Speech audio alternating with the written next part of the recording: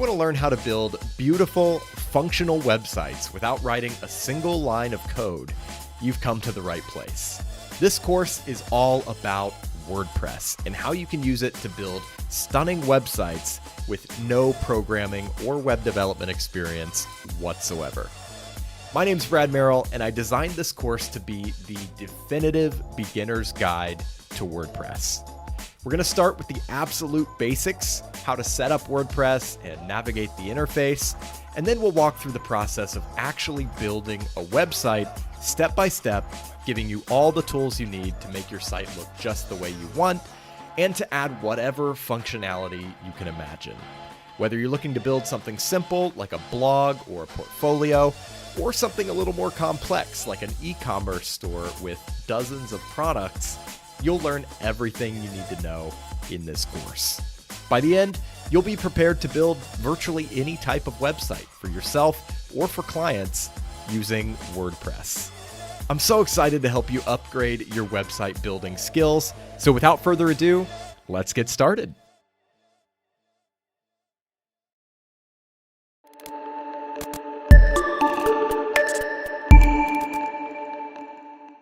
Hey guys, just a quick note as we're getting started here. This course was originally created as a series of individual videos or lectures, if you like. But now we've compiled it here into this one long video so you can access it all in one place. So when you hear me say things like the previous video, or if I tell you to skip ahead to the next video, it's all one video here. So I'm really just talking about the next segment of the video. And you can find timestamps for all of those segments in the description below. So please feel free to make use of those as you're navigating through the course. This is some of the most in-depth material we've ever released here at GigaPress, and I'm so excited to share it with you. If you do find it helpful, it would mean the world to me if you give this video a like and subscribe to the channel, because we've got more stuff like this coming in the future. Hello and welcome to the course. My name's Brad Merrill and I will be your instructor.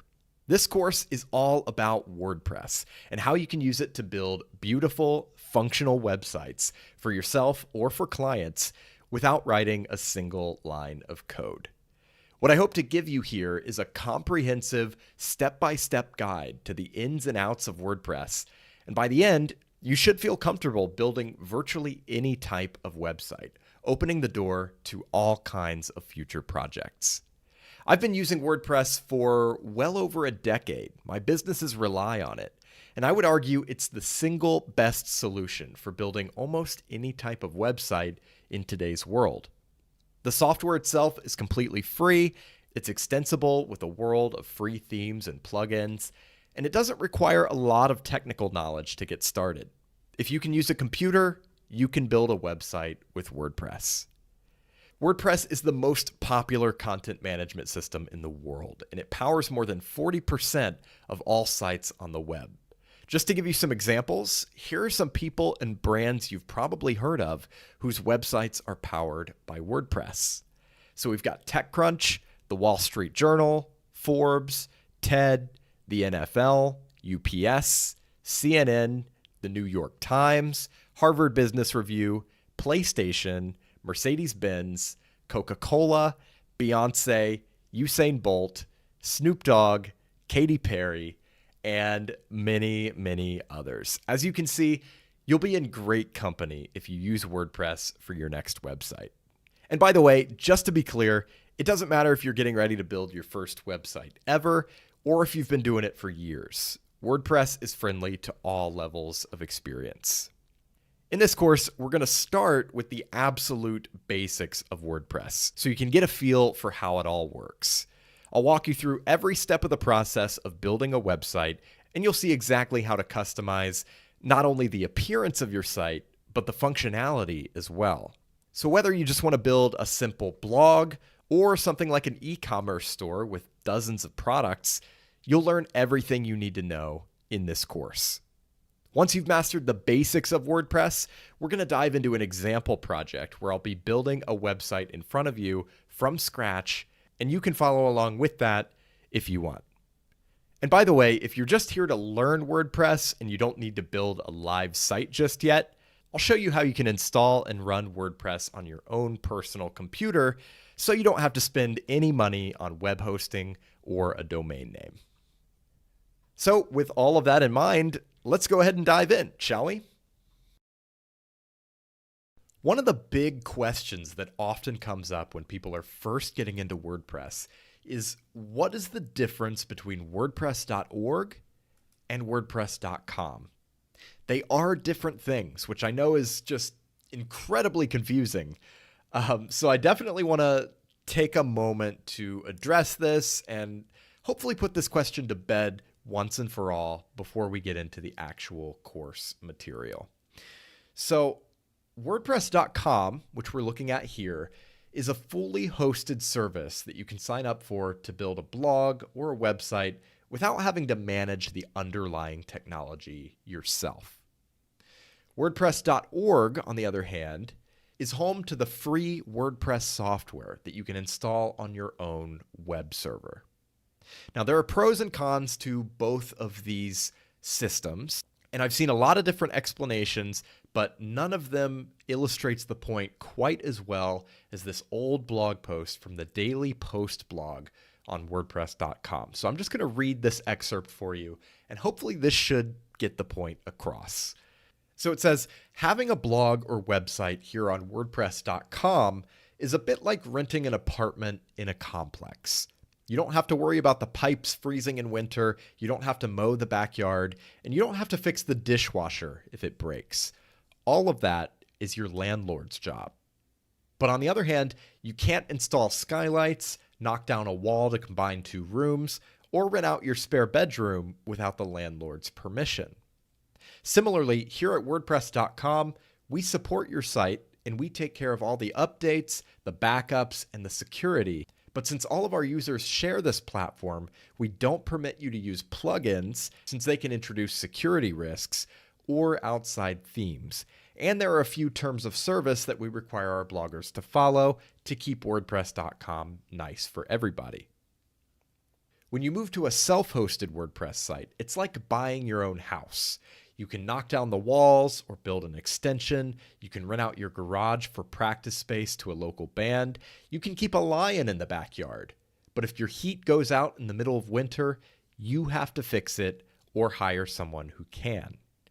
If you self-host, you can install all the plugins you want, but if one of them breaks your site, you have to figure out how to fix it. Luckily, WordPress.org has a great support forum with many knowledgeable and helpful volunteers. You're also responsible for performing routine updates and backing up your content, but the only rules you're bound by are your own. So that's the end of the quote from the Daily Post blog on WordPress.com. Really appreciate that explanation. It illustrates the point really well. WordPress.com, definitely like renting an apartment in a complex. You know, you have a free version where you can create a website for free, but you have a lot of limitations to that. You're going to have advertising on your site that you don't necessarily get a cut from. And, you know, there's going to be certain things that you can and can't do. And then you have all these plans. You've got your personal plan, your premium plan, your business plan, and your e-commerce plan. Each of these, as they get more expensive, unlocks more potential for what you can do with your website. But on the base level plans, there are a ton of limitations, and you're not going to be able to do a lot of the things that we talk about in this course. On the other hand, if you use WordPress.org or the self-hosted version of WordPress, that's the same everywhere. You can take that to any web host, whether it's a budget web host or an expensive web host, and you can do essentially the same thing everywhere. You own your site, you have full control over it, you can do whatever you want with it.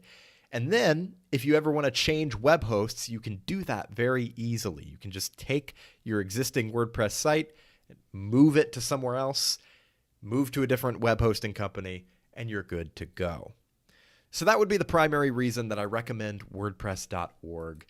It just allows for a level of control and flexibility that you can't get from WordPress.com or any other hosted service like Wix or Squarespace, things like that. So that is what we're going to be focusing on in this course, the self-hosted version of WordPress that you can get from WordPress.org. And as we move forward, we're going to take a look at exactly how to set it up. So what exactly can you do with WordPress? Well, WordPress started out as a pretty simple blogging platform, and it's had a bit of a hard time shaking that reputation. Don't get me wrong, you can still absolutely build a blog with WordPress, but the fact is today it's capable of so much more. Business websites, portfolios, landing pages, e-commerce stores, forums, social networks, private membership sites. You can build just about anything with WordPress. Now, WordPress itself is actually pretty simple, but it's specifically designed to be modified and extended. And that's primarily done through themes and plugins. Themes control the appearance of your site, and plugins control the functionality. If you want to change the way your site looks, you install a theme. If you want to add a feature that WordPress doesn't offer out of the box, you install a plugin. Now, of course, we're going to be doing plenty of that later on, but I wanted to introduce the idea right up front so you understand sort of how WordPress works and how it's capable of doing so much. There's another side of the coin here, though. Sure, WordPress is technically capable of doing a lot of different things, but what about legally? This is actually one of the key benefits of WordPress. And remember, we're talking about WordPress.org here, the free WordPress software. WordPress is open source, and it's licensed under the GNU General Public License, or the GPL. What that essentially means is you're free to use and modify the WordPress software, as well as any themes and plugins you install. And you can use them for any purpose, personal or commercial, for as long as you want without having to pay licensing fees or anything like that. You own your site, you own your data, and you own your content. You're not at the mercy of some website building service that could shut down without notice or raise their prices at any moment. You control everything. So in other words, you can use what you learn in this course for all sorts of practical applications. Building a stunning website for your business or your side project, starting a blog, or even charging clients to build websites for them. That can be quite lucrative, either as a side hustle or a full-on freelance business if you want to go that route. So again, those are some of the things you can do with WordPress. As we move forward, you're going to see a lot of examples, and ultimately, we're going to get you to a level of proficiency where you will feel comfortable building any of these different types of websites, regardless of your individual goals. Here's another important question. How much does it cost to build a website with WordPress? We've already touched briefly on the fact that WordPress itself is completely free.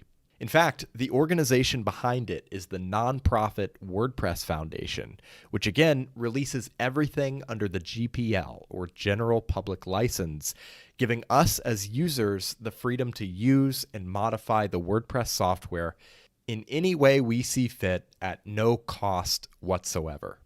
But that doesn't exactly tell the whole story. WordPress is free, but there are other expenses involved in creating a WordPress website and getting it up on the web. The two expenses that are sort of required are a domain name and a web hosting account. So a domain name is your website's unique address on the web. Google.com, WordPress.org, example.net, these are all domain names. When you go to create your website, you'll need to register a domain name. The cost of a domain name varies depending on the extension, like .com, .org, .net, and so on. And it also depends on where you get it from. Some companies are priced higher than others. But generally, you can expect to pay between 10 and 20 US dollars per year for your domain name. So not overly costly, but it is an expense.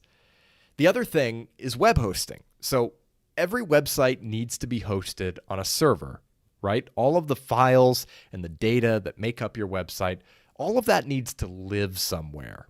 So when you sign up for a web hosting service, you're basically renting a piece of a server where your website gets to live.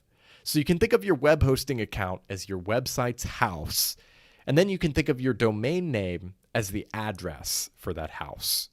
So when somebody goes to yourdomain.com, their browser sends a request to your web host, and your web host says, okay, here's that website you asked for, and sends all of that information back so the visitor can view your website. That's sort of what's happening under the hood. You never think about it because it happens so quickly, but there is that sort of exchange happening every time you visit a website. So yes, every website needs web hosting. There's no getting around it. It's the only way to make your website publicly accessible. So the question then is, how much does that cost? Well, it can vary pretty widely depending on your individual needs. A large, highly trafficked website is going to have very different needs from a brand new blog or website that's just getting started. For our purposes here, it's totally possible to get started for under $10 per month on an entry-level hosting plan. And as we move forward, don't worry, I'll show you exactly how to do that. As far as other expenses, nothing else is really required. There are a lot of premium WordPress themes that you can buy, some premium plugins, but really you don't need to buy anything else to get a great website up and running. The vast majority of themes are completely free, although I do tend to use premium themes myself. Plugins, on the other hand, I rarely purchase premium plugins because pretty much everything you can think of in terms of the functionality you want for your website is available in the form of a free plugin. So hopefully that gives you an idea of the costs of building a website with WordPress. WordPress itself is free, but you do need a domain name and a web hosting account to actually publish your website. To help you get the most out of this course, I've created a free companion site at wpcoursetools.com. This site is going to help you get a free domain name with your web hosting account.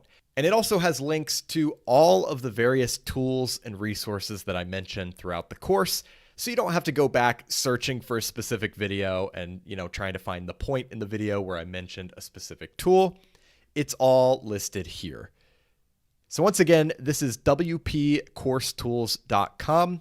I recommend you just have this handy, maybe bookmark it, so you can come back to it and make use of it throughout the course. Okay, as we move into the next couple of videos, we're going to begin the process of actually setting up WordPress and building out a website. But there are two distinct ways to do this, and I want to take a moment here to help you identify which method is right for you. This is important because it determines what actions you're going to take and what actions you're going to skip during the setup process. So, as we mentioned, if you want to build a live website that people can actually visit, you're going to need to sign up for web hosting. So of course, we will cover exactly what that process looks like, but I understand that not everyone is taking this course with the goal of building a specific website right away. For example, maybe you're just trying to get familiar with WordPress and develop your skills for future projects, in which case you may not find it necessary to purchase a web hosting plan and publish a website that's essentially just a testing ground, right?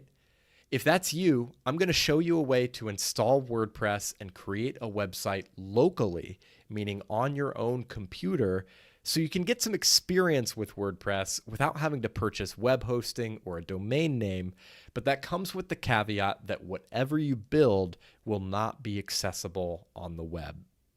So again, you have two options here: installing WordPress on a web host or installing WordPress locally on your own computer. I don't want to overcomplicate this decision because it is quite simple. If you want to use this course to create a live website that people can actually visit, you'll want to follow the steps to install WordPress on a web host. This is what I recommend for the vast majority of people, because at the end, you're going to have an actual website that you can share and point people to. On the other hand, if you're not ready to publish a live website and you're just trying to learn the ins and outs of WordPress without investing any money just yet, you'll want to follow the process to install WordPress locally.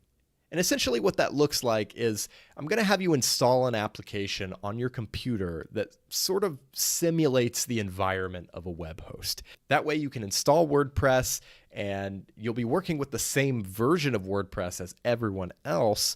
The only difference is the website you build will be isolated to your own computer. It won't have a domain name and it won't be connected to the public internet. Both of these options are fairly quick and straightforward. I'm going to cover them both, but you only need to follow the steps for one of these two options. So those who want to build a live website should follow the web hosting process, and those who just want to experiment with WordPress on their own computer should follow the local install process. Once we're done with the setup process, everyone should be on the same page for the rest of the course because WordPress itself is going to look the same regardless of whether you install it locally or on a web host. I hope that makes sense. Please don't be intimidated if you're a beginner. Like I said, we're going to walk through every step of this process together.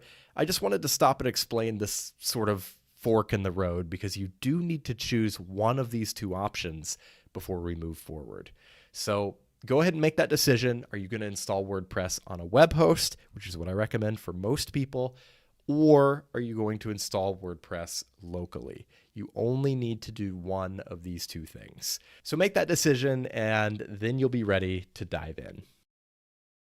In this video, we're going to cover the setup process for installing WordPress locally. Now, a reminder, this is only for those of you who are not ready to publish a live website just yet. If you are ready to build a live website, you'll want to skip this video and jump ahead to the video on installing WordPress on a web host. So again, installing WordPress locally means you'll be able to explore the WordPress software, experiment with it, and build out a private website on your own computer. You'll be able to follow along with the entire course. Your site just won't be publicly accessible on the web. So to do this, we're going to use an application called Local. You can find this at localwp.com. Alternatively, if you have our companion site up here, wpcoursetools.com, you can scroll down to this section on the local WordPress installation and click here to download the local application. Side note here, if you do end up following this process and you build a local website that you're happy with, and you decide, hey, this is pretty good, I actually do want to publish this site, you can do that pretty easily. And we'll have a video tutorial here at this link where you can, see how to do that and move your local website to a web host so you don't have to start from scratch or anything like that. It's very straightforward. You're never locked in to a local website. You can always move it to a web host later. So once you're on localwp.com, you'll want to start right here where it says download for free. You don't have to create an account. You'll choose your platform. I'm on a Mac, but it also supports Windows and Linux. And you can enter this information. I think the only thing required here is the email address. So you can skip the first name, last name, and phone number, then click Get It Now. That will download the installer right here. And of course, this is going to look a little different between Mac, Windows, and Linux, but if you've ever installed an application before, it's pretty straightforward. You're just going to follow the setup process as you normally would. And once you've completed the installation, go ahead and run the application. Agree to the terms of service. And we'll hit no thanks on that. You can create an account if you want to. You don't have to. You can actually exit out of this. And then it'll say you haven't created any sites yet, and it'll prompt you to create a new site. So go ahead and click on that. We're going to leave it selected on create a new site here, then click continue. Now we're going to name the site. You can name it whatever you want. You can always change it later. So I'm going to call it Brad's Local Site. You can skip the advanced options and click continue.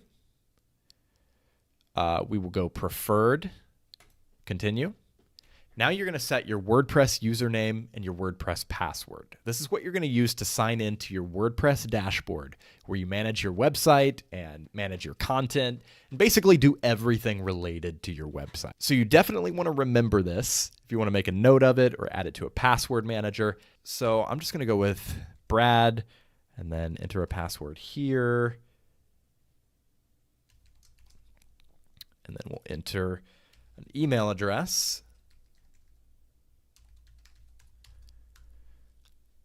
And we'll hit Add Site. It'll take a moment to create your website. If it prompts you to give it administrator privileges on Windows or here on Mac, if it asks you to enter your password, go ahead and do that. And after just a moment, your website will be ready to go. So here we are. You can see you have two options here. WP Admin, that's going to be your WordPress admin interface, the dashboard where everything happens. And then you can actually open your site. So we're going to go to the WP Admin. And you can see the domain name that it's created is bradslocalsite.local. That's kind of what your domain is going to look like when you're using local. And to log in, you're going to use the same credentials you just created.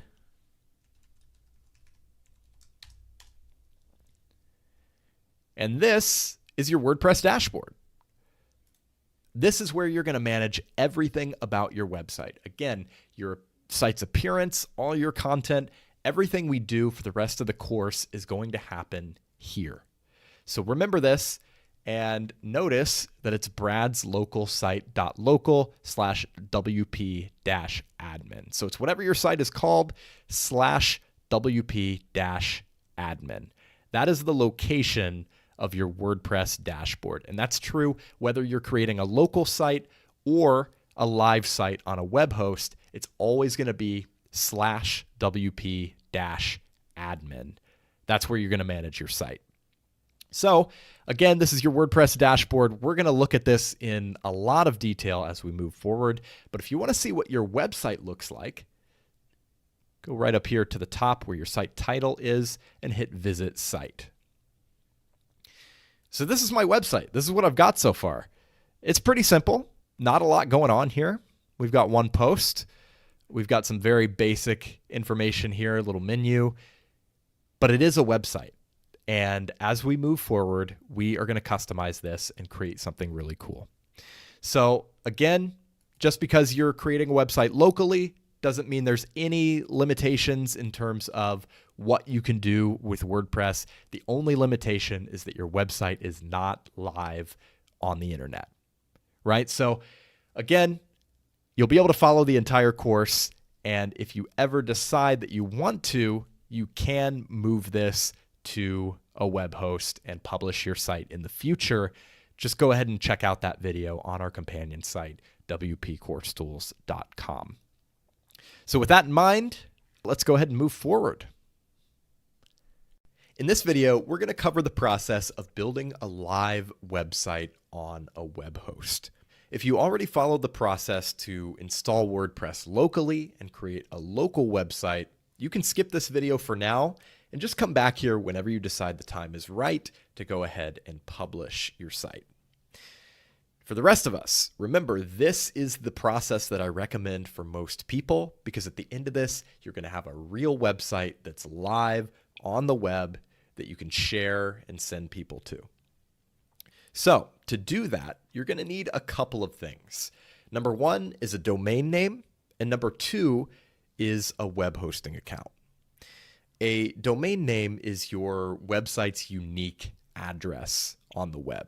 So think google.com, wordpress.org, wikipedia.org, example.net. These are all domain names.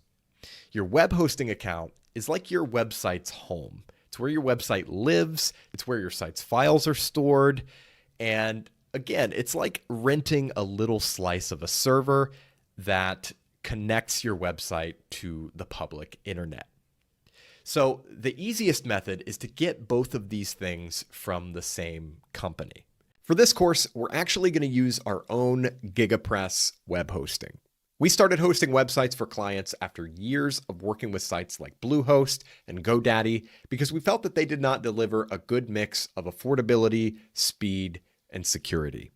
Now, you're not required to use our hosting. You can follow a very similar process with any web host, but what you're going to see on screen is what that process looks like with the GigaPress hosting specifically.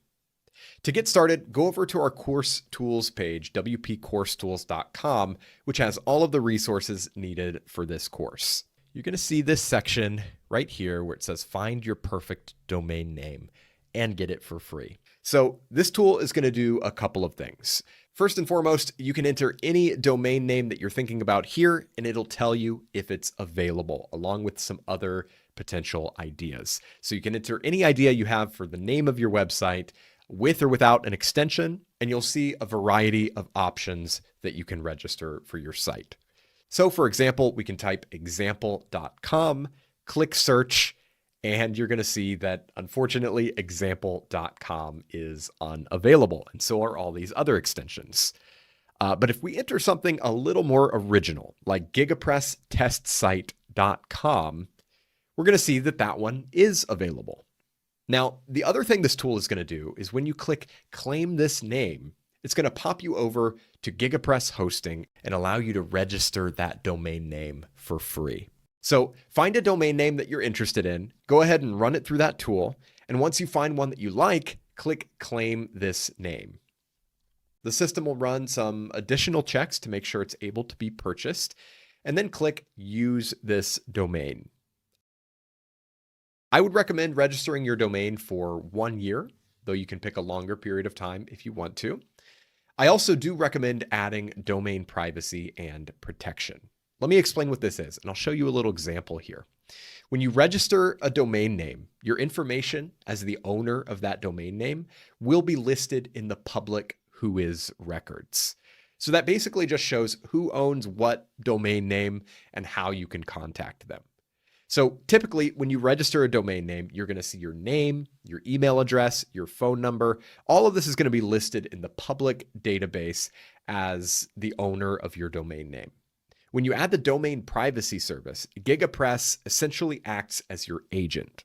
So instead of having your name, your address, your phone number, it's going to show their address, their phone number, their email address, all of these things so that your personal information stays private. This prevents spam or people contacting you directly by looking up the domain's owner information. Next, it'll bring you over to where you can select your web hosting plan.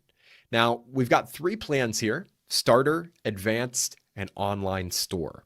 Honestly, for a brand new website, Starter is going to be just fine. You can see all of the stats here, and you see that that domain name is included for free. And all of these plans do have 75% off for the first year if paid up front, and they come with basic SSL. So we can go ahead and click select on the starter plan. Go ahead and review your order to make sure everything is correct. Click next. Here you can enter your account information, just some basic stuff like your name, address, phone number, email address, all of that.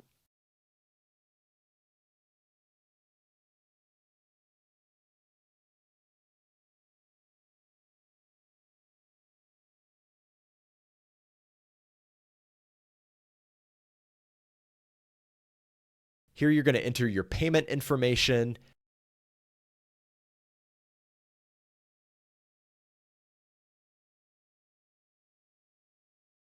Or if you want to pay with PayPal, and then you'll see there is an option to pay with PayPal if you prefer. And then click Checkout Now. Once done, we'll send you an email asking you to verify your email address to activate your domain name. Make sure you hop over there and do that real quick, because otherwise your domain name will not be activated and your website will not be accessible. So it's very important that you open that email, click that link to verify your email address, and then you can come back and proceed with the next part of the process. So once you've verified your email address, you can go over to the client area, the top right-hand corner of gigapress.net, then click Login to cPanel. Now, the next thing before we move forward is to create a password for your WordPress account. Here, you'll see that WordPress has already been installed and is waiting for you to configure it. So click on WP Toolkit on the left-hand side, then click Setup and update your password and email address to be used for your WordPress admin account. Now, to be clear, this is separate from your GigaPress account. Your WordPress account is just for this interface where you manage your website. Now, how do you access your WordPress site? Well, your domain name is probably not active yet. It's going to take anywhere from a few minutes to a few hours for your domain name to fully activate. So that's why under WP Toolkit, you can see a button called Login. This will allow you to log in directly from cPanel. However, in the future, you will be able to go to your domain /WP-admin. So in my case, it would be gigapresstestsite.com/WP-admin. That is going to be where you log into your WordPress site, where you manage your content, manage your themes. Everything about your website is going to be managed there. But again, this may take a little bit before you can actually go directly to that link. So in the meantime, you can log in through cPanel. I hope that's not too confusing. Again, you will be able to access this through your domain name. It just takes some time for it to activate. So at this point, we're ready to start managing our website. So we're going to click this button here that says Log into WordPress. This is going to open your WordPress dashboard. Now, I know there's a lot going on here and it's going to look pretty overwhelming at first. So when we come back in the next video, we're going to go through all of this dashboard and give you a full tour. Make sure you know where everything is within the WordPress interface. In this section, I want to get you comfortable with navigating the WordPress interface. To do that, I'm going to give you a very basic tour of the WordPress dashboard, along with a surface level overview of some of the most common things you'll be doing with it. That way, as we dive deeper into these different aspects later, you'll be at least somewhat familiar with where everything is and how to navigate it. Now, of course, the first step is logging in to the WordPress dashboard. If you created a local website, you'll need to open the local application, select your site, and then click WP Admin. If you created a live site on a web host, you can always access your WordPress dashboard by going to your domain /WP-admin. So for me, it would be bradstestsite.com/WP-admin. Now, as I mentioned, your domain name will take some time to fully activate, anywhere from a few minutes to a few hours. So if you get some kind of error when you try to do this, you just need to give it some time. So we'll do that, and you'll see this login page. Here you're going to use your email address and the password you set for your WordPress account.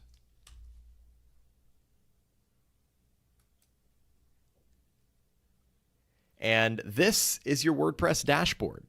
In the next video, we'll take a basic tour of this interface. So here we are in the WordPress dashboard, and it's time to take a very basic tour. We'll start in the top left-hand corner and just kind of work our way across and down. So the first thing you'll notice at the top of the page is this bar that stretches all the way across the top of the dashboard. This is known as the admin bar or simply the toolbar. And it just offers you a few quick options that are easy to access from any page within the dashboard.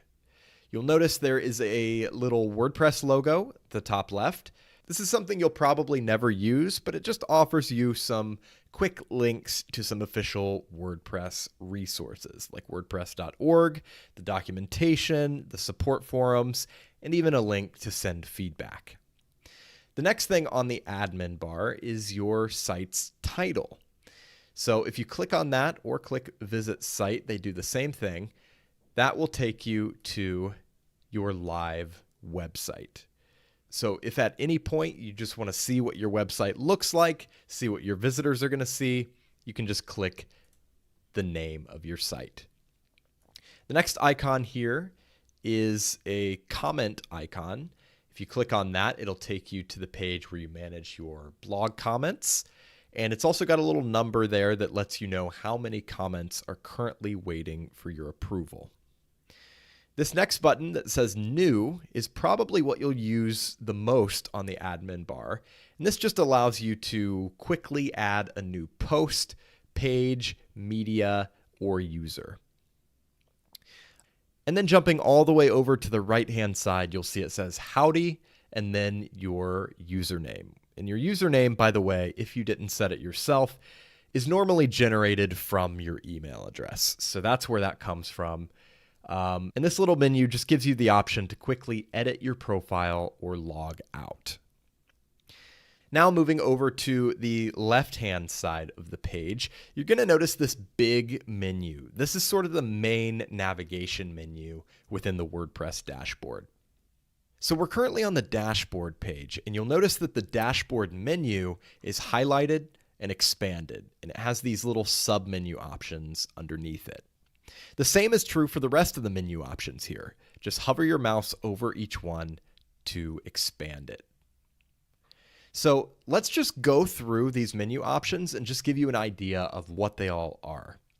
So dashboard, of course, is sort of the home page within the WordPress dashboard. Posts is where you manage your blog posts.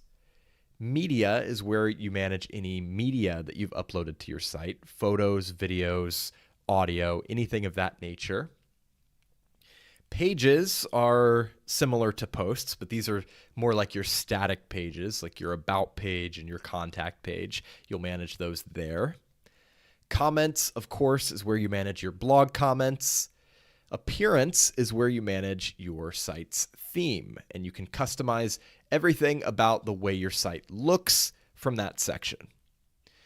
Under plugins, you can add or remove plugins to sort of customize your site's functionality. Under users, you can edit your own profile, or you can add other users with the exact editing privileges you want them to have. The tools menu offers a few different tools like import and export tools. For example, if you're moving content from one site to another, that kind of stuff is going to be here. And then under settings, we have quite a few different categories of settings for your website. Below that, there's an option to collapse this menu if you want a little more workspace. And then you can just click this little icon to bring it back. Now, shifting our focus over to the dashboard page itself, you're going to notice this big section at the top that says Welcome to WordPress, and then it has some links to sort of get you started. If you want to get rid of this, you can click Dismiss, and then things get a lot cleaner and simpler. However, if you want to bring it back, you can go up to the Screen Options menu right here, and then check the box next to Welcome. And the same goes for the rest of these options here. You can add or remove any of these little widgets to sort of customize your experience. And you can even drag them around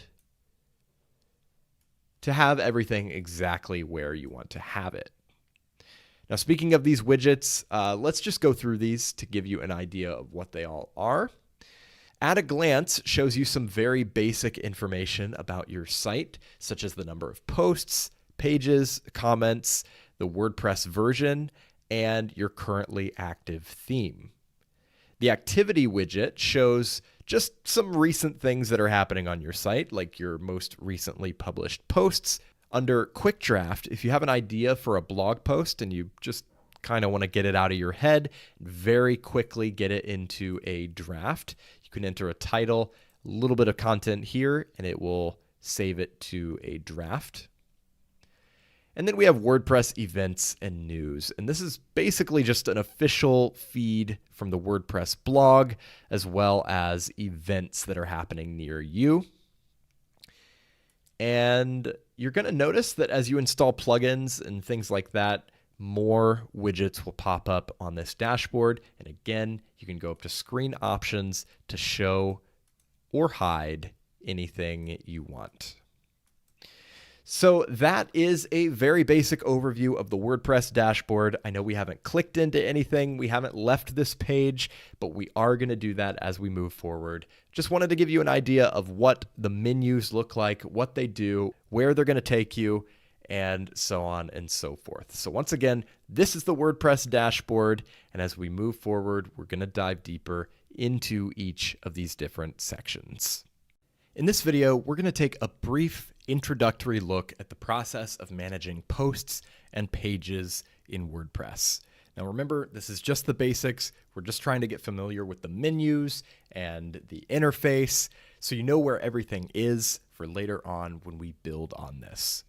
So we'll start off with posts, and naturally we're going to go over to the main menu to the posts section, and we can click on all posts.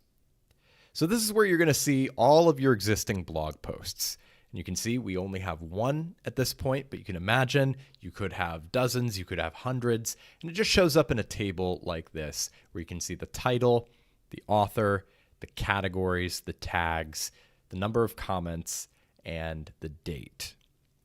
Above this table, you'll notice we have a bulk actions menu where we can select one or more posts from the table to then edit them or move them to the trash.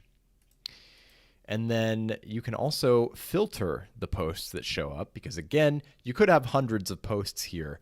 It's not always as simple as just having one post in this table. So you can select the dates or the categories and then filter the posts based on that information. Also at the top, you have menus for different post statuses. So we only have one post and it's published, so we've only got published, but in theory you could have posts that are drafts that have not been published yet, or posts that are pending review. For example, if you have another author who has submitted a post to you for your review, that would be another post status that would show up here. Of course, you have your add new button. You can add a new post from there. You can also add a new post directly from the main menu, or as we discussed, the admin bar. Now, in terms of managing content, there are a couple of ways that you can do that. You can click on the title to open the post editor. I'm just going to do that in a new tab here. And you'll see, the first time you open this, you'll probably see this little introduction, and then you'll see the post editor. So we've got our title here, and we've got our content here. Very simple first post that sort of comes preloaded with WordPress. And then you'll notice this sidebar over here where you can manage a lot of metadata and manage individual blocks of content within the post. We are going to come back to this. We're going to do a deep dive on this content editor. So don't worry too much about it yet, but this is how you edit your content. Now going back to that table, you can also do a few different actions right here. You can edit, which will open the same content editor we just saw, or you can do a quick edit, which is an interesting little way to manage your metadata on the fly, like your date, the post status. Like I said, you could make it a draft or pending review. You can turn comments on or off. You can manage the categories and tags. All these little quick things that you may want to do with a single post, or under the bulk actions, you can do edit, and then you can make any of these individual changes to a large number of posts. So that's sort of a quick way to make changes to a post without having to open the full editor and do it there. So we'll hit cancel. You can also trash the post to get rid of it. It'll move it to the trash, and then it's sort of like the recycle bin on your computer. You can then empty the trash later, and it keeps those posts around for a period of time if you do want to restore them.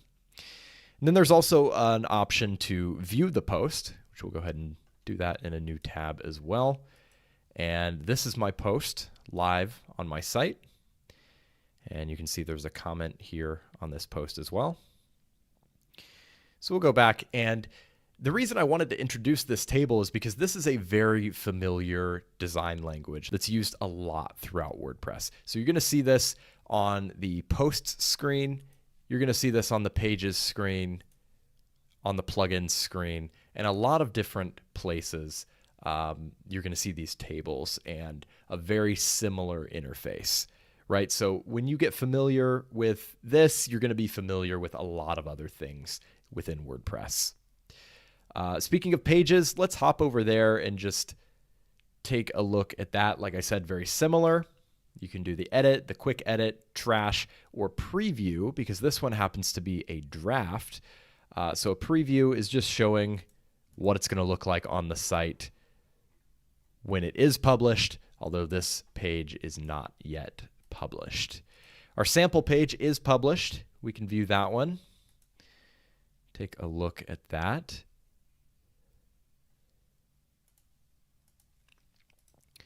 And yeah, so you've got your bulk actions, edit or move to trash, and then you can sort by date or filter by date. Same kind of idea with pages. And then when you open one of these in the editor, it's going to look very similar to the post editor. So you've got your title here, you've got a heading, paragraph, multiple headings, multiple paragraphs. Pretty straightforward. And then again, you've got your sidebar over here where you can manage a lot of different metadata about the page. So you can see WordPress reuses the same sort of interface for multiple different types of content, which makes it very easy to translate your understanding from one thing to another. One more thing I want to showcase here, which is the screen options menu. We saw this on the dashboard page, and you'll notice this is a feature on many different pages within WordPress. When you're managing your posts, especially if it's a large number of posts, this can really come in handy. You can decide which columns are going to show up, like your author, your categories, tags, comments, and date. The number of items per page. You could have 20 items. You could have 500 items, right? Because on a big site with a lot of content, this table is going to be a lot more extensive than it is right here. Then you've got different view modes. You've got compact view and extended view. So if we switch to extended, you'll see that we do have a little bit of content right here that shows up from the actual post itself. And you can go back up to screen options to switch that back. So that is how you manage your content in WordPress, your two primary types of content, which are posts and pages. And don't worry, we are going to come back to this. Like I said, we'll do a full deep dive on the post editor. I just wanted to get you familiar with how and where to actually manage your content. The next area of WordPress that you'll want to be familiar with is the media library. So, of course, we are going to go to the main menu and click Media. And as you can see, because this is a brand new site, it says no media items found. Now, when we do have media, this is where we're going to find all of our photos, videos, audio, even PDF attachments that we've uploaded to our website. Now, to give you an example, I am going to go ahead and upload an image. To do that, you can either just drag an image in from your computer, or you can hit Add New and select the files here. I am just going to drag an image straight in, and you can see it is uploading there. And once it's finished, you can see the image will appear in what you can imagine would be a grid if we had more images. So I'll go ahead and open this image. So you've got the image itself over here. Then you've got all this information here. So you've got the basic file information on the top, when it was uploaded, who it was uploaded by, the file name, the file type, file size, and dimensions. And then you can add some alternative text for screen readers and SEO purposes. You can edit the title, caption, description, and then you can view the actual URL to the original file. You can also edit the image There are a few different things you can do here. You can crop it, you can rotate it, flip it vertically or horizontally, and you can actually scale it down, maintaining its current aspect ratio. So as you can see, lots of options there for managing your media. And by the way, you don't have to upload media directly to the media library for it to show up here. And in fact, to give you an example, if I just go over to the Hello World post here, insert an image, drag in an image file, and update the post, we can then go back to the media library, refresh it, and you'll see that that image is now showing up there, and it shows that it was uploaded to the Hello World post. So all of your media gets consolidated to this one easy interface, and then you can access these files and reuse them across multiple posts and multiple pages, so you don't have to upload the same file multiple times.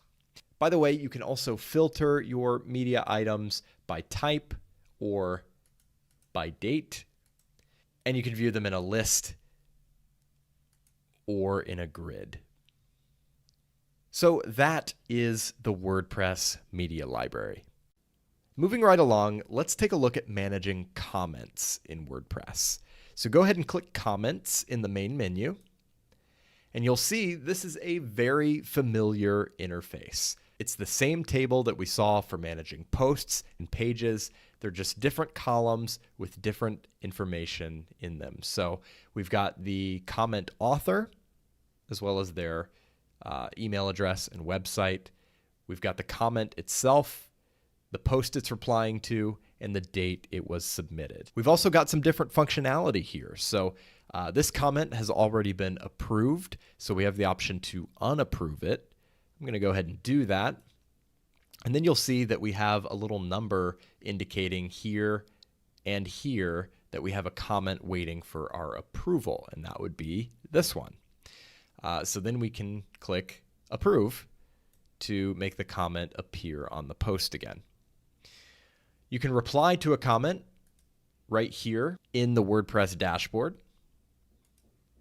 You can edit the comment, you can mark it as spam, or you can trash it. You can also take any of those actions for multiple comments using the bulk actions menu here. And then, of course, you've got different filtering options up here, like mine, comments that I have left with my account, pending review, comments that have not been approved yet, approved comments, spam, and trash. Then you can view the comment on the post on which it was left by clicking View Post. And then we can scroll down and we can see that comment here. And if you didn't reply in the WordPress dashboard, you can also reply right here on the front end of the site. So that is how you manage comments in WordPress. Pretty straightforward. And again, that interface is incredibly similar to other things you're going to see in WordPress. One of the great things about WordPress is just how easy it is to customize your website. And one of the ways that you can do that is by changing your theme. So in this video, I'm going to show you very briefly where and how to do that. And later on, we're going to come back and take a much deeper look at the process of actually customizing the design of your site. But for now, I just want to show you where everything is. And in this case, we're going to click on Appearance in the main menu. So the first thing you're going to see here are your currently installed themes. These are the themes that you have available on your site right now. And this theme is the one, in my case, that is currently active. So we can click on any of these themes to see a few more details, a little description here, and then we can actually do a live preview if you want to see what your website will look like with this theme. When this preview comes up, you're going to see some customization options on the left side and a live preview of your site on the right. And then you can actually click around within your website and see what different pages and posts are going to look like with this theme activated. You can make any modifications you want over here, things like colors, various theme options that are available. Every theme is going to have its own collection of options that you can customize. And then when you're satisfied, you can click Activate and Publish to switch your site to that theme. If you want to cancel and go back, you can just click the little X symbol up here. And then we can take a look at the other themes that we have installed. Same thing here, we can do a live preview. Click around the site. Change the options over here as desired. And then again, you can activate and publish, or you can cancel. So like I said, these are just the themes that are already installed on your website. Now, we only have 4 themes here, so where are the rest of the themes? Well, you can click Add New Theme here or here, and that is going to bring up the official WordPress theme directory. These are all free themes that have been created and released to the WordPress community for free with no restrictions under the same license that WordPress is released with. So you can install any of these themes and use them for free. One thing I will mention is that the thumbnail often looks a little bit different than what you're going to get right out of the box. You're going to need to do some tweaking and, actually configure your website to match what you see in the thumbnail. And we will get into that a little later in the course. We're going to go through everything, including customizing your website and really building out something beautiful. So don't worry, we're not going to be stuck with this very basic design. We're going to create something a lot more compelling. But for now, you know where the themes are. And if you want to go and experiment and take a look at a few of these themes, I do encourage you to do so. And the process is quite similar to what we saw when I showed you the currently installed themes. You can just click on any of these. You'll get a preview, and then you can install the theme. And after you install it, you can see a live preview with your website and your content. So actually, we'll go ahead and install this one. And get out of here. Go back to our installed themes. Then we have Cadence here, the one we just installed. We can do the live preview. And again, doesn't exactly look like the thumbnail because there are a few extra steps to get it to that point. But you see we have all of our options over here, our colors, fonts, header, footer. And you can click around and see what the theme is going to look like on your website. So you can see it's just a couple of clicks to completely overhaul the design of your website.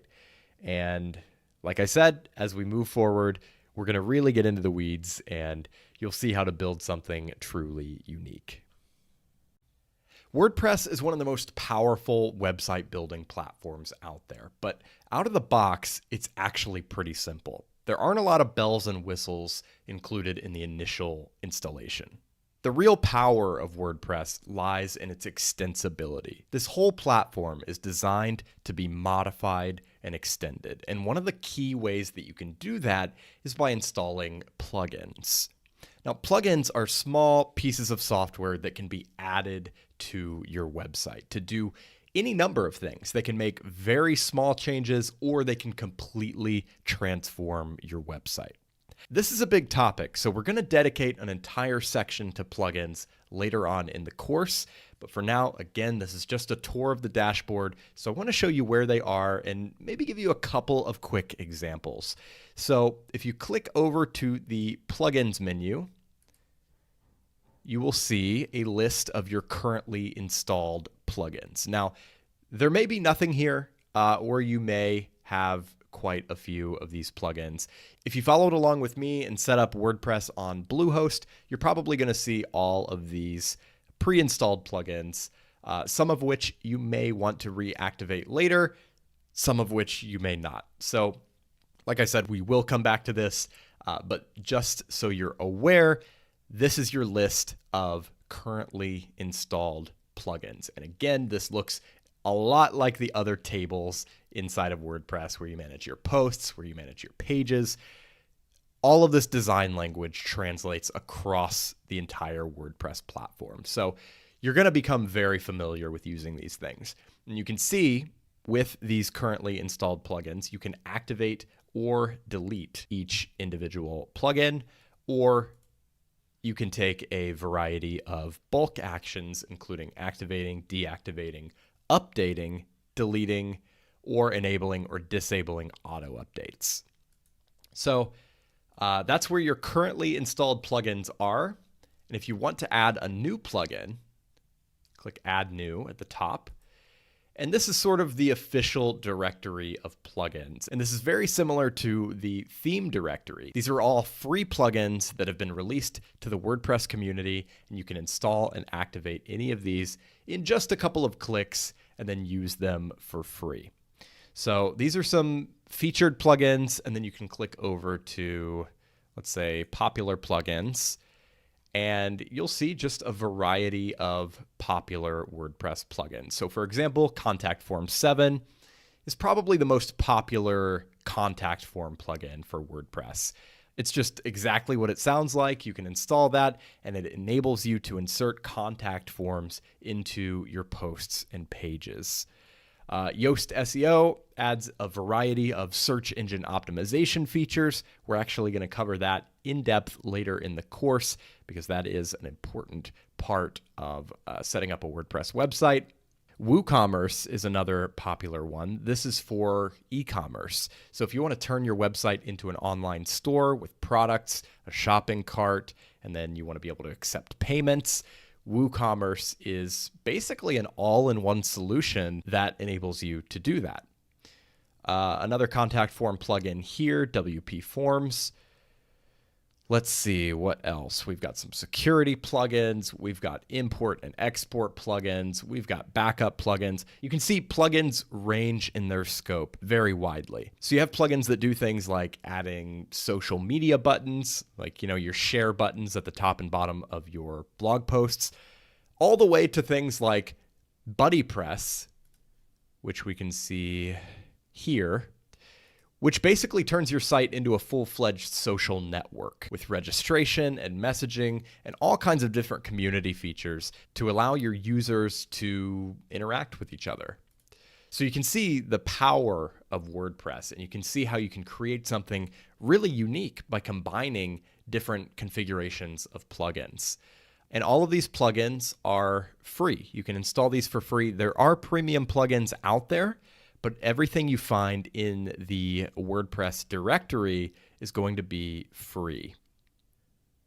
So when it comes to installing a plugin, I'm just going to show you what that looks like. So as an example, I'm going to install Contact Form 7, and it's very straightforward. So to see some more details about the plugin, you can click on the title of the plugin, and you'll see a description here.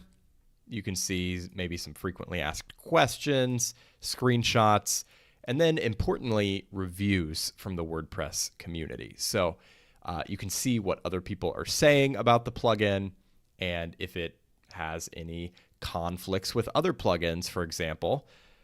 And that can help to inform your decision on whether this is something that you actually want to install on your website. So just for this example, we are going to go ahead and install this. Again, I recommend checking out the details before you install, but you can just go ahead and install right here from the list. Install now. Once it's installed, the button will change to activate. So you can click on that to go ahead and activate the plugin. And just like that, the plugin has been activated. And what you'll notice is that plugins will often add a menu item to your WordPress dashboard. So we have a new contact option here, and that is where you manage your contact forms. So if we go there, we're going to see this same familiar design language, the table where you have your contact forms, and it's created one as an example for us. So we can click there. And this is our contact form. And if we want to insert this somewhere, all we have to do is copy and paste this little short code into a post or page, and the contact form will show up. So that's just an example. That's just one plugin. There are many contact form plugins out there. There are many other plugins out there that do a lot of different things. So just wanted to show you where your plugins are, how to activate them, and of course, if you want to deactivate them, you can also do that from this menu. Just click deactivate next to that plugin, and you can see it's been deactivated and that contact menu is gone. So that is a brief look at plugins. We will come back to this, of course, and take a deeper look later on, but that is a brief introduction. You've probably noticed that WordPress comes with a few pieces of dummy content. So we've got this Hello World post, we've got a sample page, we've got one comment, and then we've got a draft of a privacy policy. So all of these things are here to basically just make your site look a little less empty as you're first, setting up WordPress, maybe testing out themes and things like that. You want to see what your pages are going to look like and so on and so forth. But you probably don't want to keep these things around as you start creating your own content, right? So if you want to clear these things out, you probably already have an idea of how to do that. It's very straightforward. I'm going to go ahead and do that on this site. I'm going to go to the post section. You see we have our one post here. I'm just going to very simply move it to the trash. That's going to trash that post. And of course, it's also going to get rid of the one comment that we had that was left on that post. The other thing I'm going to do is go to my pages section and clear out the privacy policy and sample page. Once again, we can use the bulk actions menu, move to trash, and click apply. So now we go back to the dashboard and we basically have a clean slate at this point. The site is going to look pretty empty, but as we move forward, we are going to be creating our own real content, so it doesn't hurt to get that preloaded dummy content out of the way. WordPress has a lot of different settings that influence how your website behaves. In this section, I want to take some time to go through those settings, make some recommendations, and get your website set up in the optimal way. We're going to begin by looking at your user profile. So remember, you can go to the users menu and click on profile. This will open up the settings for your personal WordPress account. And you're going to notice a lot of this is pretty self-explanatory. A lot of it's just personal preference. For example, the admin color scheme here just kind of customizes what your WordPress dashboard is going to look like. You can choose whether to show the admin bar or the toolbar when you're viewing the front end of your site. So you can see here, as I'm viewing my site, I have the admin bar here. I have quick links to add a post or get back to the dashboard. But if you disable that, you'll see that you view the site very much like your visitors would see the site without the WordPress admin bar at the top. I personally like to show the toolbar because it is convenient to have those links at my disposal. So I'm going to leave that checked. Here you can customize your name and how it appears on your website. So you can add your first and last name, as well as a nickname, which can be whatever you want. And then you can choose to display your name publicly, meaning on your website itself, as any combination of those. So I'm just going to use my full name. And you'll notice in the upper right corner, the greeting just changed to reflect my name configuration. You can change your email address, add a website URL, some biographical info, which may show up on your author page on your website. Then you can add a profile picture. Now, your profile picture is controlled by Gravatar. Gravatar stands for Globally Recognized Avatar. And this is a service provided by Automatic, which is the company behind WordPress. And basically the way this works is you sign up for Gravatar, you upload an avatar or a profile picture, and that profile picture is going to follow you around the web. So this works on all WordPress sites, as well as Slack, GitHub, a few different other popular services, and it's linked to your email address. So whenever you leave a comment on a WordPress website and you use the email address that's associated with your Gravatar account, your avatar is going to show up. And the same thing applies to your WordPress account on your own website.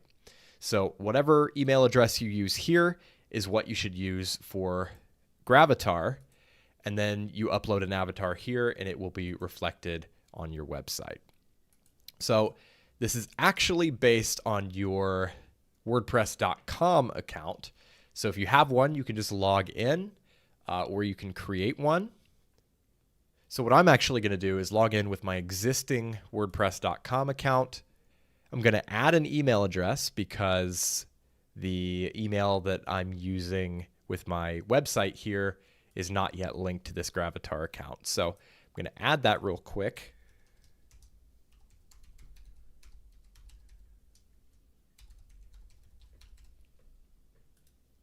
It's going to need me to confirm my email address. And now that I've done that, I can set an avatar for this email address, confirm it. And when I go back to my website, after a few minutes, it should be reflected in my profile. You can do some account management here, set a new password, log out from other sessions. That pretty much concludes everything that you need to worry about on the profile page. I just wanted to show you the process of setting up a profile picture because it's a little more complicated than, setting a profile picture on Facebook or something like that. But once you've set that up, it is quite easy to manage, and it's nice to be able to control that from one central dashboard. So be sure to update your profile using the button at the bottom, and then you will be good to go.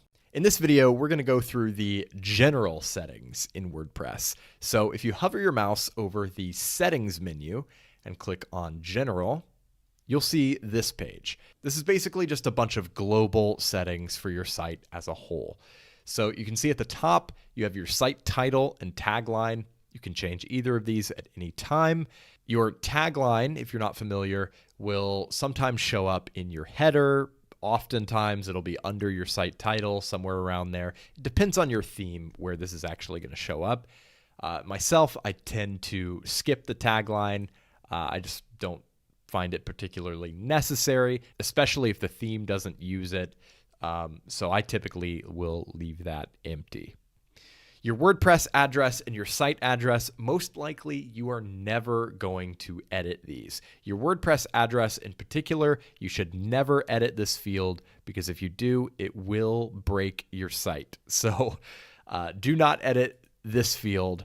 Your site address, again, you're probably never going to use this, but I will explain the sort of edge case where you might use it, and that is where you have a different home page from where your WordPress installation is located. So say you've created your WordPress site as a blog that's attached to a different website, you would put that different website URL here so that when you click on your home link in your menu, for example, it's going to go back to the main website and not the home page of the WordPress site. But again, that is sort of an edge case. If you're using WordPress for your whole site, you don't ever need to edit this. The administration email address. This is used for various alerts and things that come from WordPress, like update notifications or security alerts, things like that. All of that's going to go to this email address. So if you want those things to go somewhere else aside from your personal email address, you can change that here. Under membership, you can decide whether anyone should be able to register for an account on your site. Now, most likely, you're going to want to leave that unchecked because as soon as you check that, you're going to start getting random registrations from bot accounts, spam accounts, things like that. But if you're building a community site or an e-commerce site, anything where people need to be able to create their own accounts, you will want to check this box. And there are ways to mitigate the spam accounts and stuff like that. So if you are creating a community website or an e-commerce website, There are plugins and solutions that you can use to keep the bots and spam accounts away. So don't worry too much about that. But if you don't need people to be registering at all, leave that unchecked. The new user default role, you can probably just leave that as subscriber. We'll talk about user roles a little bit later, but that is going to be the user role that people get when they register themselves. Here you can set your site language. You can set a time zone by choosing a city near you or the appropriate UTC offset. You can choose the date format and time format that you prefer, basically just the way you want dates and times to show up on your website. You can choose the day that you prefer as the start of the week. And then if you're using Bluehost, you're going to see this endurance cache section at the bottom. That's just a feature that they add to sort of speed up your WordPress site. You can leave all of that as is. Once you've got all that configured, be sure to save your changes and we will move right along. Next up, we're going to check out the writing settings. So hover your mouse over settings, click on writing. Most likely, you're not going to need to change anything on this page, but I did just want to give you an idea of what all of this is. So first, we've got the default post category. Now, every blog post in WordPress has to have at least one category associated with it. So it creates this default category, uncategorized, that gets associated with anything that you don't set a category for. If we had more categories, we obviously haven't created any categories on this site yet. They would display in this list as well. So if you want all of your uncategorized posts to be associated with a different category that you've created, you can select that here. Default post format. This, again, most likely you're going to want to leave it as standard. But if you had like a micro blog where you just wanted to have little status updates or images or something like that, you could change that here. Post via email. This allows you to send an email to a particular address and have WordPress automatically post that email as a blog post. This is not really a service that I recommend you use, but it is available if you want to set it up and give WordPress your login credentials here. You can also set the default category for any posts that you email to that address. At the bottom, we've got update services. This default service here, Ping-O-Matic, will automatically send updates to search engines like Google, Bing, Yahoo, etc. whenever you update your site. So you add a new post, it will say, hey, Google, there's a new post on this website, and it'll make them aware of that without you having to do it manually. So again, not really much you have to edit on this screen. Just wanted to make you aware of these settings. Moving along to the reading section of the settings menu, we've got a couple of simple options here. So the first one you'll see here, it says blog pages show at most blank posts. And the default is 10. And that is exactly what it sounds like. The blog pages on your website, the archive pages, are going to show 10 posts or whatever number you set here. And that's 10 posts per page. So you'll have to click to the next page after the first 10 posts. 10 is a good number. That's the default. So that's usually how I leave it. The one time I would adjust this is if the layout of my website doesn't really work with 10 posts. So for example, if we've got a grid of posts that's 3 by 3, that's 9 posts. If we have it set to 10, we're going to have a row on the bottom that only has one post in it. And it's going to look a little weird. So I might set that to 9 or maybe 12 just to make it cohesive with the design of the page. But again, generally, I just leave this as is. Syndication feeds show the most recent blank items. That's for your RSS feed. Same thing here. 10 is probably fine. But if you want to show more or fewer items in your feed, you can adjust that here. Also for the RSS feed, you can choose to show the full text of your articles or a short excerpt if you want people to have to click back to your site to view your content. Finally, we have search engine visibility. This is important. There's an option here to discourage search engines from indexing this site. If you want to show up in search engines like Google, make sure this box is not checked. And that's it for your reading settings. Next up, we're going to check out the discussion settings. So we'll go to discussion under the settings menu. And this is where you manage how your website handles comments. So if we take a look at the default post settings, there are two options about pingbacks and trackbacks. And this is sort of an old school thing from the blogging world where blogs will notify each other when they link to a blog post, right? So I link to your blog post, you get a notification in your comment section that I mentioned your post.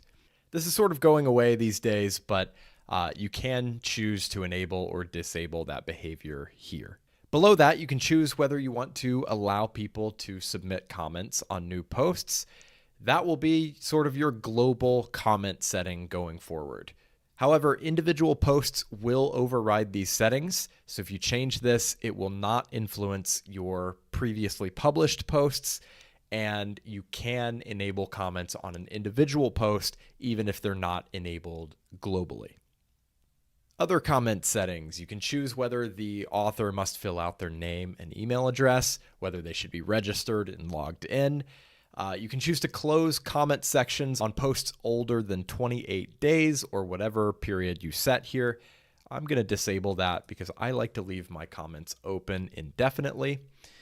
You can choose to use cookies to save author information. So when a person leaves a comment and fills out their information, next time they come back, that information will be pre-filled, their name, their email address, their website, if you have that enabled. You can choose to enable threaded or nested comments and choose how many levels of replies you want to have. And then if you want to break comments into multiple pages, for example, 20 top-level comments per page, you can do that with this setting. Here you can choose whether you want to receive notifications about new comments or new comments that are being held for moderation. Before a comment appears, if you choose this first option, comment must be manually approved, that means that all of your comments have to be approved individually. The second option is a little less strict. It does still require a user's first comment to be approved, but once they've had at least one approved comment, they can come back and comment freely without their comments being held for approval again. Under comment moderation, you can choose to hold a comment in the queue if it contains a certain number of links.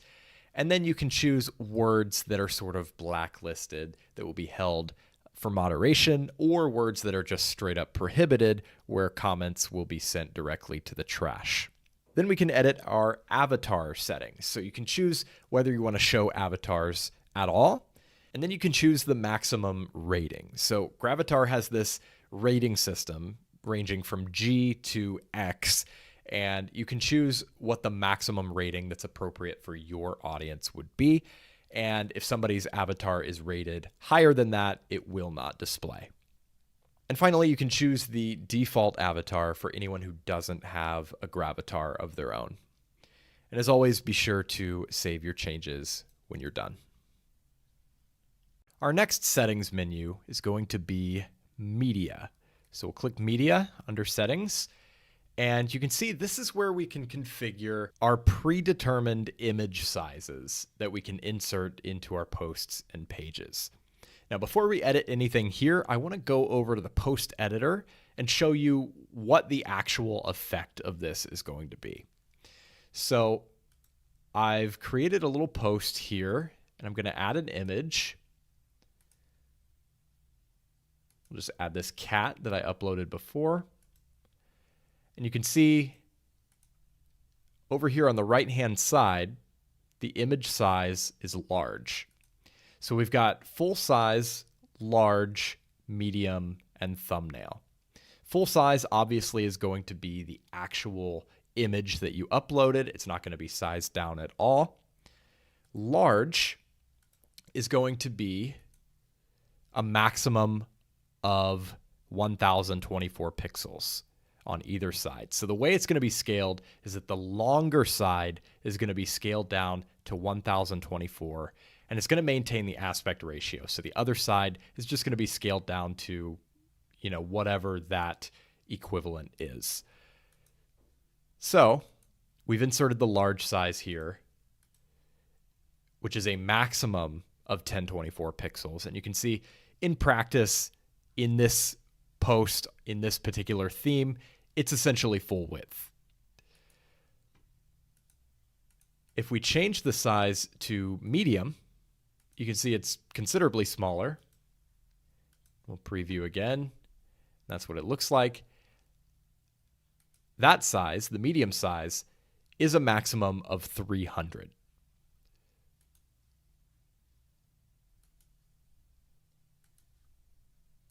Finally, we have thumbnail.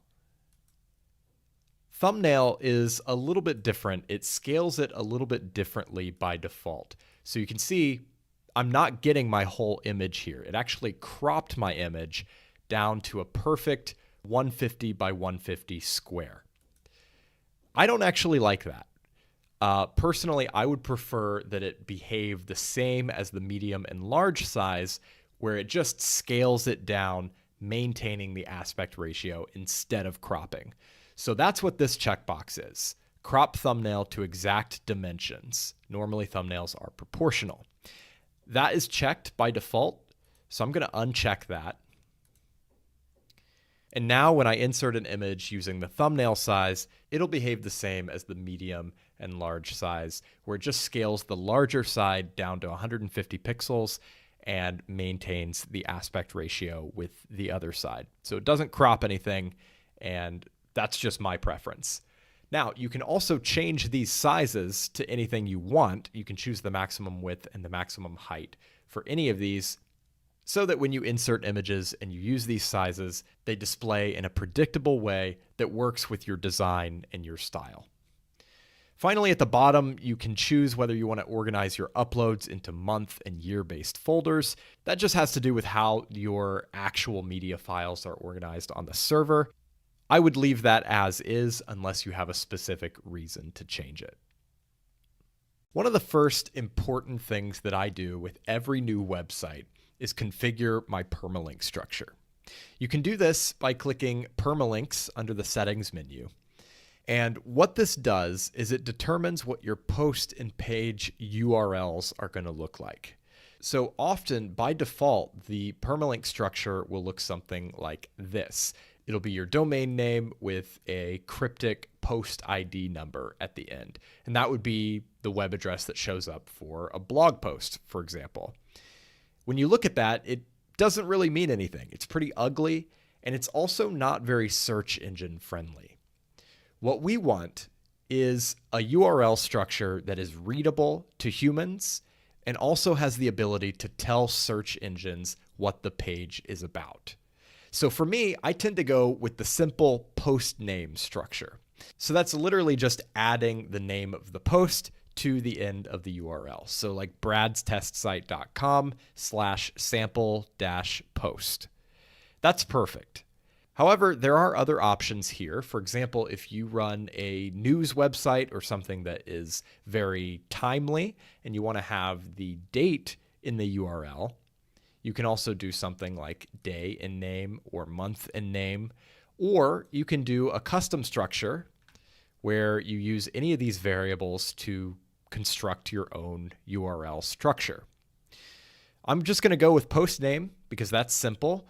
The key here is that you want to set this once and don't mess with it ever again, because once you've set it, there are going to be links out there. You're going to be linking within your own website. People are going to link to you. And if you change this in the future, it's very possible that you'll have a lot of broken links. Because if somebody's linking to this URL and then you change your link structure so that this is the correct link, that may cause problems with people trying to reach your post, and it may also cause issues with search engines who aren't sure where the actual post is located.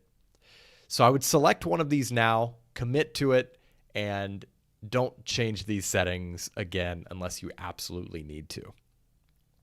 Now at the bottom, you can change the category base and tag base. So typically the way your category archive works is it's going to be your domain name / category / the name of the category. So the example would be bradstestsite.com / category / uncategorized, right? And same thing with tags.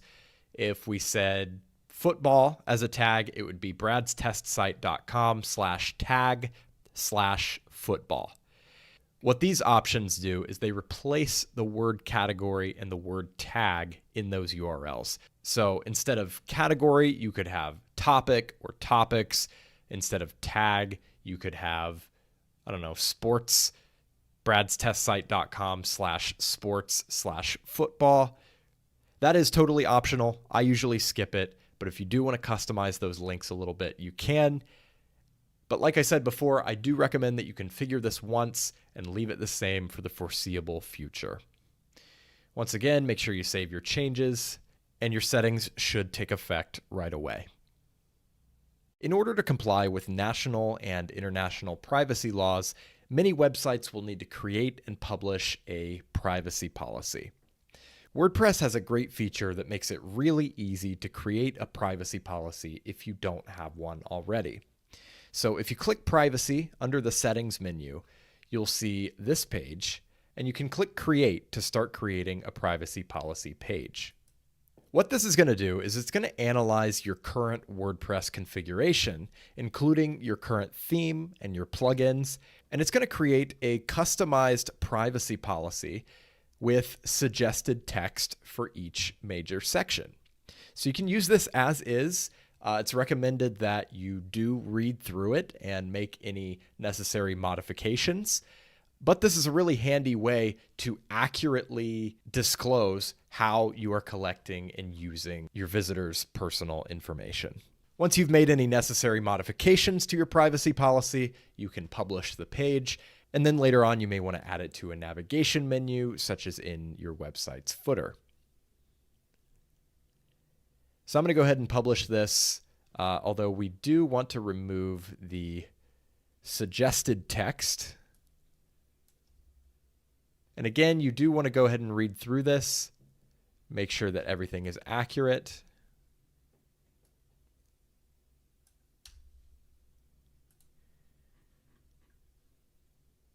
And we'll go ahead and publish.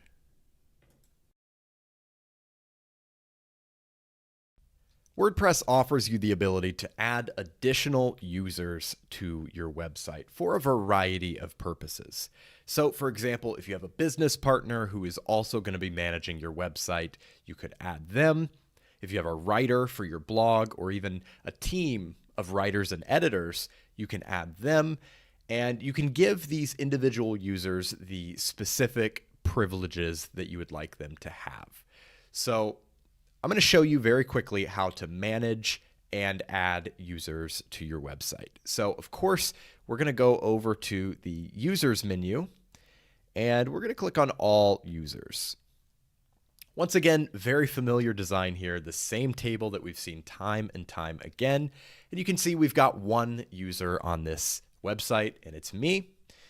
So we've got my username here, my name, email address, my user role, which we'll talk about momentarily, and the number of posts that I've authored. So you can edit a user, you can view their author page on the front end of the site, which is where you'll see a list of their blog posts. And then in the bulk actions menu, you can choose to delete a user or send them a password reset link.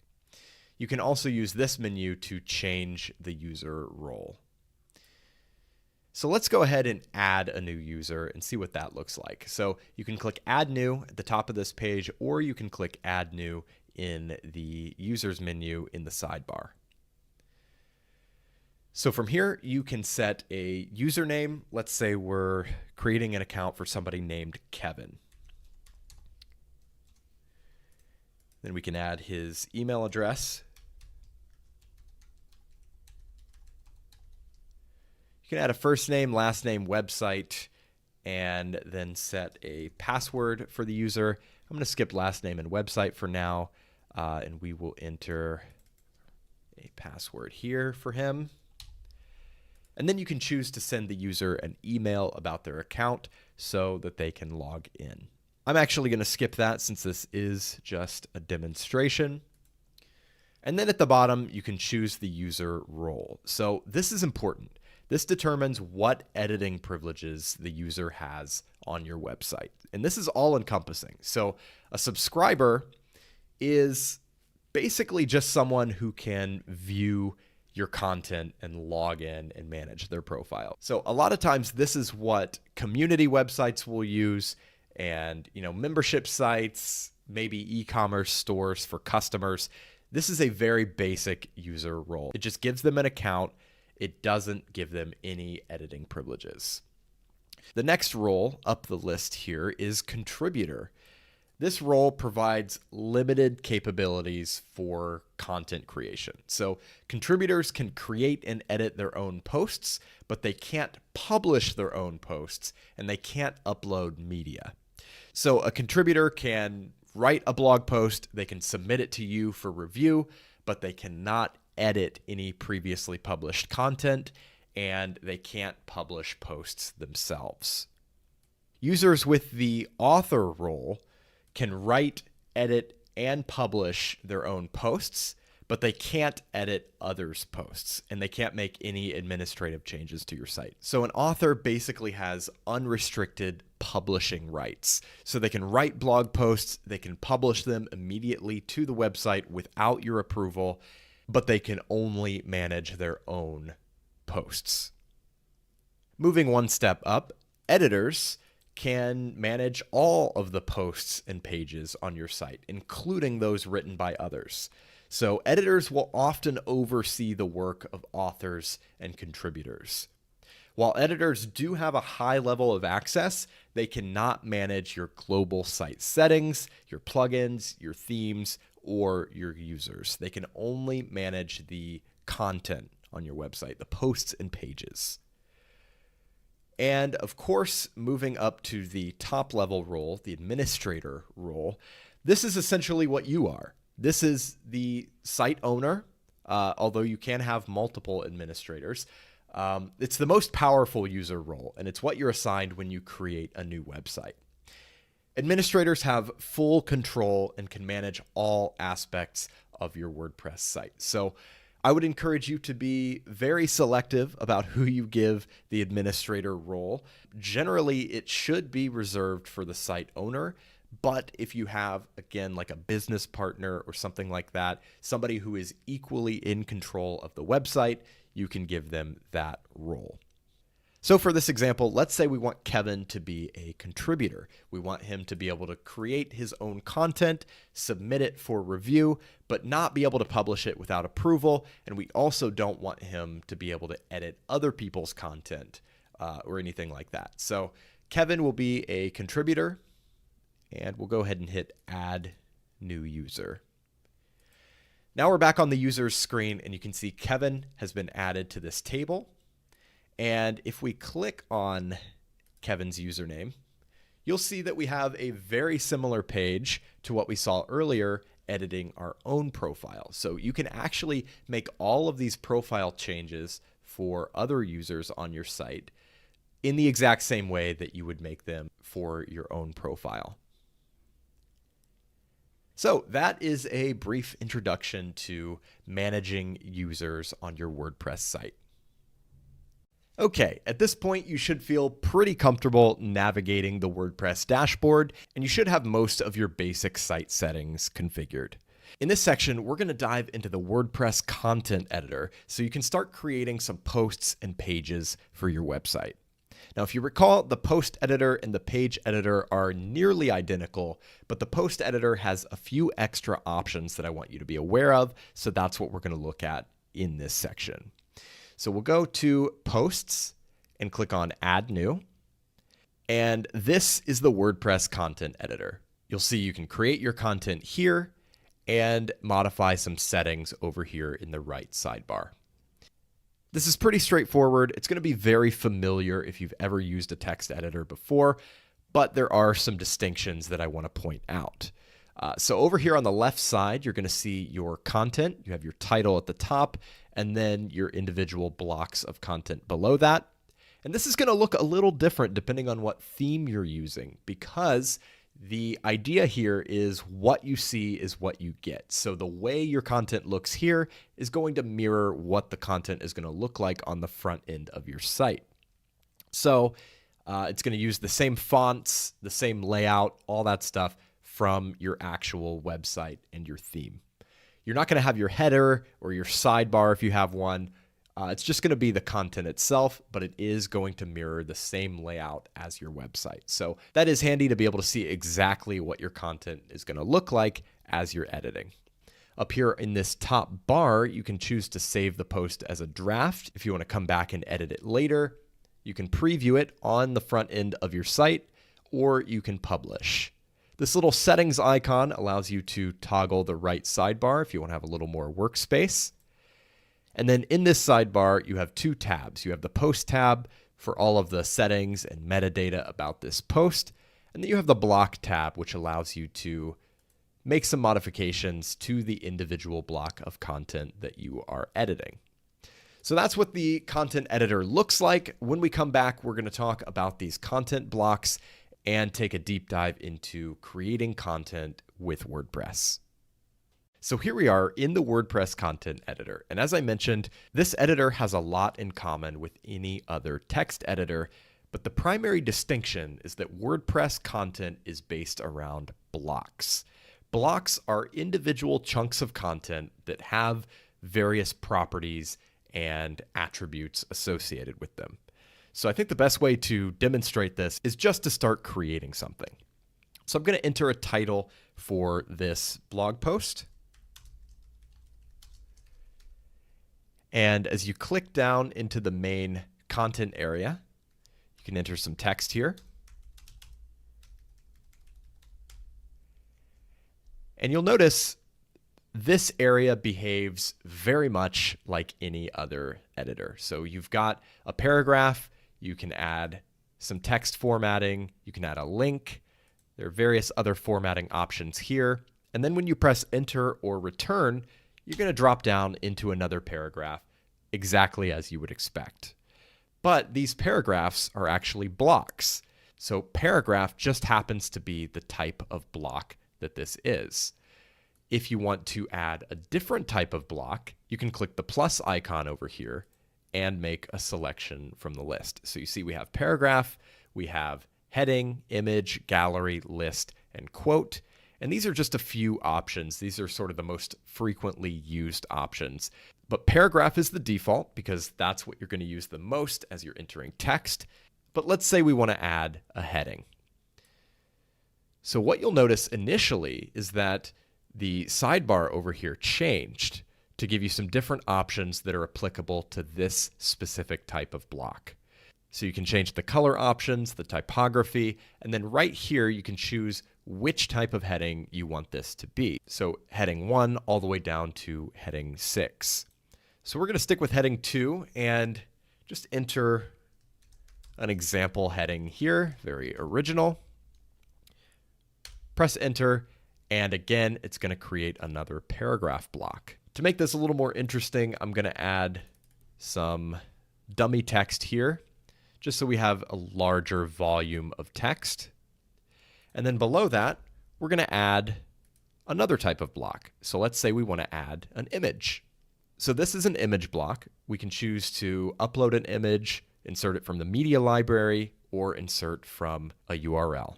So I've already uploaded a couple of images to this site, so I'm going to choose media library, and we'll insert this one. So this is our image. We're going to go with the large size for now. And then once again, you've got a paragraph block below that image ready to go. Now, once again, these options are just some of the most commonly used blocks, but you can click Browse All to open this sidebar and see quite an extensive list of options that you have available. So if you hover your mouse over them, it gives you a little preview to show you what each block is going to look like. So we've got a quote, list, which is basically your simple bullet list or numbered list. You can insert code. You can add a table. Of course, we've got image, image gallery. You can add audio, downloadable files, video. You can do a cover where you have a text overlay over top of an image or video. And then down here, you've got various design elements that you can use to organize and structure your content. And you can see the list just goes on and on. There are a lot of different options for blocks, and it allows you to create unique content that's visually compelling without having to write any code or do any difficult formatting. So we'll add a list here. And you can see this behaves very predictably. As you press enter, you're going to get another list item. Press it again, you'll jump down into another paragraph block. And again, as you're editing each of these blocks, you will notice that the sidebar changes to give you options that are specific to that type of block. So when we click on the image block, we can change the image size. We can style it a little bit differently. We can change the specific dimensions here. We can add a border. All of these options that are specific to this type of content. Another interesting thing that I want to mention, when you go to Browse All and you open up this block sidebar, you can choose a pattern, which is sort of a pre-configured collection of blocks that allows you to create something really beautiful without having to configure all the individual blocks from scratch. So you can see we've got like layered images here. We have a wide image with introduction and buttons, a large list of names, video with header and details, list of events, and these are all pre-formatted with colors and everything that match your theme. So you can just insert these very easily and then customize them for your individual needs. So let me insert one of these. Let's do the pricing table. So you can see with one click, I've created this beautiful pricing table that I did not have to configure at all. But if you look a little closer, you're going to notice that these are individual blocks. I could have created this individually, but it just makes it so much easier to take a pre-existing pattern and customize it. So this is a collection of columns, which is a block in itself. And then within that, we have more blocks. We have one column here, the heading at the top, a paragraph block, a separator, which is this line here. We have a list, and then we have a button. And then we just duplicate that across 3 separate columns. And it looks really beautiful, and it's something you created in a couple of clicks without having to do any coding or difficult formatting. It's so easy. By the way, this menu that I'm looking at over here, you can bring this up with this icon to sort of navigate through the blocks in your post. So not the most interesting content, but hopefully this gives you an idea of what you can do with this editor. So I would encourage you to go ahead and open up a new post and just start creating some stuff, whether it's something you're actually going to use on your website or just some random filler content to get accustomed to using this editor. For most websites, images are a very important content element. So I want to dive a little bit deeper into the process of uploading and working with images in the WordPress content editor. So I'm going to scroll down to the bottom of this post I created in the previous video, and I'm going to insert an image block here. So as we saw before, we can upload an image, we can add an image from the media library, or we can insert from a URL. This time I'm going to upload an image. So I'm actually just going to drag an image file in, and you see when I drop it, it will start uploading. And once the upload is complete, I will see my image in my post. So what's the next step? Well, it depends on how you want to display this image on your website. There are a variety of tools and options that you can use to customize how your images show up. So to give you an example, in this little bar here, we have the option to add a filter to the image just to display it in a slightly more artistic way. I don't think this is necessarily the best looking option with a food photo, but if we go up to this photo that I added earlier and we click Apply Duotone Filter, we can see that it has some pretty cool effects. So we'll stick with that for now, come back down to this image, and we'll look at the other options that we have available here. We can change the alignment of the image. We can insert a link.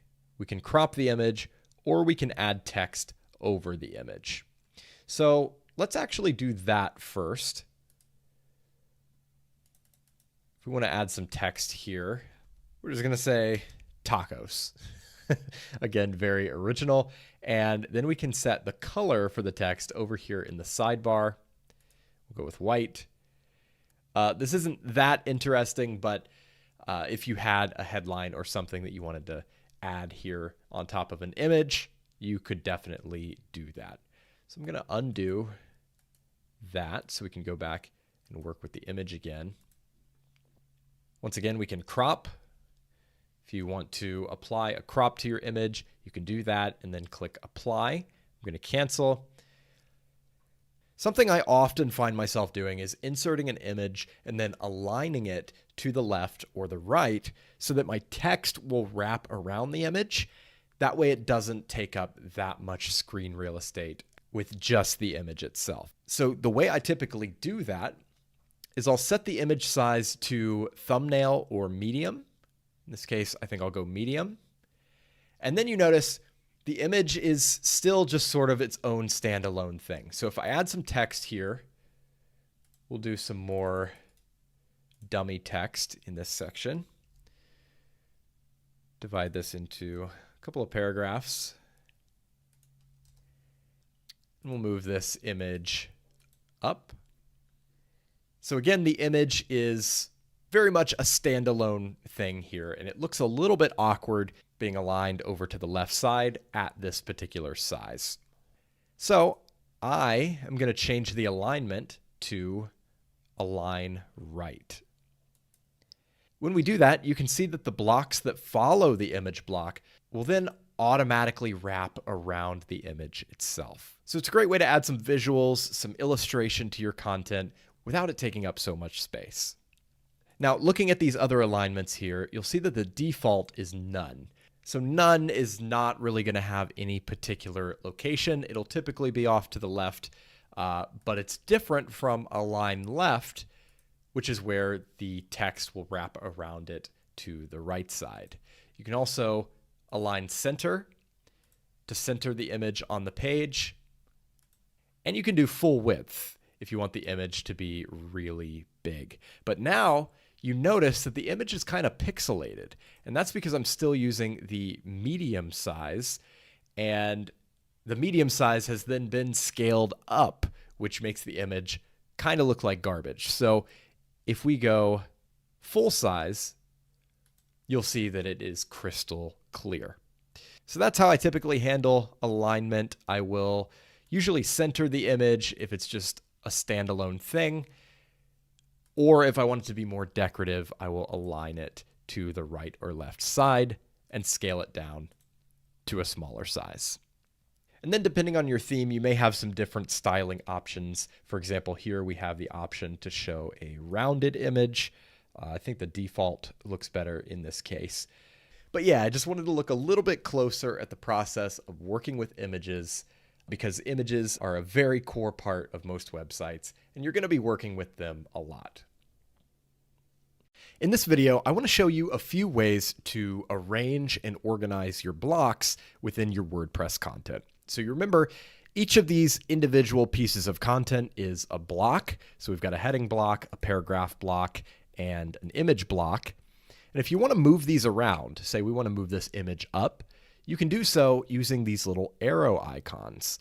So when you select the block, this menu comes up. You can click on these arrows, and you can see the block easily moves right around the post, shifting the next block down below it.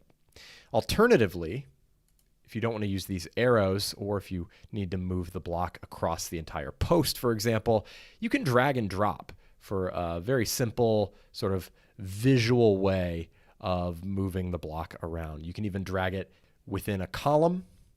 So if we wanted that image to be there, and if we want to drag it back out, we can drag it here, for example.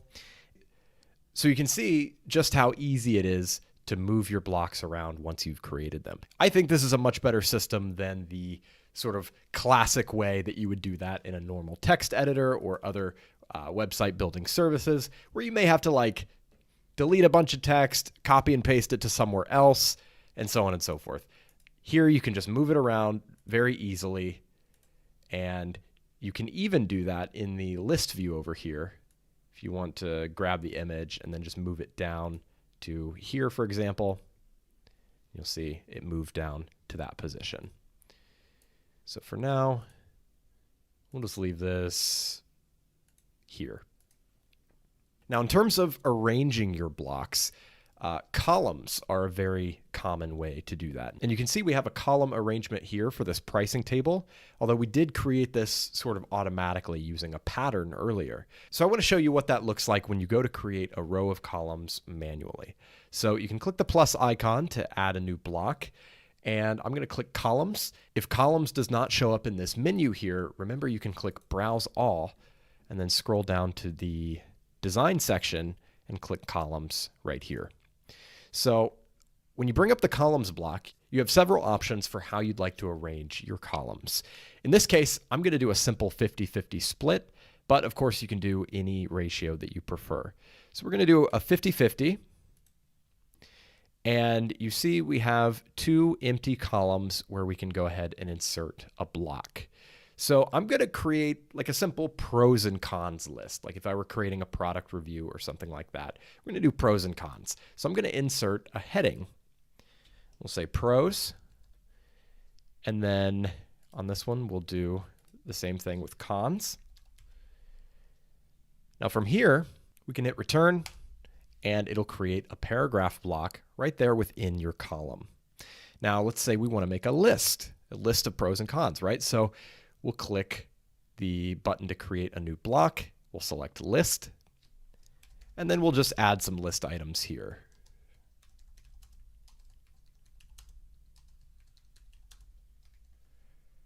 Same thing on this side, return, and let's say we want to copy and paste these items right over to here.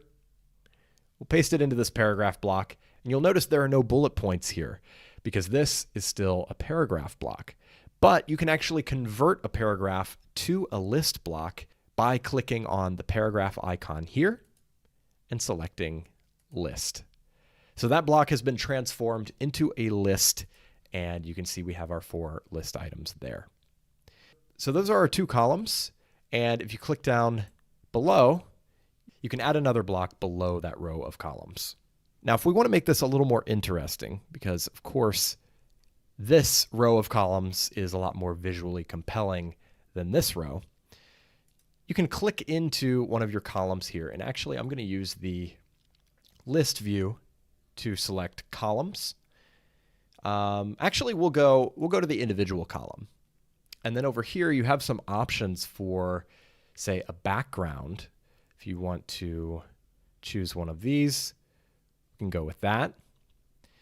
And then to make this a little more aesthetic, we can add padding. So you can see in these columns, there's a little bit of space between the actual content and the border of the column. Here, we're kind of stretching out right to the border itself. So if we add some padding, say 20 pixels, you'll see that we have a little bit of a gap. And you can set that to whatever you want. You could do 30. And you can kind of see how that responds. You can also change the text color to whatever you want.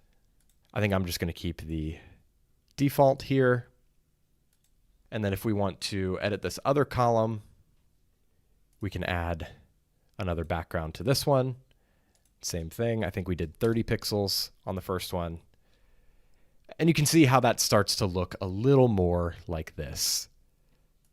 One more thing I want to share in terms of organizing your content is that you can actually group multiple blocks together so that they behave as a cohesive unit. So let's say we want all of these paragraphs as well as this image to sort of be its own thing.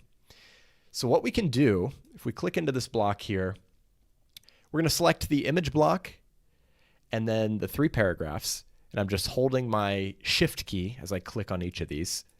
So now we've selected all of these, and we can click this little icon right here with the 3 dots, and then we can select Group. So now you see this has become a group, which is sort of its own object within the list of blocks. So then you can take this group and move it around as if it were a single block. You can drag and drop, and it just makes life a lot easier as you're moving things around the page. So those are a few tips for arranging and organizing your content in WordPress. Okay, so at this point, I have created a blog post. I've made use of several different types of blocks, and I'm ready to publish my post. But before I do that, I need to configure the post settings. So let's go through these real quick and talk about what each of these settings does. So at the top, you're going to see the section on status and visibility. So visibility determines whether your post is public, private, or password protected.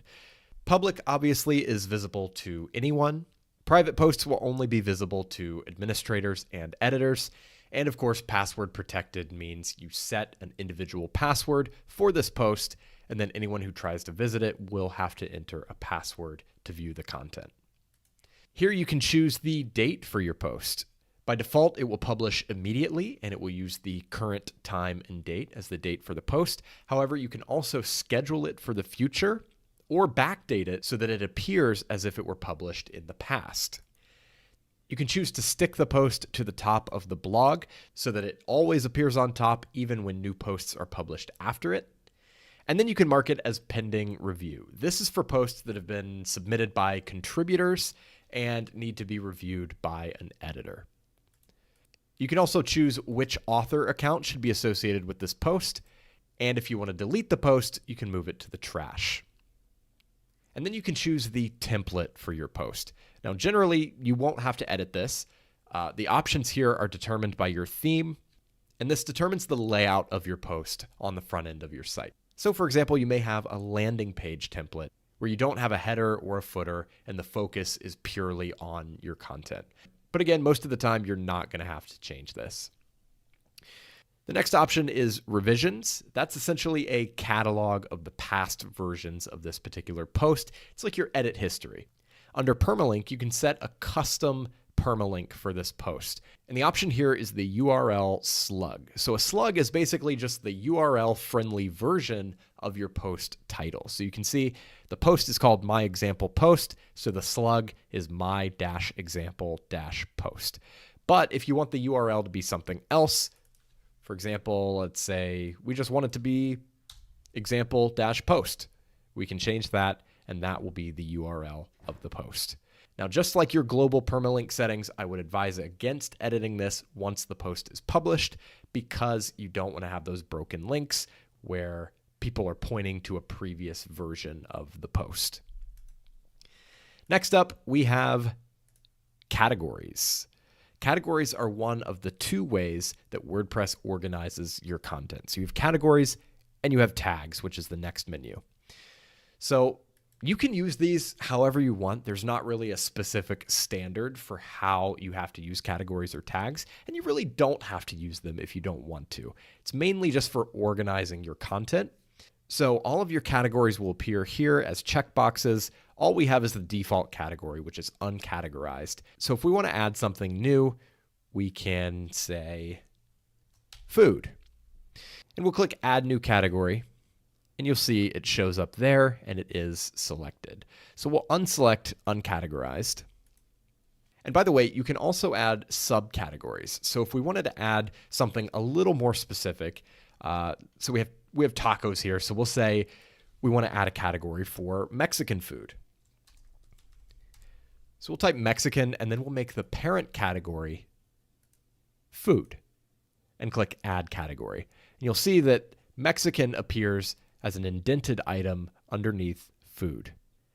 Now moving down to tags, you don't have to use tags, and a lot of people these days don't use tags. But this is generally sort of a more specific way to organize your content. So we categorize the post under food and Mexican. And if we want to narrow that down a little bit more, we can tag it tacos. So you'll notice that tags appear a little bit differently, and they don't have the hierarchy structure that categories have. So you can have categories and subcategories, but tags are all sort of on the same level. Another thing to note is that every post is required to have at least one category associated with it, but you don't have to use tags. Now, by the way, if you decide not to use categories, as we discussed earlier, every post will just default to that default category, uncategorized. Moving right along, we'll collapse these and go down to featured image. So this is sort of the thumbnail that's associated with your post. This may appear on your blog page. Some themes will show it at the top of your post itself. The way things actually display on the front end of your site depends entirely on your theme. And of course, we're going to talk about that in the next section. But for now, the featured image is just another piece of metadata associated with the post. And so for this one, I'm just going to select the taco photo. Below that, we have the option to write a custom excerpt. Now, generally, when you're displaying posts on your blog page, it's going to display the first few words or sentences just straight from the top of the post. But if you want to use a custom excerpt or description instead, you can write that here. Totally optional. And finally, we have our discussion settings. So this overrides the global setting for your website, and you can choose to allow or not allow comments or pingbacks and trackbacks. All right, so those are your post settings. The next thing you want to do is save your post, right? So you can save it as a draft if you want to come back and edit it later. You can preview the post. Click preview in a new tab. You'll see what that post is going to look like on the front end of your site. Remember, we set the featured image. This is how this theme displays the featured image. It shows it very big at the top of the post. And then you'll see your post content down here. When you're ready, you can go ahead and publish your post. Just click on the publish button. Here you have a chance to confirm your settings and then click publish at the top. All right, we have published our post. We can click here to view the post on our site. And this is our live blog post.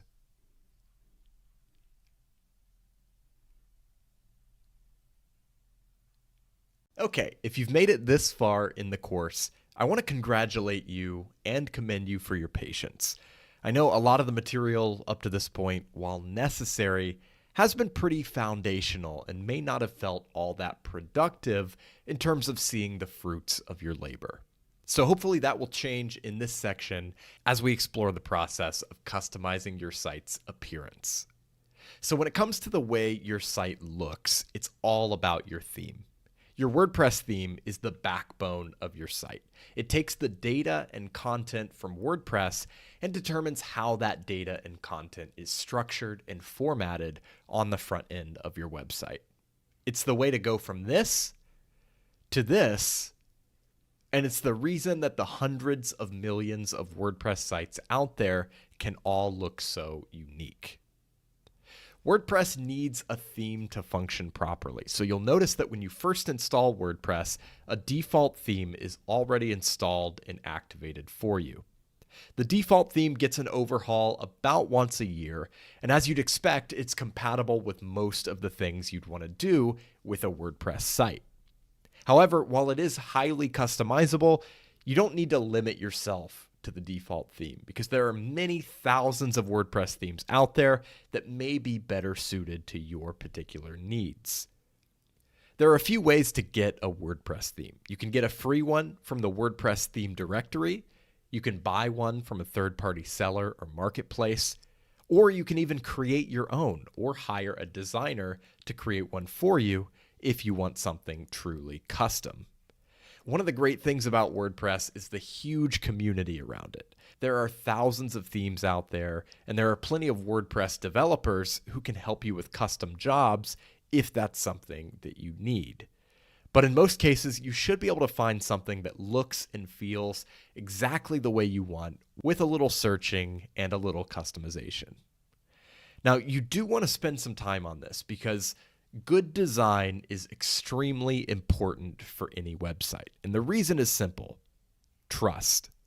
I always think about this old study published by the Association for Computing Machinery that found that web design is actually more influential in a user's trust or mistrust of a brand than the actual content of the website.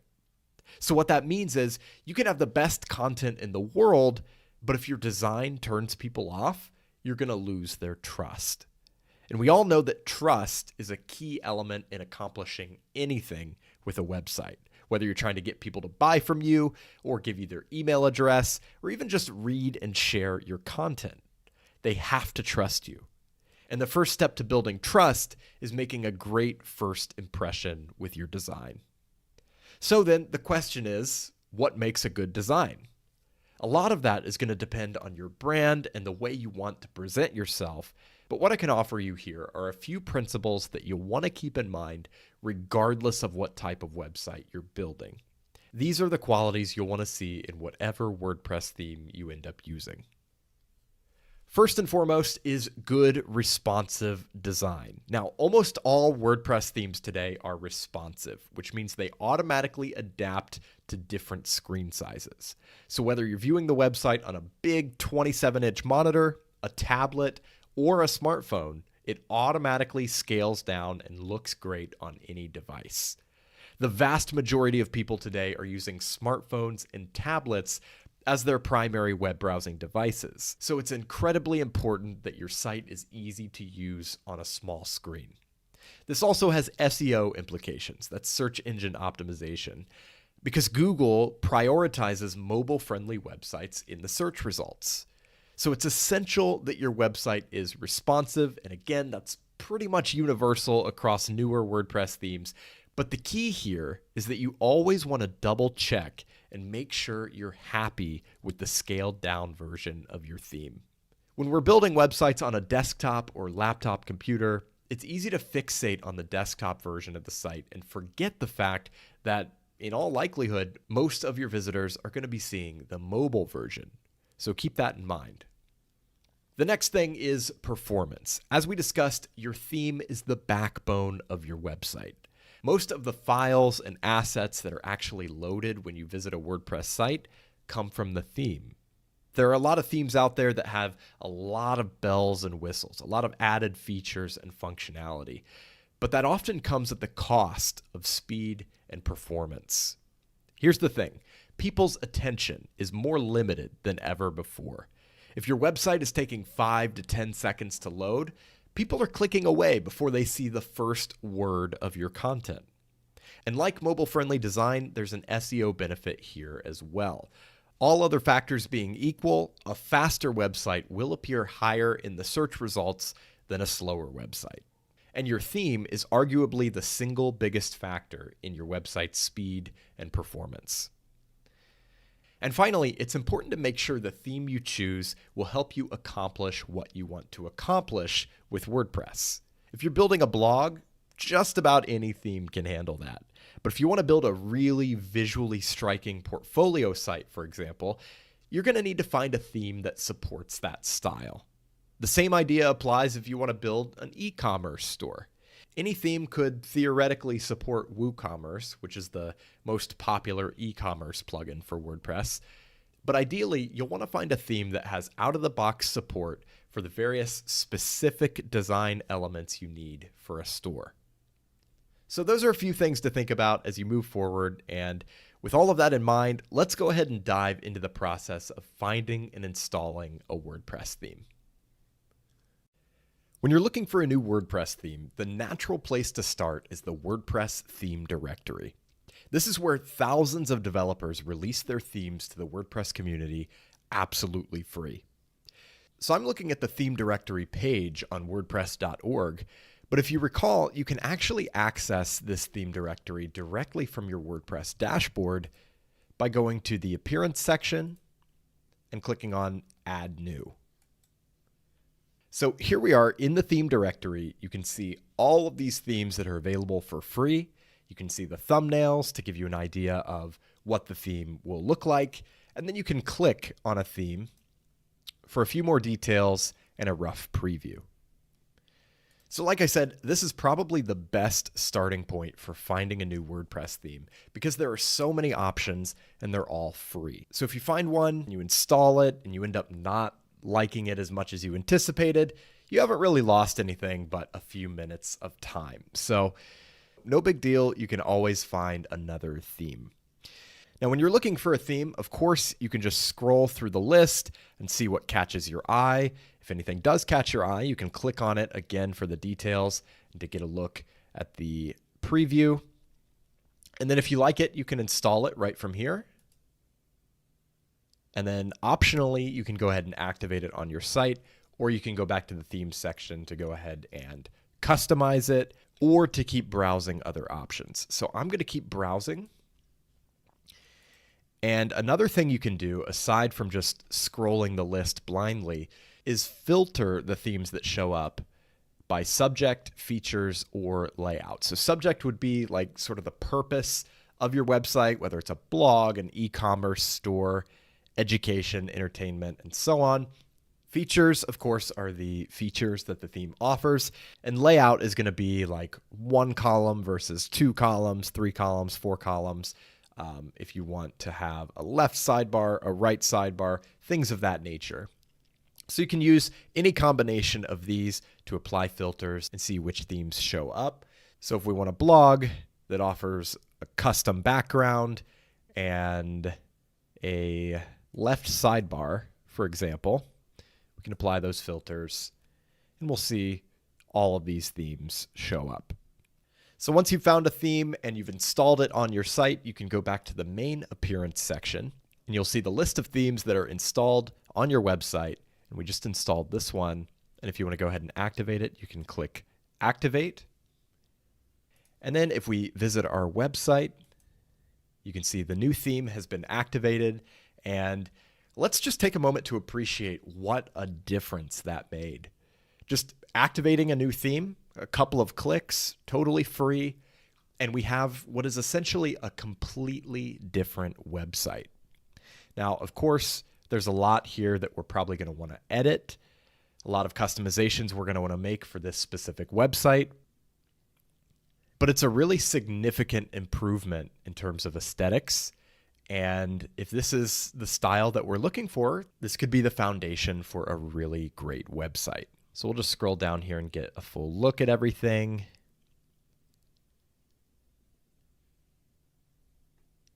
Really, really nice. We can click over to our blog post we created, see what that looks like.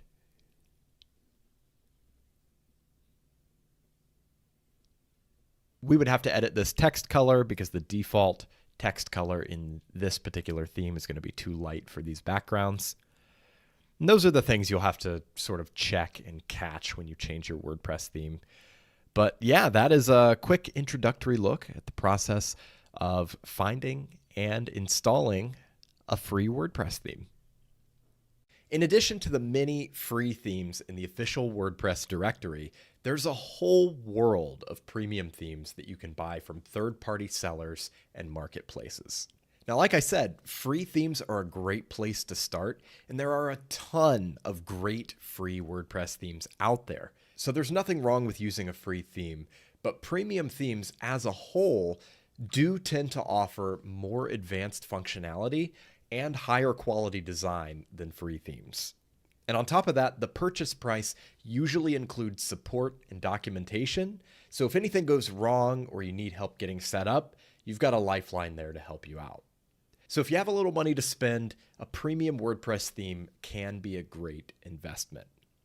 There are a lot of different places to buy WordPress themes. If you just start searching on Google, let's say photography, WordPress themes, you're going to be browsing theme after theme on site after site for hours.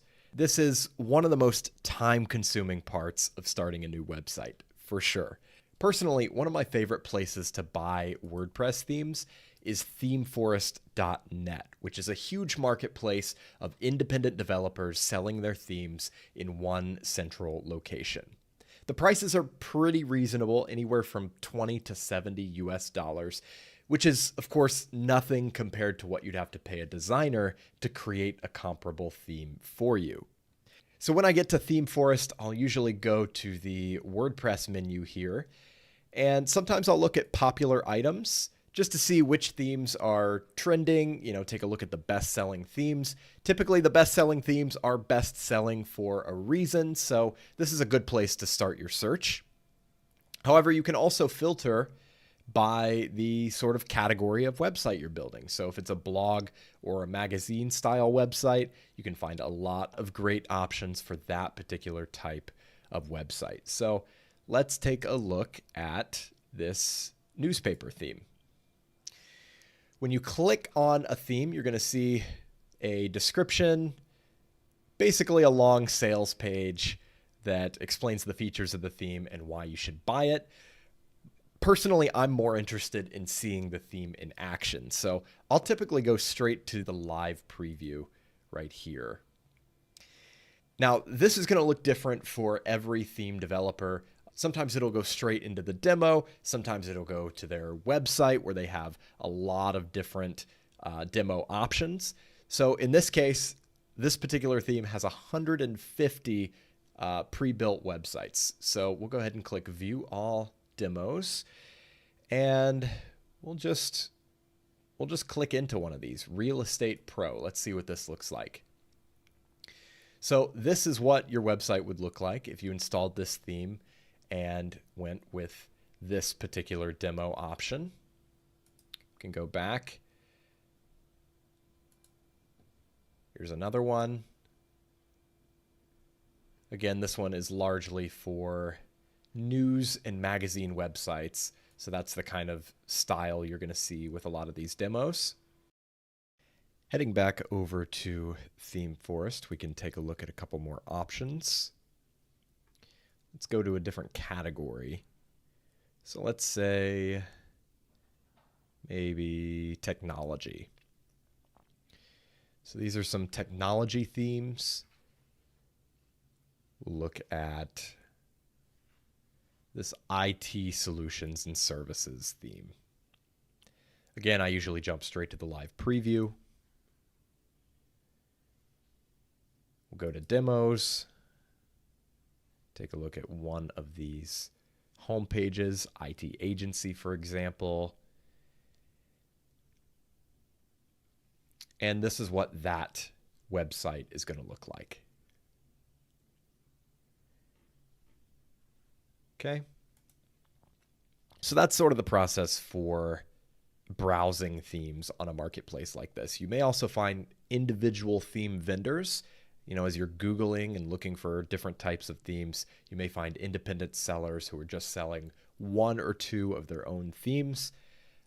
There's a lot of different avenues for purchasing premium themes. So don't limit yourself to just this one marketplace, but this is sort of the leading marketplace for WordPress themes. So again, it's themeforest.net if you want to check out this site, but wherever you end up purchasing a theme from, the process of installing that theme on your website is going to look pretty similar. So I'm in my download section here in ThemeForest, and I'm just going to download a theme that I've already purchased. I'm going to go with this Float WordPress theme, just kind of an old school blogging theme.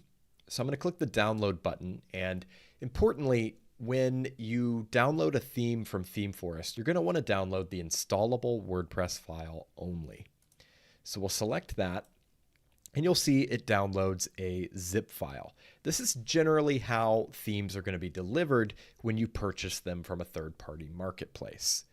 So now when we go back to our WordPress site, we're in the appearance section. We can see our installed themes here. And just like we did before, we're going to click Add New. But this time we're going to go up to the top and click Upload Theme.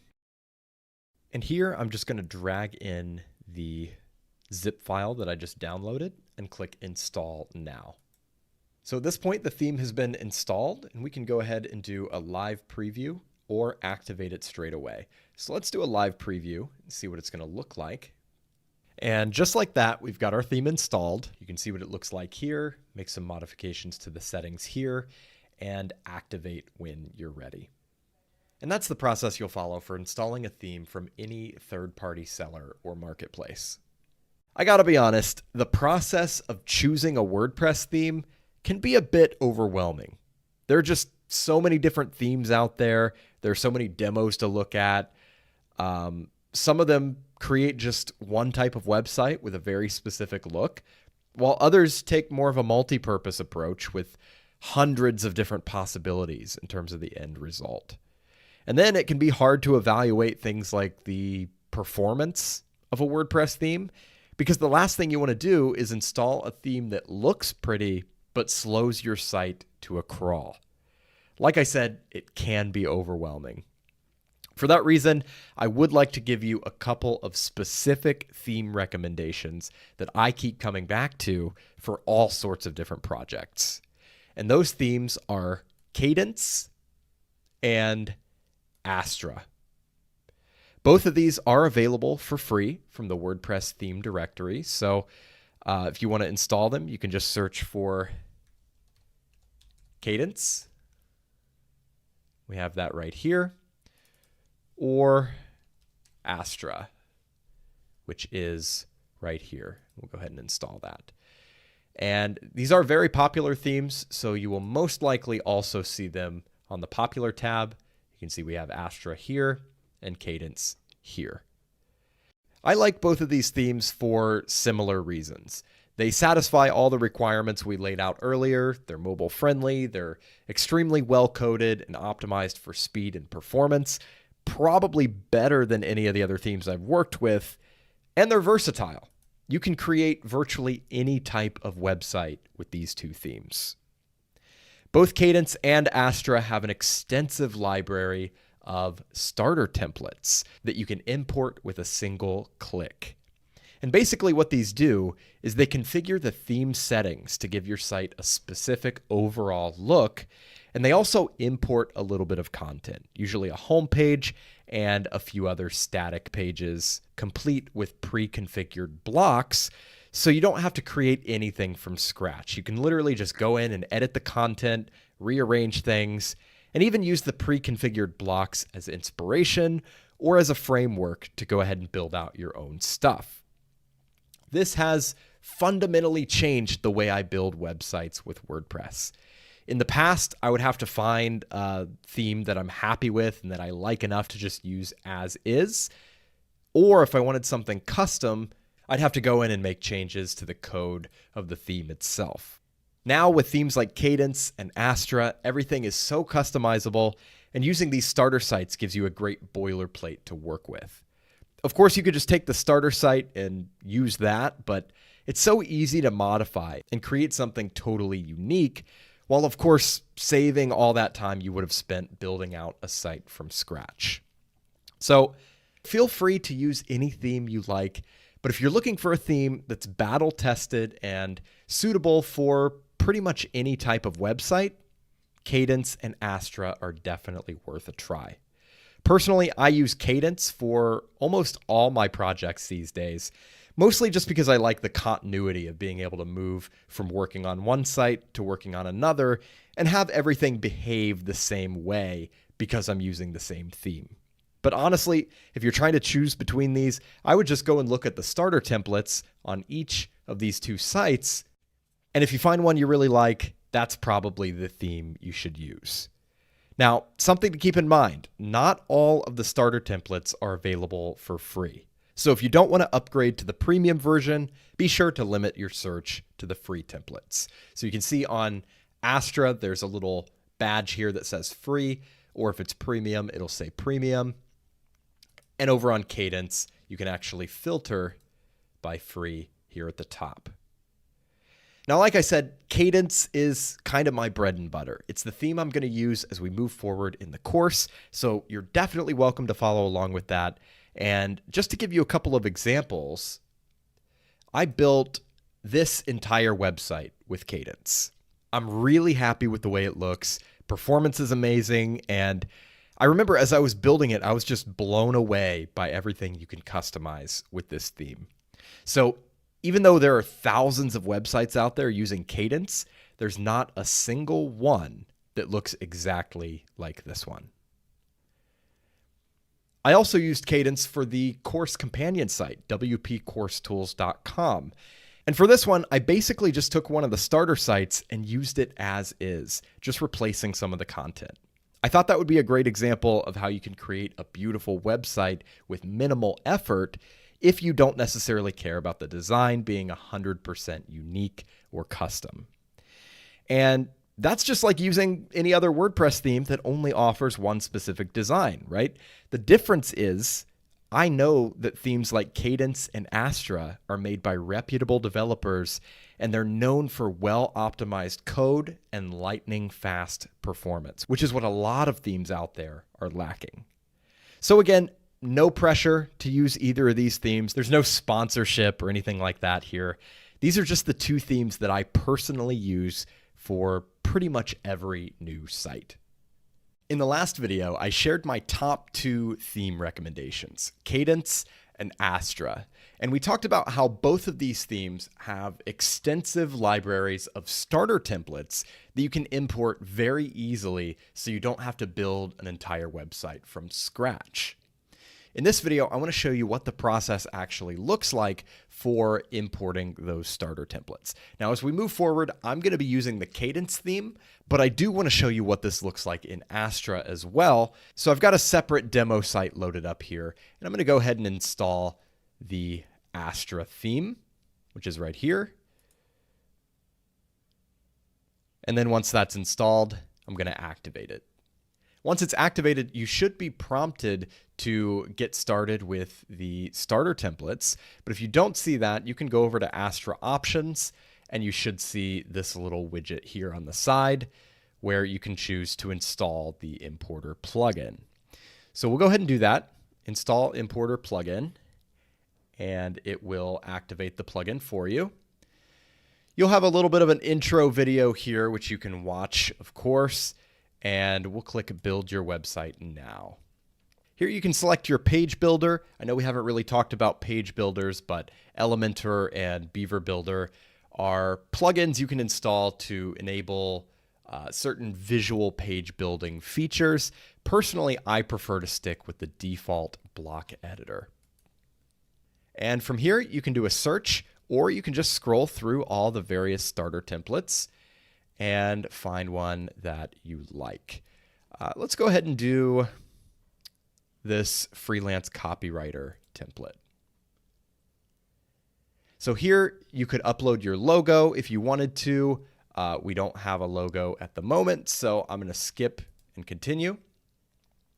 You can change the color palette for this starter template. And you can see just how easy this is to create something unique, because all of these are based on the same template, but they have a slightly different look.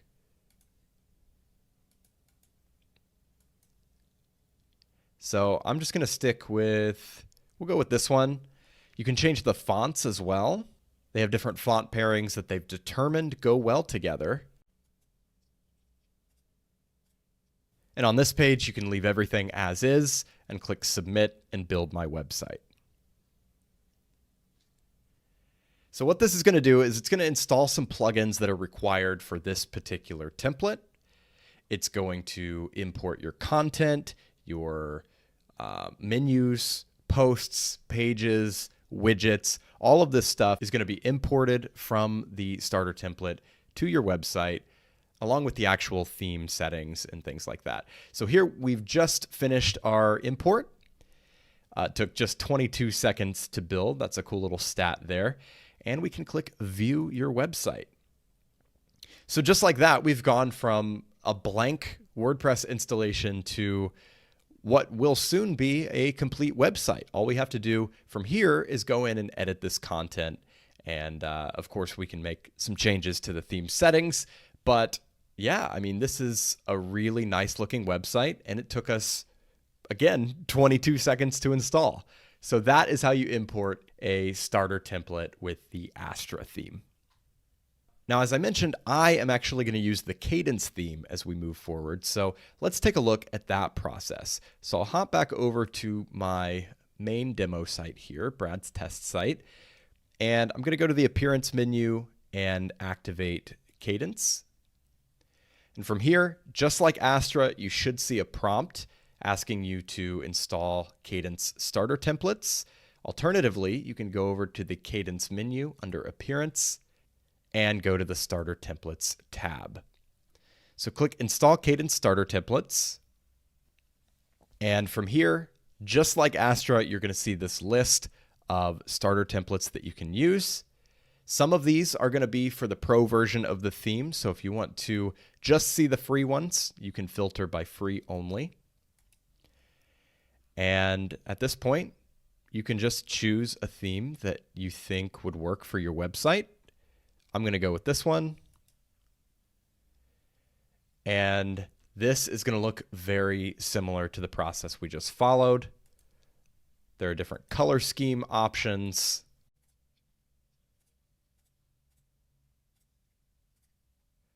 I think I'm going to go with this one. And then you can change the font family as well. You can see how similar this process is between these two themes.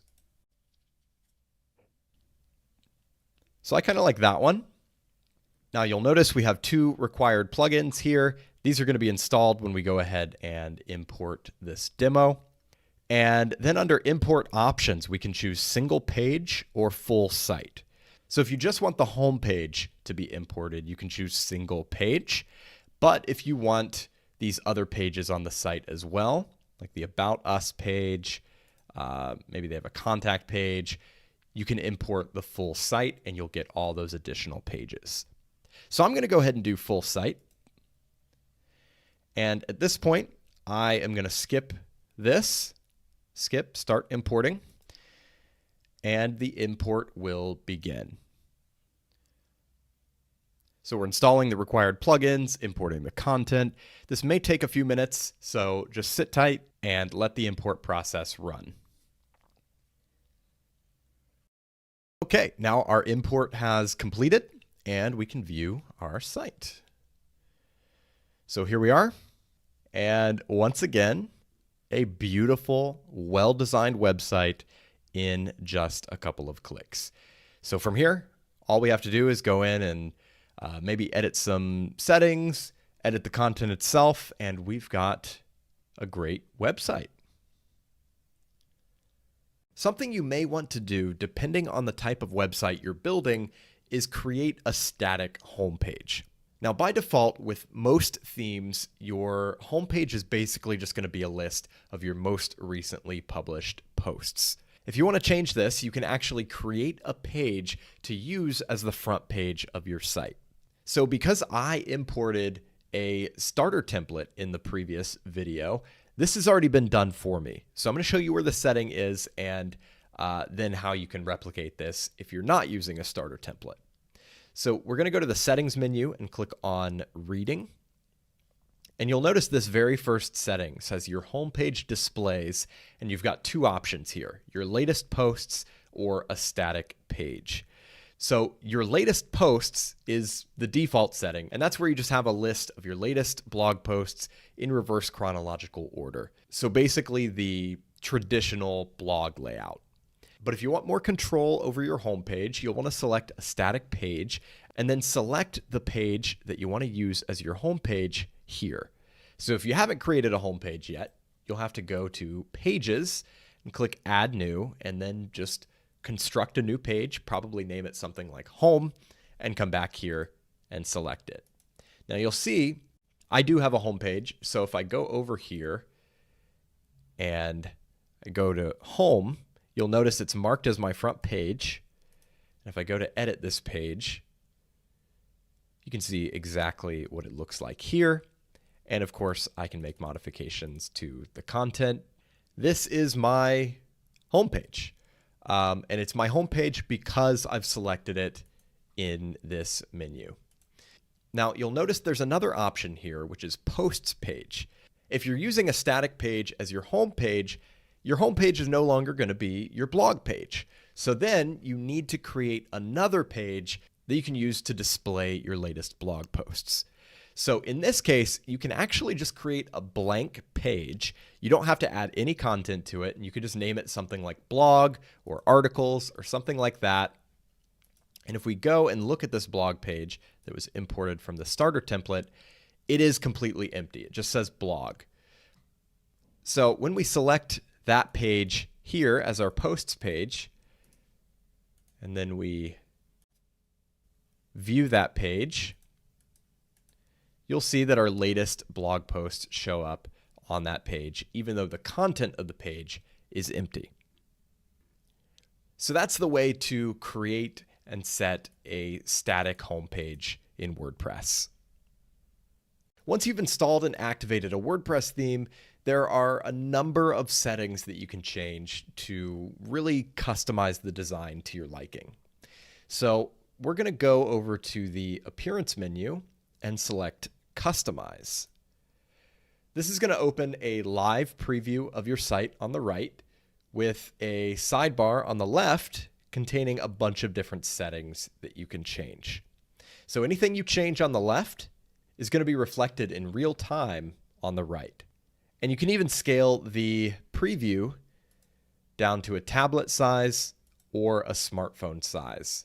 So this is a great solution for customizing the way your site looks and being able to see the effects of your changes in real time. So I'm not going to go through and customize every individual setting here, but I am going to give you a quick overview of what options you have available. Now, keep in mind, this menu is going to look slightly different depending on what theme you use. Different themes are going to have different options, and it really all comes down to what the theme developer has programmed into the theme as a customizable option. So we have colors and fonts. Under colors, you can change your global color palette. This is a Cadence feature that I really like. So this color palette is going to show up in various places on your website. Like when you're editing your posts and pages, you'll have these colors available, and you can select from this palette instead of selecting a color manually. So not only does that give you quick access to these colors that sort of go with your brand identity, it also allows you to come back to this menu and change one of these colors to something else, and then that is automatically going to update your content wherever you used that color before. So that's a really convenient feature. We've also got our global site background, our content background, backgrounds for different title layouts that you can use for your posts and pages, and then you can change your link style. So we've got like our standard underline link, highlight underline, no underline, background on hover, offset background. So you've got a lot of different options here. And then you can change the colors here for a standard link or a link that you're hovering over. So we'll go back.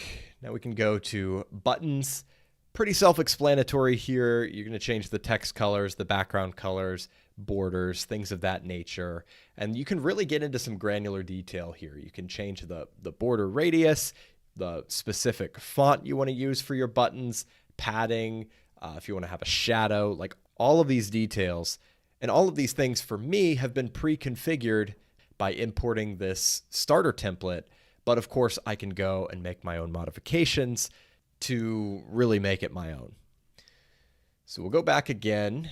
We can also change our typography. So we've got our base font, which is sort of the global default font. And then we can override that for different elements like our headings, each of our individual headings from H1 all the way down to H6, titles, breadcrumbs, you name it. So just to show you what actually editing this looks like, if we change to, I'll just pick a random font here, and you can see it reflected in real time right here on the page. So I'm going to go back to the default font here. And this is what I selected when I configured the starter template. So we will go back and we can customize our header. Now I really like this header builder. This comes with the Cadence theme, and I believe Astra has a very similar solution. We've got 3 header areas, a top row, a main row, and a bottom row. Now by default, this starter template is only using the main row. But if we wanted to have a row on top, we could. If we wanted to have a row on the bottom, we could. And we have these different elements that we can add to any of these rows. So you can see we've got our logo here, primary navigation in the middle, although we don't have a navigation menu configured yet, and then a button on the right. So we could add anything here. We could add social icons. Say we want to add that to the middle. We can have our social icons there, and we can click this little settings icon to configure exactly what that looks like. So we can go to design. We could do an outline design and change the color to white. So that way we don't have the background. We can go back to the filled version. Clear that color. You can change the background color, border colors, border size, all of that stuff. You can change the margin. There's a lot of control over each of these individual elements. So let's say we want to go, we'll remove the social, and we have our primary navigation here.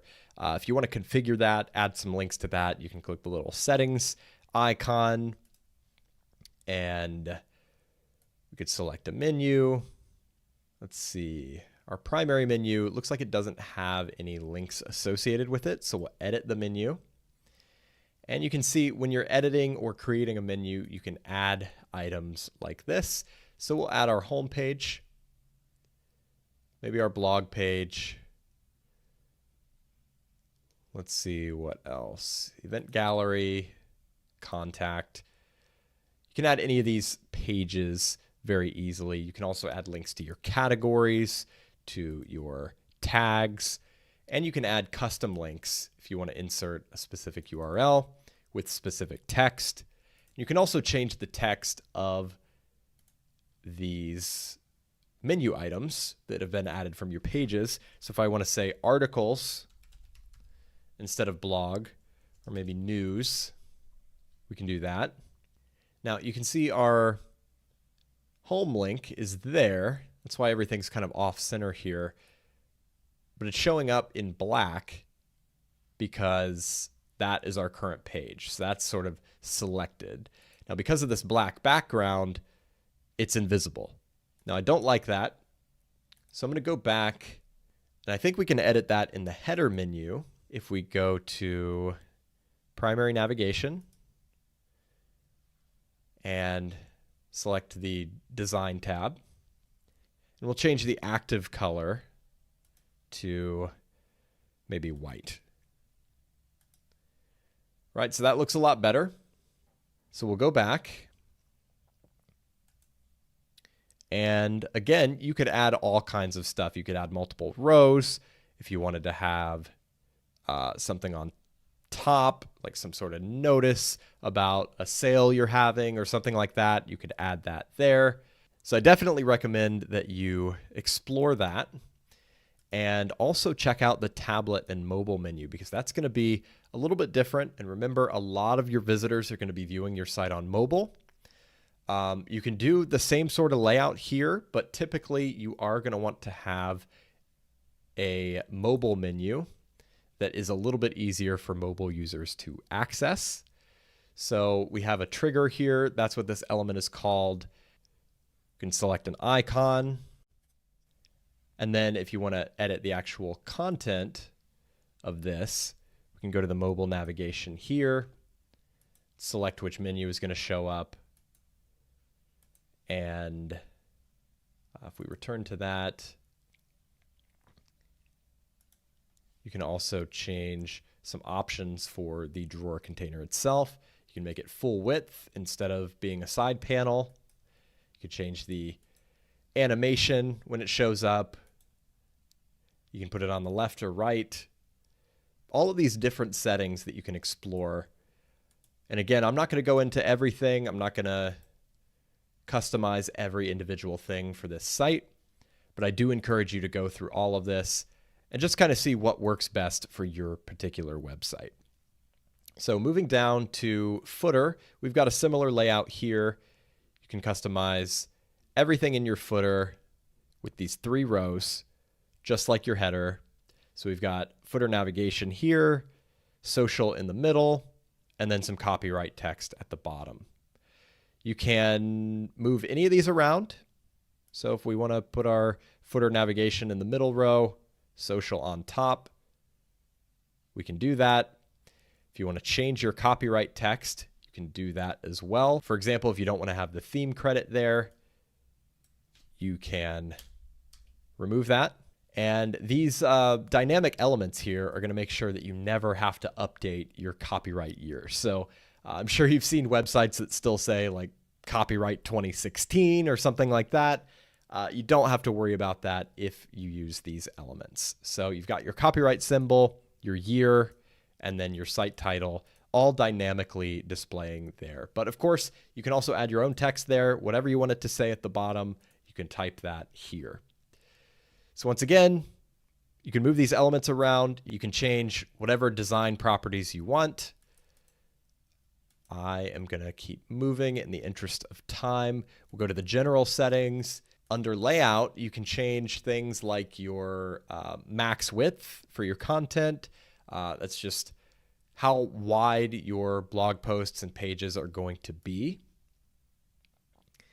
A lot of other spacing options. Again, most of this has been pre-configured by my starter template, so I don't really need to worry too much about these things, but if I do want to make some modifications, the option is there.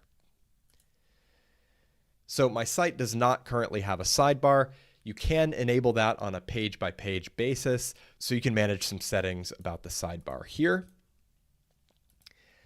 We can add a little scroll to top icon for longer content if we want to, change our 404 page, manage some settings for comments, breadcrumbs. We can enter our social network links here so that these icons at the bottom actually go somewhere. Edit some performance settings, and moving on to our posts and pages layout. We've got a lot of options here determining how your posts and pages are displayed. So do you want your page title to appear above the content area or in the content area? You can change the title container width, the alignment, lots of settings, like I said. So going back, you can do the same thing for your single blog posts. So those can be different. And then your archive pages. So that would be like your category pages, your tag pages, your blog pages, author pages. You can change all of those same settings for those particular pages. Oh, and you can also do the same for your search result pages. Under site identity, you can set your site title and logo. So I'm just using this default logo that came with the starter template, but I could remove that and import my own logo, or I could just use my site title. You can choose to display your title alongside your logo, or your logo, title, and tagline. And there are different layouts for each of these options. Or you can just do logo. Here you can customize your site title and tagline instead of going into the general settings for your site. And then you can add an icon if you want, which is what displays in your browser tab when you visit your website. Menus, we already saw briefly. We created a menu here. If you click View All Locations, it's going to show where your theme is going to have menus, and you can select which menu you want to display in each location. Now, widgets are little blocks of content that are typically used for sidebars. Sometimes they're used for footer areas. It depends on the theme. You can see there's no widget area on this page, so we don't really have anything to add here. And then you can change your homepage settings. This is what we saw in the previous video where we set a static page for our homepage and created a posts page as well. So you can also edit that from this section. The events calendar is a plugin that was added by this starter template because this is like a band website. So we can edit the display options for that plugin here. And then beyond that are some advanced options if you want to add your own additional CSS or import or export your customizer settings. So if you want to take all the theme options you've configured here and export that as a file to then import to another website, you can do that through this page. So that's a quick look at the customizer. I know I kind of blew through everything here, but I would like you to go through all of these options and tweak them a little bit, see how they respond. Like I said, if you're using a starter template from Cadence or Astra, most of this is going to be pre-configured, and it just comes down to which options you want to tweak and customize for your specific website. But if you are building something totally from scratch, you can see just how much granular control you have over every aspect of your website. And again, the options that are available here are going to depend on which theme you're using. So I highly recommend that you get into the customizer, do some exploring, and see what changes you'd like to make to your site's design. So visually, this website is really coming together. I installed the Cadence theme, I imported a starter template, I went through the WordPress customizer to change some of the theme settings, and this is what we're left with. But of course, if I were turning this into a real website, my natural next step would be to edit the content, right? We've got all these pages that were imported by the starter template, and it's all just generic content that doesn't have anything to do with me or my business or whatever it is that I'm building this website for. So let's go ahead and edit this homepage. There are three main things that I want to highlight in this video. And the first is that while this page may look super impressive and well designed, it's built with blocks, just like any other page in WordPress. So if we go to the list view here, we can see the actual anatomy of the page. You can see there's a bunch of row layouts, and if we expand those, we can see sections. Expand that, and we can see the individual blocks. And if you click into any of this, you can edit the text, and you can edit the properties of the individual blocks. Like if I want to edit this button, I can do that. I can change the background color, the link, I can add an icon, I can change the size, all of these things. And I can do the same with all of the individual blocks on this page. I can also move things around. So you can see everything is nicely grouped together here, which we discussed earlier. And because of that, if I want to move these sections around, it's really easy to do. So let's take this section, for example, and say I want to move it down a couple of spots. You can see it moves very smoothly past the other sections, which are also nicely grouped together. And it's very easy to rearrange this page. Another thing I want to highlight is a lot of these blocks are actually new. Now that we've installed this theme, the theme itself comes with a selection of custom blocks. So that's something you'll notice, that themes and plugins can actually add their own blocks to the WordPress editor. So if we scroll down, I'm just going to go way down to the bottom of the page here, just add a new block. And you'll see that we have cadence blocks. So we have all these different things that have been added by the theme, and some of them are just better versions of the default WordPress blocks. So like the icon list, that is essentially just a bullet list, but it uses a selection of icons instead of your standard bullets. So we've got that. We've got an info box, accordion, testimonials, an advanced gallery. If we scroll up, you can see that this is advanced text. It just gives you a lot more options to control the formatting of your text. We've also got an advanced button, another cadence block. Like I said, a lot of these are improvements upon the standard blocks that you have available in WordPress. So this is another reason why I recommend the Cadence theme as well as the Astra theme, because you have these extra blocks available to you. In addition to the blocks themselves, there's also a really handy feature here that can save you a ton of time when you're creating pages from scratch. And that is this design library. Now, this is what it's called in the Cadence theme with Cadence blocks, but Astra has a pretty much identical feature in this exact same location. They just call it template kits. So if you go to design library, if you're using Cadence, or template kits, if you're using Astra, you'll see this library of pre-built designs. So you can see we've got sections, we've got starter packs, and we've got wireframe. So sections are pre-built and pre-designed sections, very similar to the sections that are already on this page.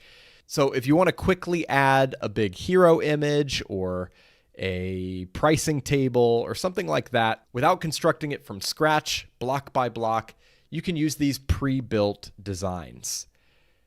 Now, the starter packs are very similar to the starter templates, but instead of importing an entire website, you're just going to import a single page. So if you like one of these pages and you want to use it for whatever page you're building, you can do that from here. Now, the feature that I really like in this design library, and again, this is available in both Cadence and Astra, is the wireframe section. Now, in Cadence, it is going to ask you to join the Cadence mailing list to get access to these wireframes. So you would just enter an email address here, accept the privacy policy, and click subscribe for access. And then as soon as you've done that, you have full access to these wireframes. So what are wireframes? These are very similar to the pre-built sections we saw before, but they're unstyled. So if we go back to the sections, you can see a lot of these are pretty heavily styled, and they're going to require a lot of customization to get them to fit into your website. But the wireframes have no styling. They're just a template. It essentially just gives you a structure for the type of content you want to create. So you can create a pricing table, for example, add your own styling, add your own content. It still saves you the time of having to construct this whole section block by block, but you're not going to have all this extra styling that may not match your website, right? So the wireframes are my sort of go-to when I'm creating a website from scratch, because it gives me a structure to work with. I can style it on my own, and it still saves me a ton of time. So definitely recommend making use of these wireframes and the sections if you want to, if you're using Cadence blocks or if you're using the Astra theme. The third and final thing I want to mention is that many themes will add their own options to the WordPress editor to allow you to configure how an individual page looks on the front end of your site. So often this will be a tab up here at the top. In my case, with Cadence, it's this little icon that says Page Settings. But sometimes themes will just insert these options right here below the standard WordPress settings. It just depends on your theme. But for Cadence, it's going to be this icon, Page Settings. If you open that, you're going to see a different sidebar here, and you're going to have a variety of options that determine how this page looks on your site. So taking a look at some of these settings, you can choose to use a transparent header. You can disable the page title, which you can see that's been done here because you don't necessarily want it to say home over top of your nice big hero section. So the page title is disabled. And of course, you can set the default on any of these options. This is all just to override your global theme settings. So then you can set your page layout. You can choose whether you want a full width page, which we have here, or if you want a left or right sidebar, a narrow layout, etc. Then you can choose whether you want your content to be boxed or unboxed. That just sort of separates the content area from the background. Content vertical padding adds some empty space at the top and bottom of your content. Then you can choose to show or hide the featured image. And if you want to, you can disable the header or the footer, which may come in handy if you want to create a landing page where your content is the main focus. So those are some page settings that you can configure on a page-by-page basis and override your default theme settings whenever you're looking to create a specific user experience. So if you did import a starter template, go ahead and make some modifications to your front page and any other pages that were imported that you intend to keep, and really make them your own with your own content, and then we'll move forward with the course. Now that I've decided on a theme, customized it a little bit, and I've got a website that I'm happy with, I want to return briefly to the topic of content. So we've already explored the WordPress content editor pretty deeply, but we haven't really discussed the practical aspects of publishing content with WordPress. Right out of the box, WordPress supports two main types of content that you can publish: posts and pages. Now, as we saw, the editing screen for a post is pretty much identical to the editing screen for a page.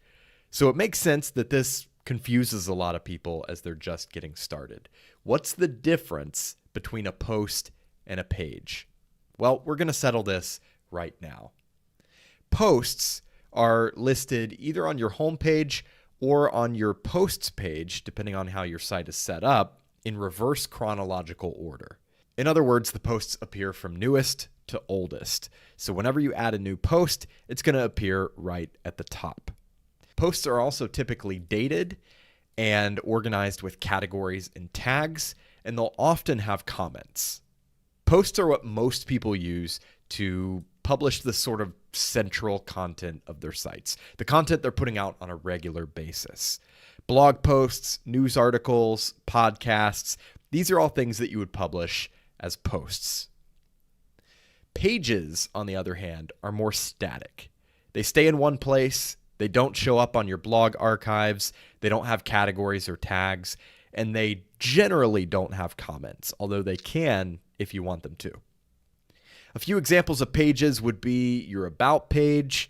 If you're running a business site, you may have a company history page or a staff page, and then you may have a contact page. All of these are kind of permanent things that aren't time sensitive and that you want to keep in the same place for a long time. So a page is the more appropriate option.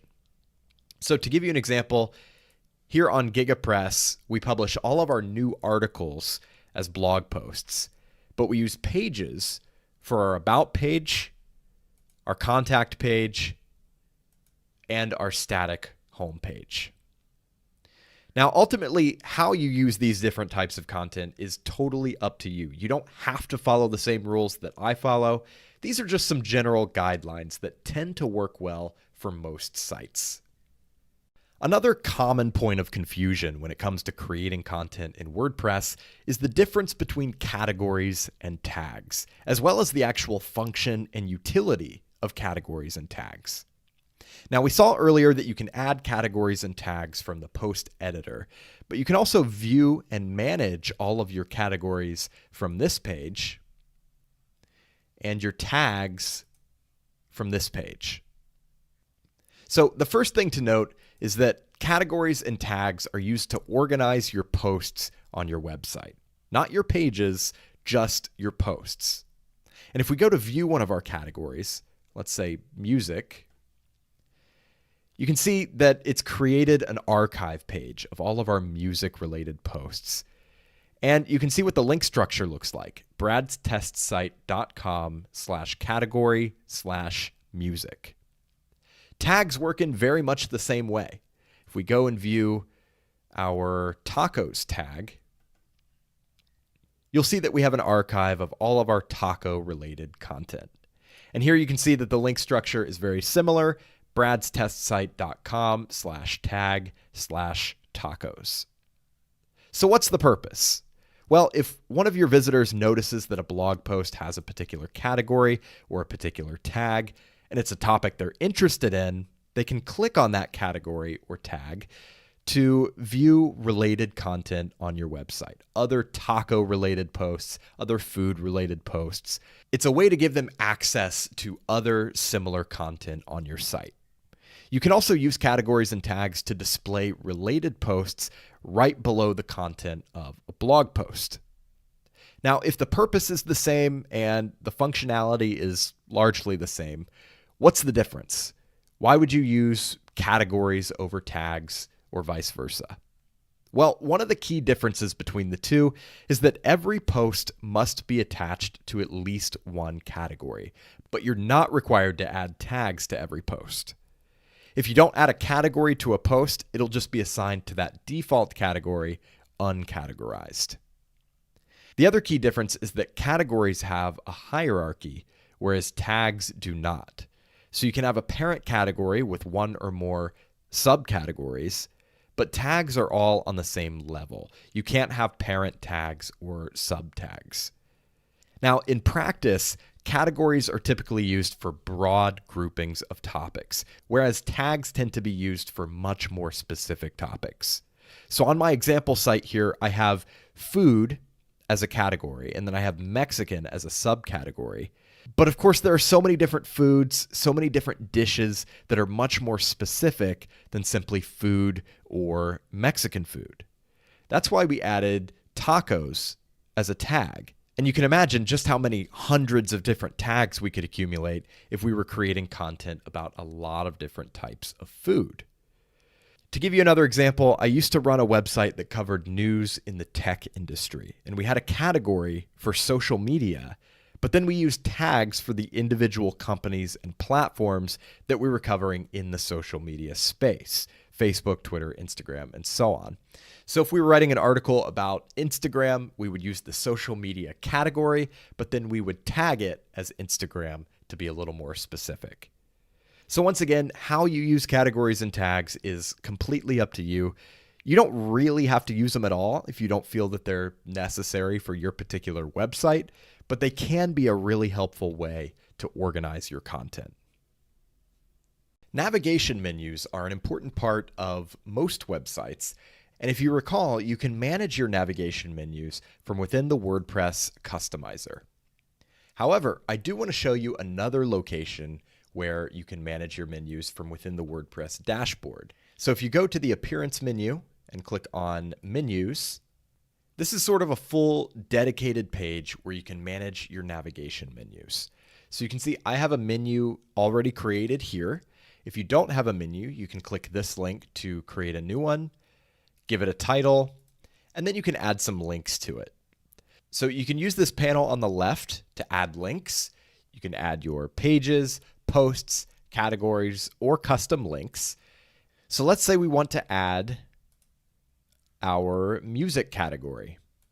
So we'll check that and click Add to Menu. And then if we want to edit that item, we can just open it up here. We can change the navigation label, or we can remove it. And this entire menu is drag and drop. So if we want to rearrange things, say move music up to here, we can do that. And we can also create submenus. So if we want music to appear as a submenu of news, since news is our blog page and music is a category, we can do that just by dragging it over a little bit and it becomes a sub item. So if we save that and then open up the site, you can see what that looks like. You can see news has a little arrow there. And if we hover our mouse, we've got music there as a sub item. Going back into the WordPress dashboard, on this second tab at the top, you can manage your menu locations. So which locations are available depends entirely on your theme.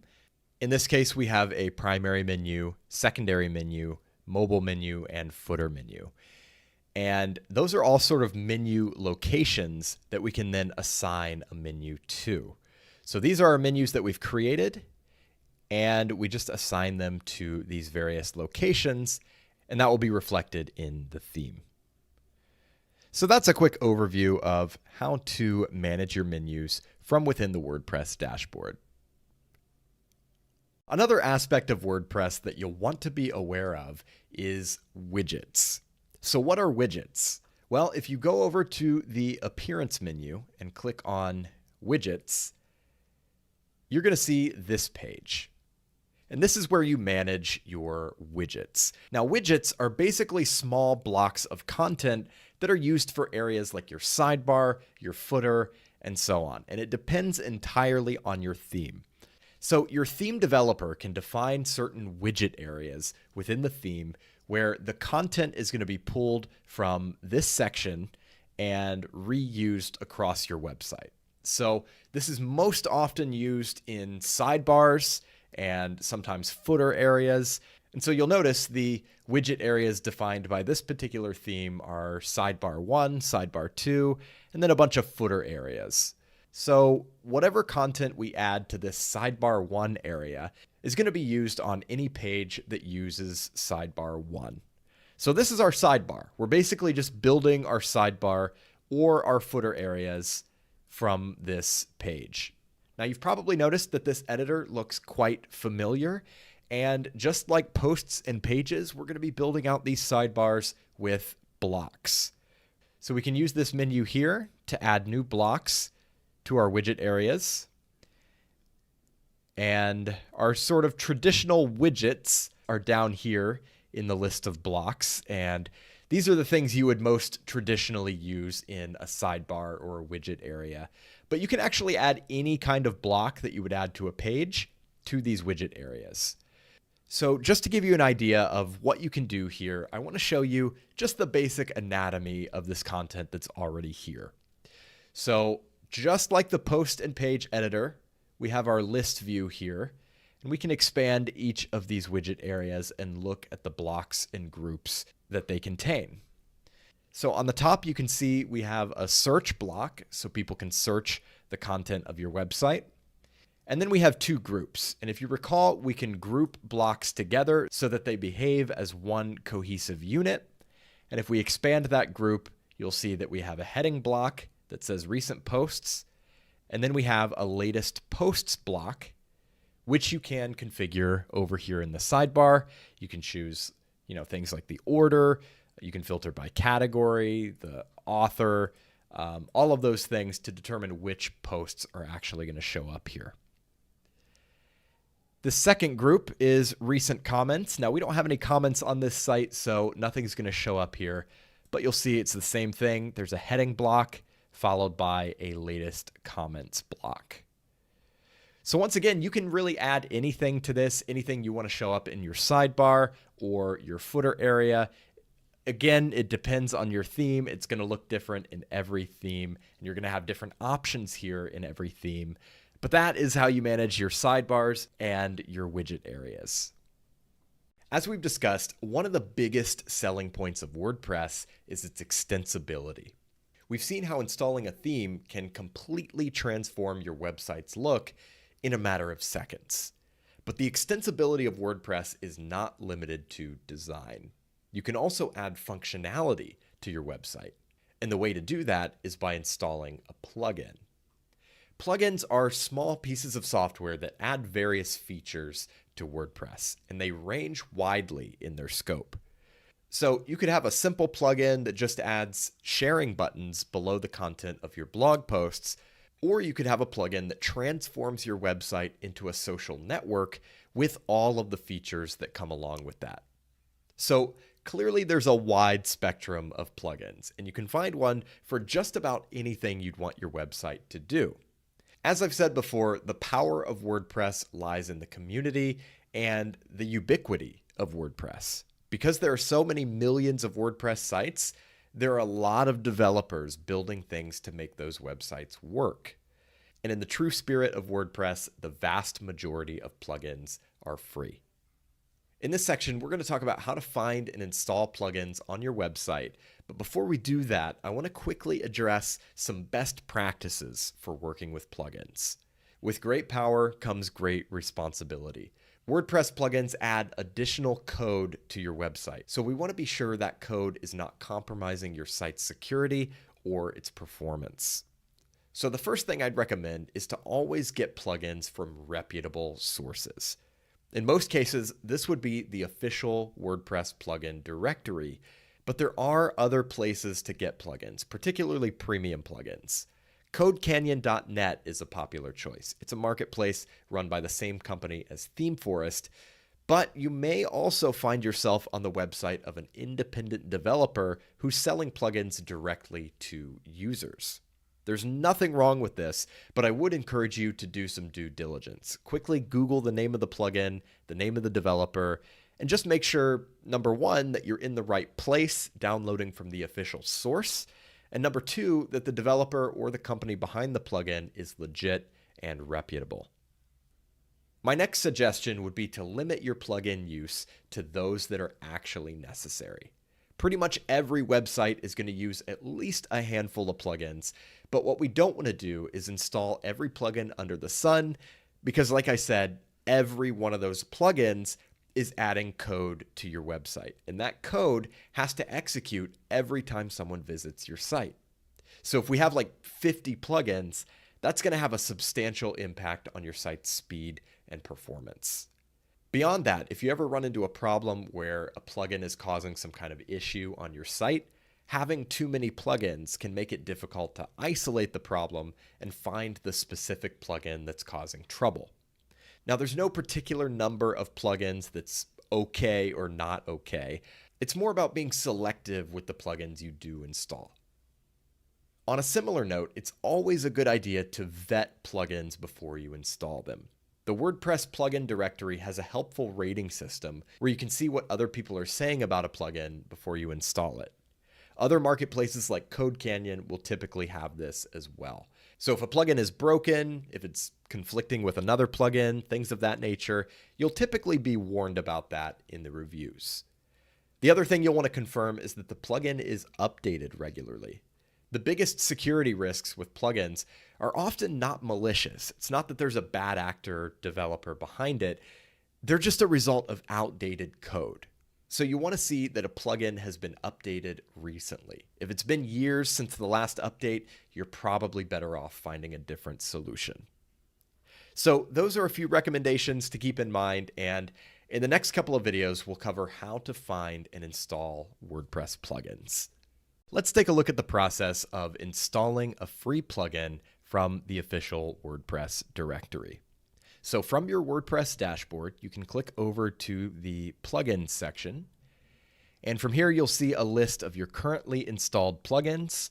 And to add a new plugin, you can click Add New, either in the sidebar here or up here at the top. And the first page you're presented with here is a list of featured plugins. You can also use this tab at the top to view the most popular plugins. These are plugins that are installed on the highest number of websites. Now, if you're looking for something specific, most likely you're going to want to use this search box up here. So if we're looking for like social media share buttons, because that's the sort of example I've been giving, we can type social buttons and we'll see the options we have here. So this plugin looks like it might meet the criteria we're looking for. So we can click on the title to get a little more information. There is a description here. It says this plugin has not been tested with your current version of WordPress. That's a pretty common warning, not really something you need to worry too much about. What I would worry about is if it says this plugin has not been updated for 2 years or something like that. You can see this was last updated 3 weeks ago, so I'm not too worried about it being compatible. So again, we can get some more information about the plugin here. Check out the screenshots. And I always like to look at the reviews as well. So if we wanted to, we can install the plugin here. I'm going to keep browsing. And actually, I think I'm just going to go back to the popular plugins. And I'm going to install just a very simple plugin, this duplicate page plugin. This just adds some very simple functionality. It allows you to duplicate an existing post or page. So I'm going to install this. And then straight away, I'm going to go ahead and activate it. Now the plugin has been activated. And if we go over to our pages, you'll see that when we hover over one of our pages, we have the option to duplicate. So if I hit duplicate this, you'll see that we have a copy of that page saved as a draft. So that's a great example of a plugin, just a little feature that WordPress doesn't come with out of the box that you want your site to have for one reason or another. Now, of course, plugins can do a lot more than that, but often it's going to be these little individual features that you're looking for where a plugin is the perfect solution. And by the way, plugins will also typically add a settings menu somewhere, and you can see the duplicate page plugin has added a new option under settings where we can configure some basic settings for that plugin. So that is how you find and install plugins within the WordPress dashboard. And in the next lecture, you'll see how to install a plugin from a third-party seller or marketplace. In this video, we're going to see how to install a plugin from a third-party seller or marketplace. So if you recall the process for installing a premium WordPress theme, installing a premium plugin is almost identical. So I am going to go over to codecanyon.net, which is sort of the code and plugin counterpart of ThemeForest. It's the same company behind it. It's a very similar marketplace. It works exactly the same. And instead of themes, they sell scripts and plugins for websites. Now, if you want to check out Code Canyon, make sure you go to the WordPress section so you don't end up with a plugin for a different platform. You'll notice there are all of these categories. You can get advertising plugins, form plugins, e-commerce plugins, membership plugins. Whatever you're looking for, you can use these categories to find it. Alternatively, you could type something into this search box like social share, and then you could type WordPress, or you could select social share in WordPress to make sure that you get WordPress plugins specifically. Now I'm just going to go to WordPress and go to popular items, and you'll see it looks just like the ThemeForest interface. So we can scroll through, see what plugins we're interested in. Let's check out this WordPress booking plugin. WordPress booking plugin for appointment scheduling. So just like ThemeForest, you can do a live preview. You can scroll down and read the description, see some screenshots, and you can tell this is quite an advanced appointment booking plugin. That's the thing about premium plugins. They typically will be a bit more polished. They will have more functionality. And even though a lot of features are available through free plugins, a premium plugin can be a good investment if it's going to be like a core part of your business. So like this, if you're running a business that requires reliable and very polished appointment booking features, this might be a good investment. And of course, we have to check the reviews. You see that this plugin is rated 4.97 out of 263 reviews, which is solid. So I would scroll through and just make sure nothing jumps out at me as being problematic. And assuming I'm sold on the plugin and everything looks good, I can go ahead and add it to my cart and purchase it. Now, to show you the installation process, I'm just going to use a plugin that I've already purchased. So I'm in my download section here on Code Canyon, and I'm just going to go with this easy social share buttons for WordPress. I'm going to go download, and just like themes, we want to go with the installable WordPress file only. Makes the installation process a lot easier.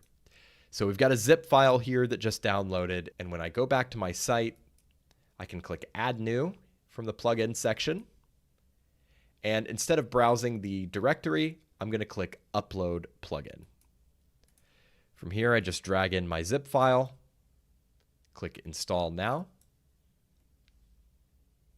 and my plugin has been installed. That's all there is to it.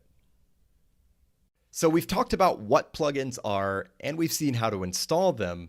So naturally, the next question is, what plugins should you install? You probably know what I'm going to say here. It depends. Every website is different, and I don't recommend installing plugins just for the sake of installing plugins. But I do think it's worth highlighting a couple of plugins that I use a lot, as well as some popular plugins that may or may not be suitable for your website, just to really showcase what you can do with WordPress. So that's what this section is about. In this video, I want to show you a very common type of plugin that most websites are going to need, and that is a contact form plugin. So this particular plugin is WP Forms. This is kind of my go-to these days. There are many options out there, but this one just has a really nice visual form builder, makes it very easy to create anything from a simple contact form to a complex download form, an email opt-in form, all of these different things. So this is the plugin that we're going to be using as this example. So if we go over to our WordPress dashboard, we can click Add New under the Plugins menu and search for WP Forms. So it's going to be this first option here. I'm going to go ahead and install it and activate it. And once I've done that, I get this welcome screen where I can go ahead and create my first form. So I'm going to do that. And this is the form editor. So you can enter a name for your form here and then select a template. So there are all kinds of different templates here. These are basically just going to pre-populate your form with some relevant form fields. So we've got anything from a blank form where you can create it all from scratch to a simple contact form, Secret Santa sign-up form, all the way to things like lead magnet download forms, opt-in forms, even a potluck invitation RSVP form. So clearly lots of different options here. I'm just going to go with the simple contact form. And first I'm going to name the form. We'll call it contact. And then as we're exploring our templates, we can just go ahead and use the template, or we can click View Demo to see what the template is going to look like. You can see we've got a first and last name, email, and comment or message. So that's plenty for me. Definitely good enough for a simple contact form. So I'm going to go back. I'm going to use that template. And here we can see the form editor. So you can see your form on the right, and you can use this left sidebar to add additional fields. You can also drag and drop the fields within your form if you want to reorder them. So for a contact form, this is pretty standard. I am happy with this. And I'm just going to go ahead and configure the settings for this form. So we'll go to Settings. And you can see there are a few pages of settings here. So we've got our general settings, which includes our form name, form description. You can add tags if you want, change the submit button text and the processing text. And then you can choose whether you want to enable anti-spam protection. And I do recommend that you leave that on so you don't get a bunch of spam submissions through this form. Now, notifications. This is important. You want to make sure that you are sending this to an appropriate email address. Now, by default, it's going to send to the admin email for your WordPress site. So you're fine to leave this placeholder in here, or if you want this sent to a specific email address, you can enter that instead. And then you can customize everything about the actual email that you receive when somebody submits this form. So you can change your subject line, the from name, from email, reply to email, and what the actual message is going to say. And you use these smart tags. So the all fields smart tag is just going to show all of the responses to the form. So honestly, I'm happy with this configuration. I don't really need to change anything. I'm fine to leave it as is. Now, under confirmations, you can choose what happens after the user submits the form. So you can choose a message, you can show a page, or you can redirect to a URL. So the simplest solution is just to display a message. And this default message, thanks for contacting us, we will be in touch with you shortly. That's fine with me. So I'm going to leave that as is as well. So now that I'm content with this form, I'm going to go ahead and save it. And now the question is, what do we do with this? Where does this show up? Well, you can add this form to any page or post on your website, and you do that with a standard WordPress block. Let me show you what that looks like. So we'll exit out of this editor, and we will create a new page. So I'm going to call this contact us. And then I'm going to add a new block. And I would add the WP Forms block. And if you don't see it here, you can search for it, WP Forms. Insert that.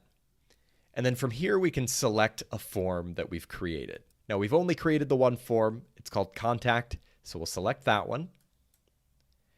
And once we've done that, you can see the form shows up just like that. If we preview this on the front end of the site, this is what it's going to look like on the page. So very nice, very easy, probably my favorite contact form for WordPress. So I definitely recommend, if you need contact forms, to install WP Forms. One of the unfortunate realities of the internet is that there's always going to be spam. Now, of course, you get spam in your email inbox, but when you're running a WordPress site, you also have to worry about spam comments. Now, these are automated, usually nonsensical comments that contain links to other websites.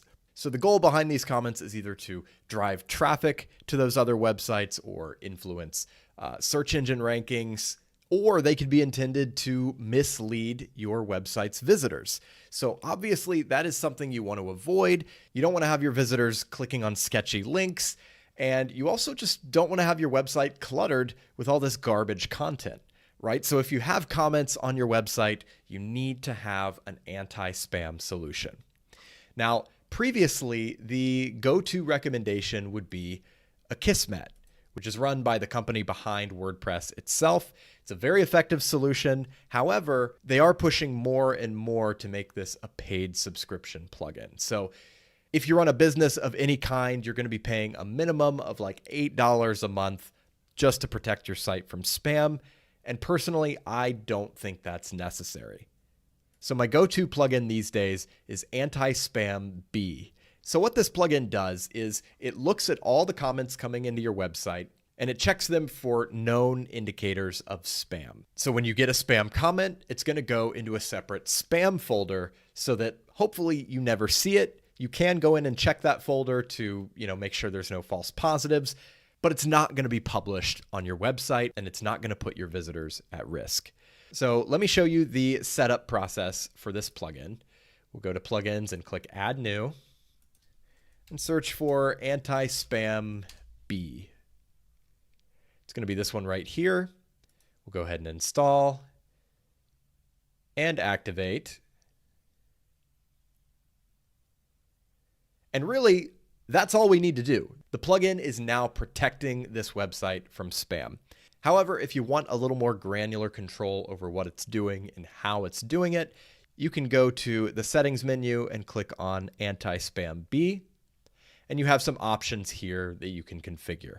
But again, this is very much a set it and forget it type of plugin. You just install it, and then you won't have to worry quite as much about spam comments on your website.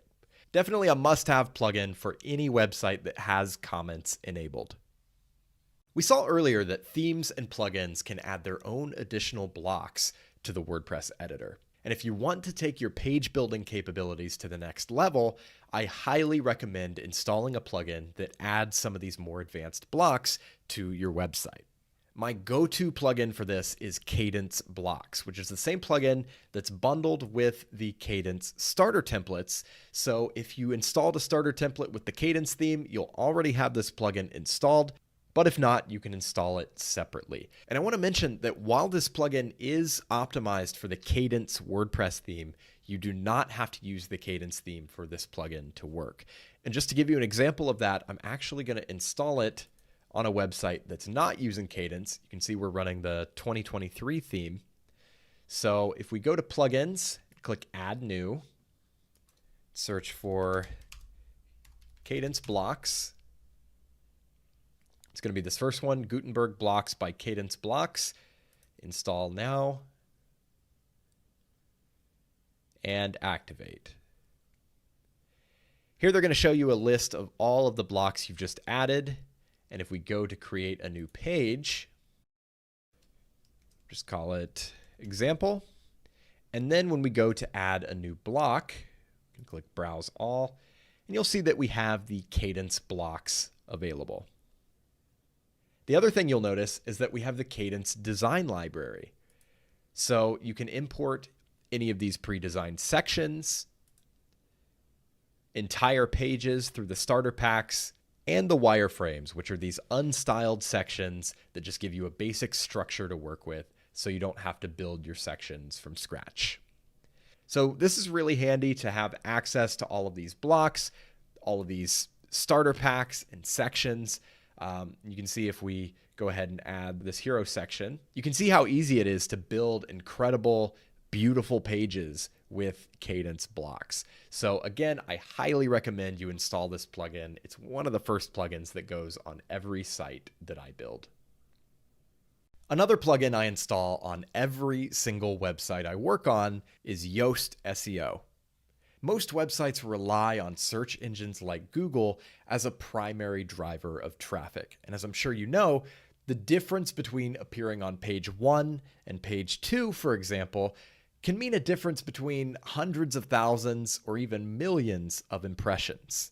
That's why search engine optimization, or SEO, is such an important topic.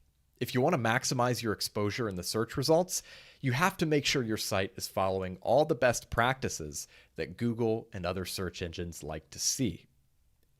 Now, WordPress actually plays pretty well with search engines right out of the box. It is the most popular content management system in the world, so Google knows how to handle it.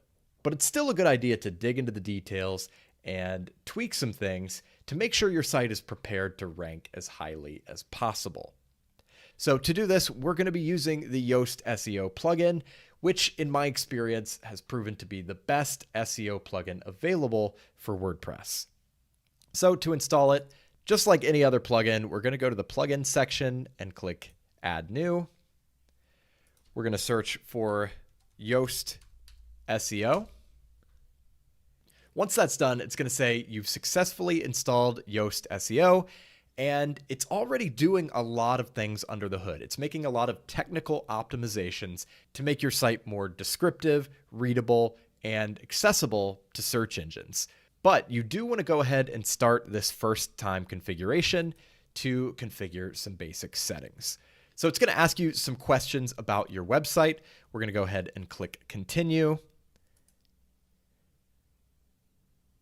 And you can choose whether your site represents an organization or a person. So if it's just you and it's your personal website, your personal blog, you'll click Person. If it's an organization of any kind, a company, a nonprofit, a business, anything like that, you'll choose Organization.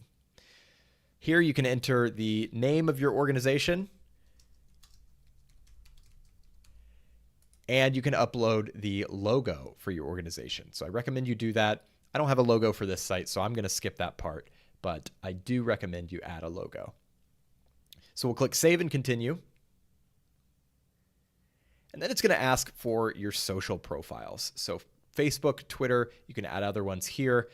These are the official profiles of this website. So again, if this is your personal website, you can put your personal links in here. But if it's an organization, you're going to want to use the social profiles of the organization itself. So enter those there, and then we'll hit Save and Continue. And here you can choose whether you want to provide anonymous information about your website and how you're using the Yoast SEO plugin. I'm going to say no, don't track my site data. And again, Save and Continue. So that's it. That takes care of the initial setup for this plugin. And like I said, a lot of things are already happening under the hood. Yoast is creating some sitemaps for you. It's rewriting your titles and meta descriptions. And thanks to the settings you just configured in that wizard, it's now able to provide a lot more information to Google and other search engines about you and the organization you represent. So in a lot of ways, Yoast SEO is a set it and forget it type of plugin, but there are some active things you can actually do with this plugin as you're creating content to make sure that that content is going to perform as well as it can in the search results. So to give you an example, I'm going to go to edit a page. I'm going to go edit my home page, my front page.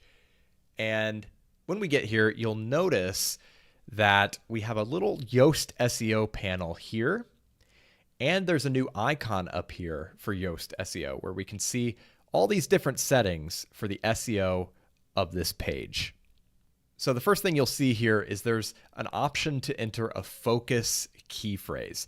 Now this is a key phrase or keyword that you're trying to rank for with this particular page. So if you're creating a blog post about how to create a website, for example, you might enter create a website as your focus key phrase. In this case, we can just say, since the default header of this imported template is underground Renaissance, we can use that as our focus key phrase. Now, what this is going to do is it's going to analyze your content and it's going to tell you a lot of information. So if you click on SEO analysis, it's going to show you some problems and suggestions for improvements that you can make in order to better optimize this content for this particular keyword. So most of these are pretty self-explanatory. You can read through them. They're all written in plain English, and you can make changes to, again, just better optimize this content. And if you're confused about anything, you can click on the links here, and it'll give you a little more information on the Yoast website about what that actually means and what the impact is of that particular element.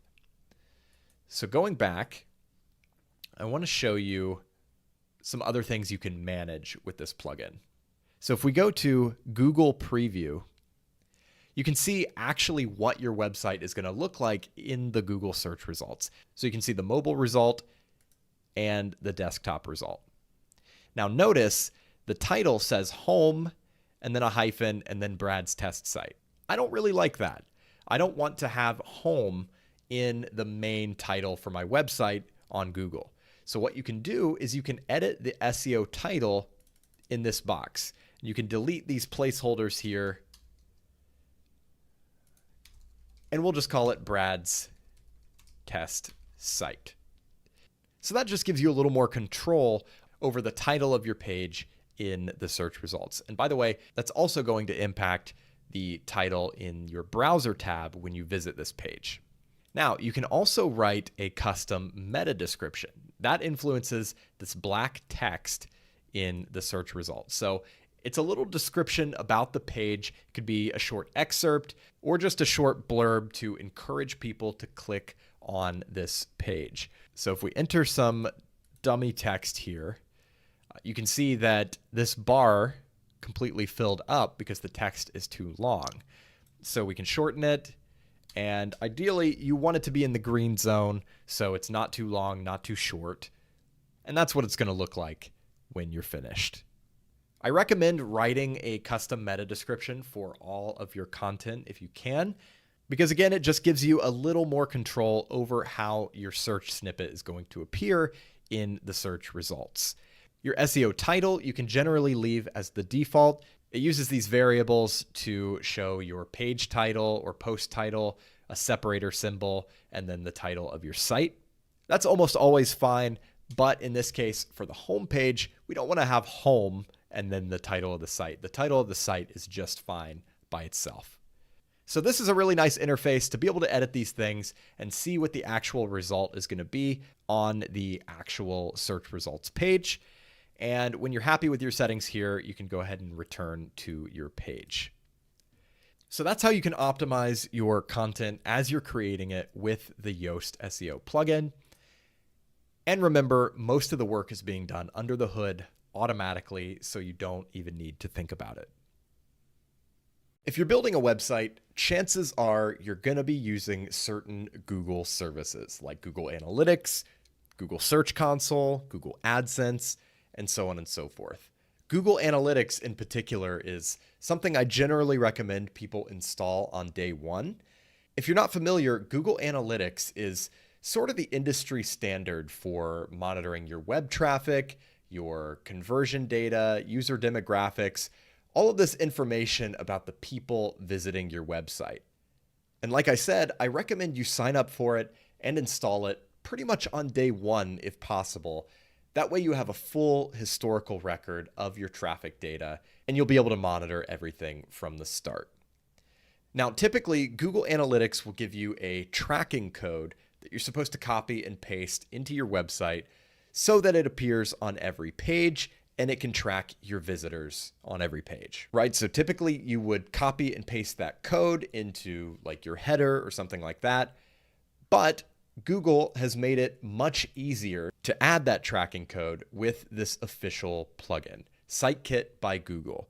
Now, this adds support for not only Google Analytics, but Google Search Console, which helps you monitor your performance in the Google search results, and Google AdSense. So if you're running a content business, you want to have ads on your blog and make money from those ads, all of that is integrated into this one plugin. You don't have to install these things manually anymore. You can do it all from this one official plugin. So if we go to install that, we'll search, I guess, just SiteKit.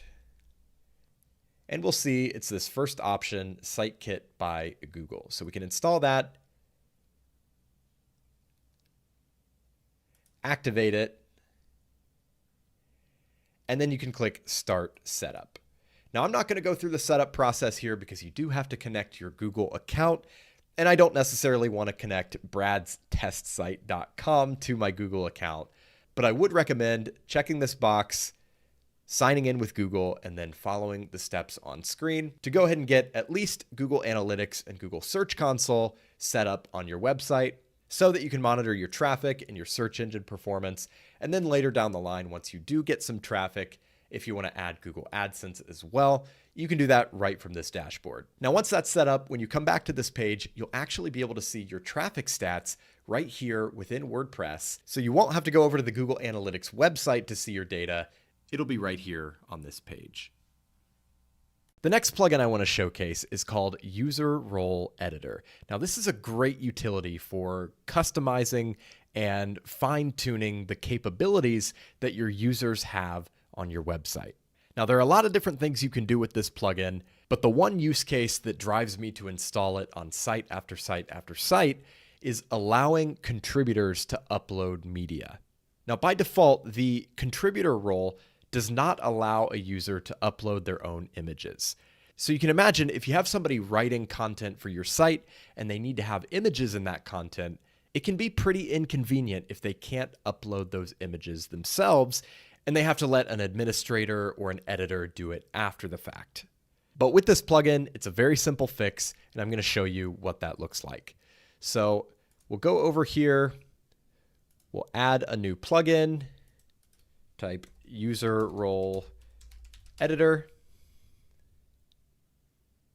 and it's this one right here. So we will install and activate. And once we've done that, we will have a new option under the Users menu that says User Role Editor. So if we go to that page, you'll see that we can select a role at the top and manage its capabilities down below. So I'm going to select Contributor, and then I'm going to scroll through this list and find the capability that says Upload Files. So I'm going to check the box next to that, click Update, Confirm, and now the contributors on my site will have the ability to upload media. Now, as you can see, there are a ton of other options here. You can add or remove capabilities for any type of user on your site. So this is definitely something to explore if you ever need to make some modifications.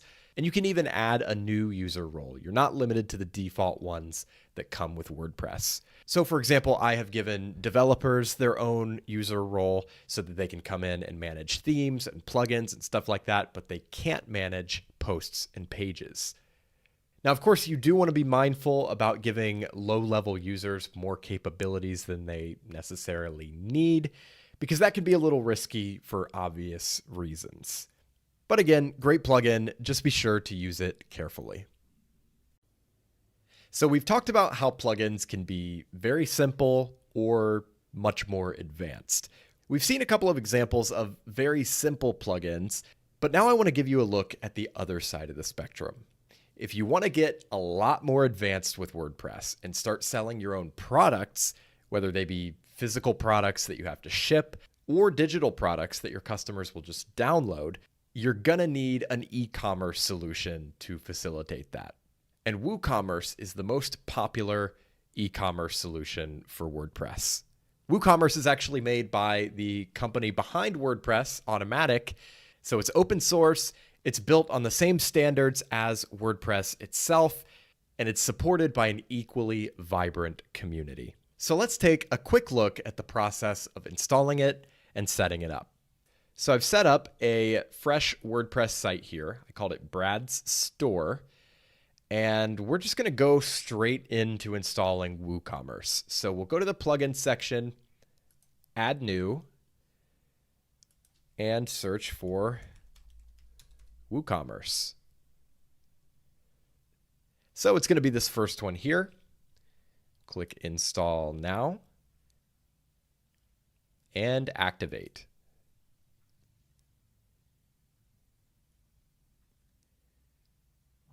So once you've activated WooCommerce, it's going to take you to this wizard that's going to help you configure your new store.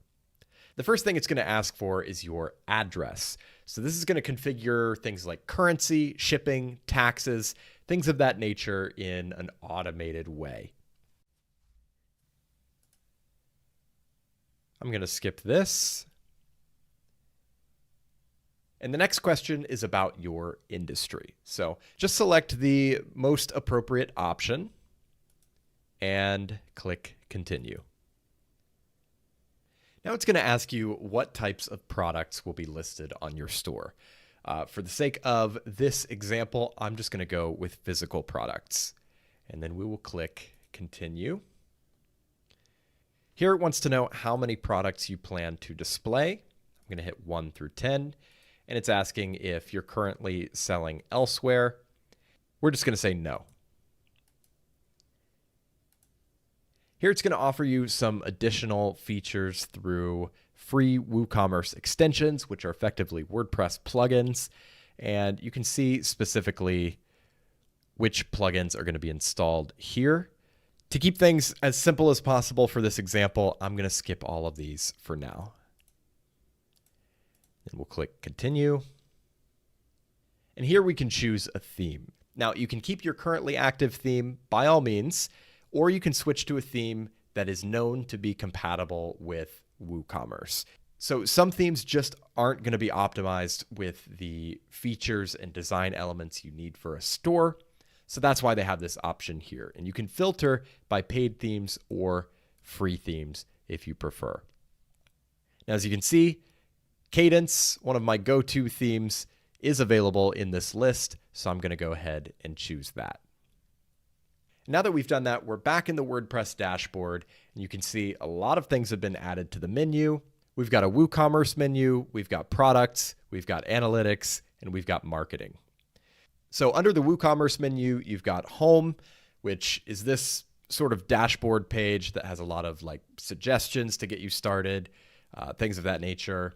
Then you can go to Orders to see the orders that have come in from your customers. On the customers page, you'll have a list of your customers and some various information about them.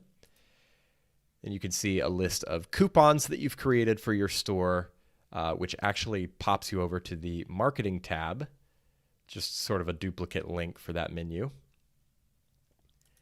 Under reports, you can see some sort of analytics and data about your sales, sales by product, sales by category. You can look at some customer data, inventory data, stuff like that.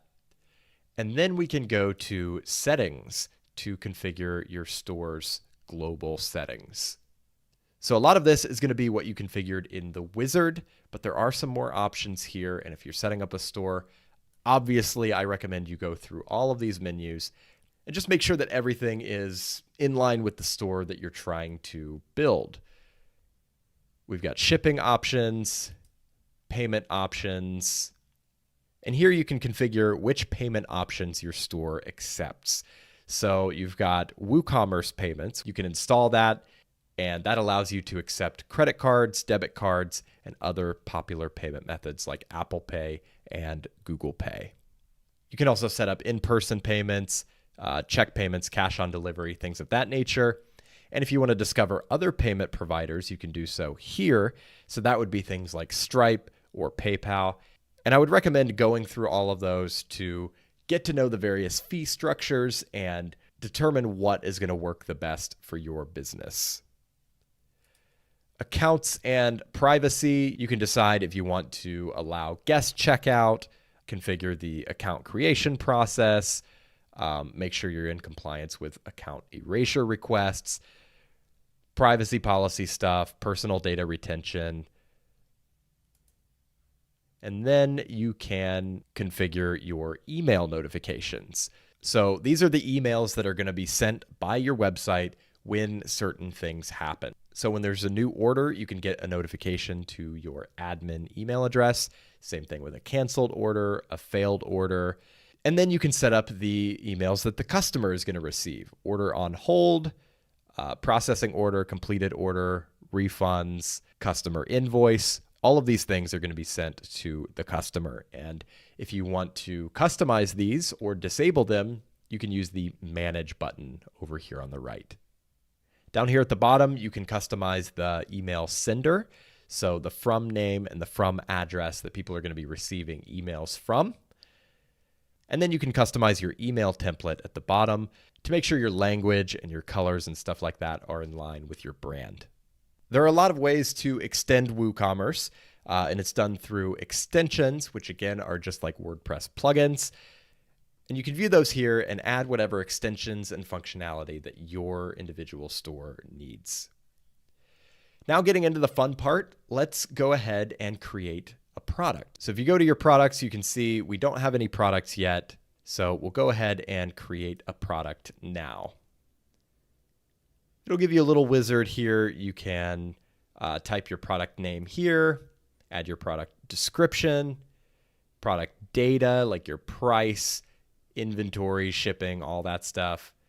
Product short description. This appears on the product page, like directly below the product title. Product image over here. Product tags, which are very similar to the tags on your posts. Just a way to organize your content. Product categories, same thing, but do keep in mind that these categories and these tags are separate from your post categories and post tags. These lists are specific to your products. And finally, you can go ahead and publish your product or save it as a draft if you want to come back later.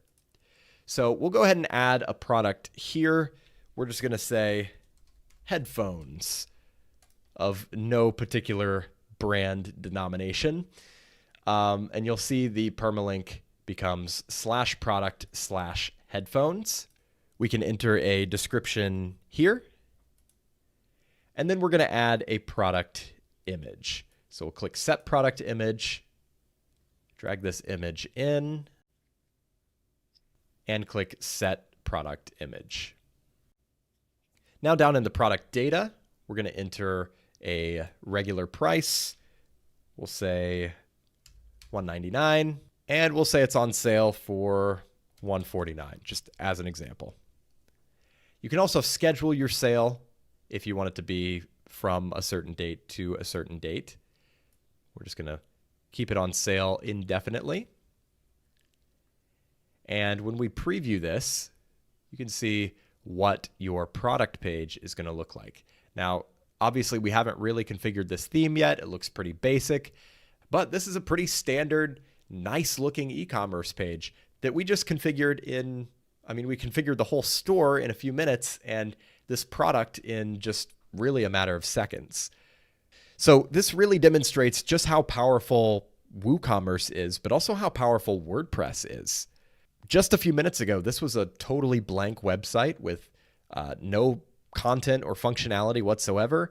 And now it's a fully functional e-commerce store that's almost ready to accept payments. So once again, this really showcases the power of WordPress plugins. And you can imagine just how many things you can do with this when you start getting into WooCommerce extensions to add more functionality to your store itself. One of the responsibilities that comes with hosting your own WordPress site is managing your own security and backups. Now, I know this is not an exciting subject, and a lot of people tend to put it off or assume it's not that important. But trust me, if your site ever gets hacked, or if you ever lose a bunch of data in some kind of catastrophe, you're going to wish you'd been prepared from the start. Now, I want to be clear, WordPress itself is very secure. And whenever a vulnerability is found in the core software, it's patched very quickly. But of course, third-party themes and plugins do add some complexity to this. And the unfortunate reality is WordPress is a huge target, simply because it powers so many websites. So there are a lot of threats out there that are aimed specifically at WordPress sites. Fortunately, there are solutions you can put in place to protect your website and mitigate the damage from any disaster. These solutions are easy to implement. The ones I'm going to share with you are free, and the result is peace of mind, which to me is priceless. So in this section, we're going to cover some best practices that I recommend you follow to keep your site secure, and then I'm going to share some specific solutions to automate your security and back up your data. Let's talk about a few best practices to follow as you're building and managing your WordPress site. First, it's essential to keep your WordPress software up to date. WordPress is an open source platform with hundreds of people contributing to its development.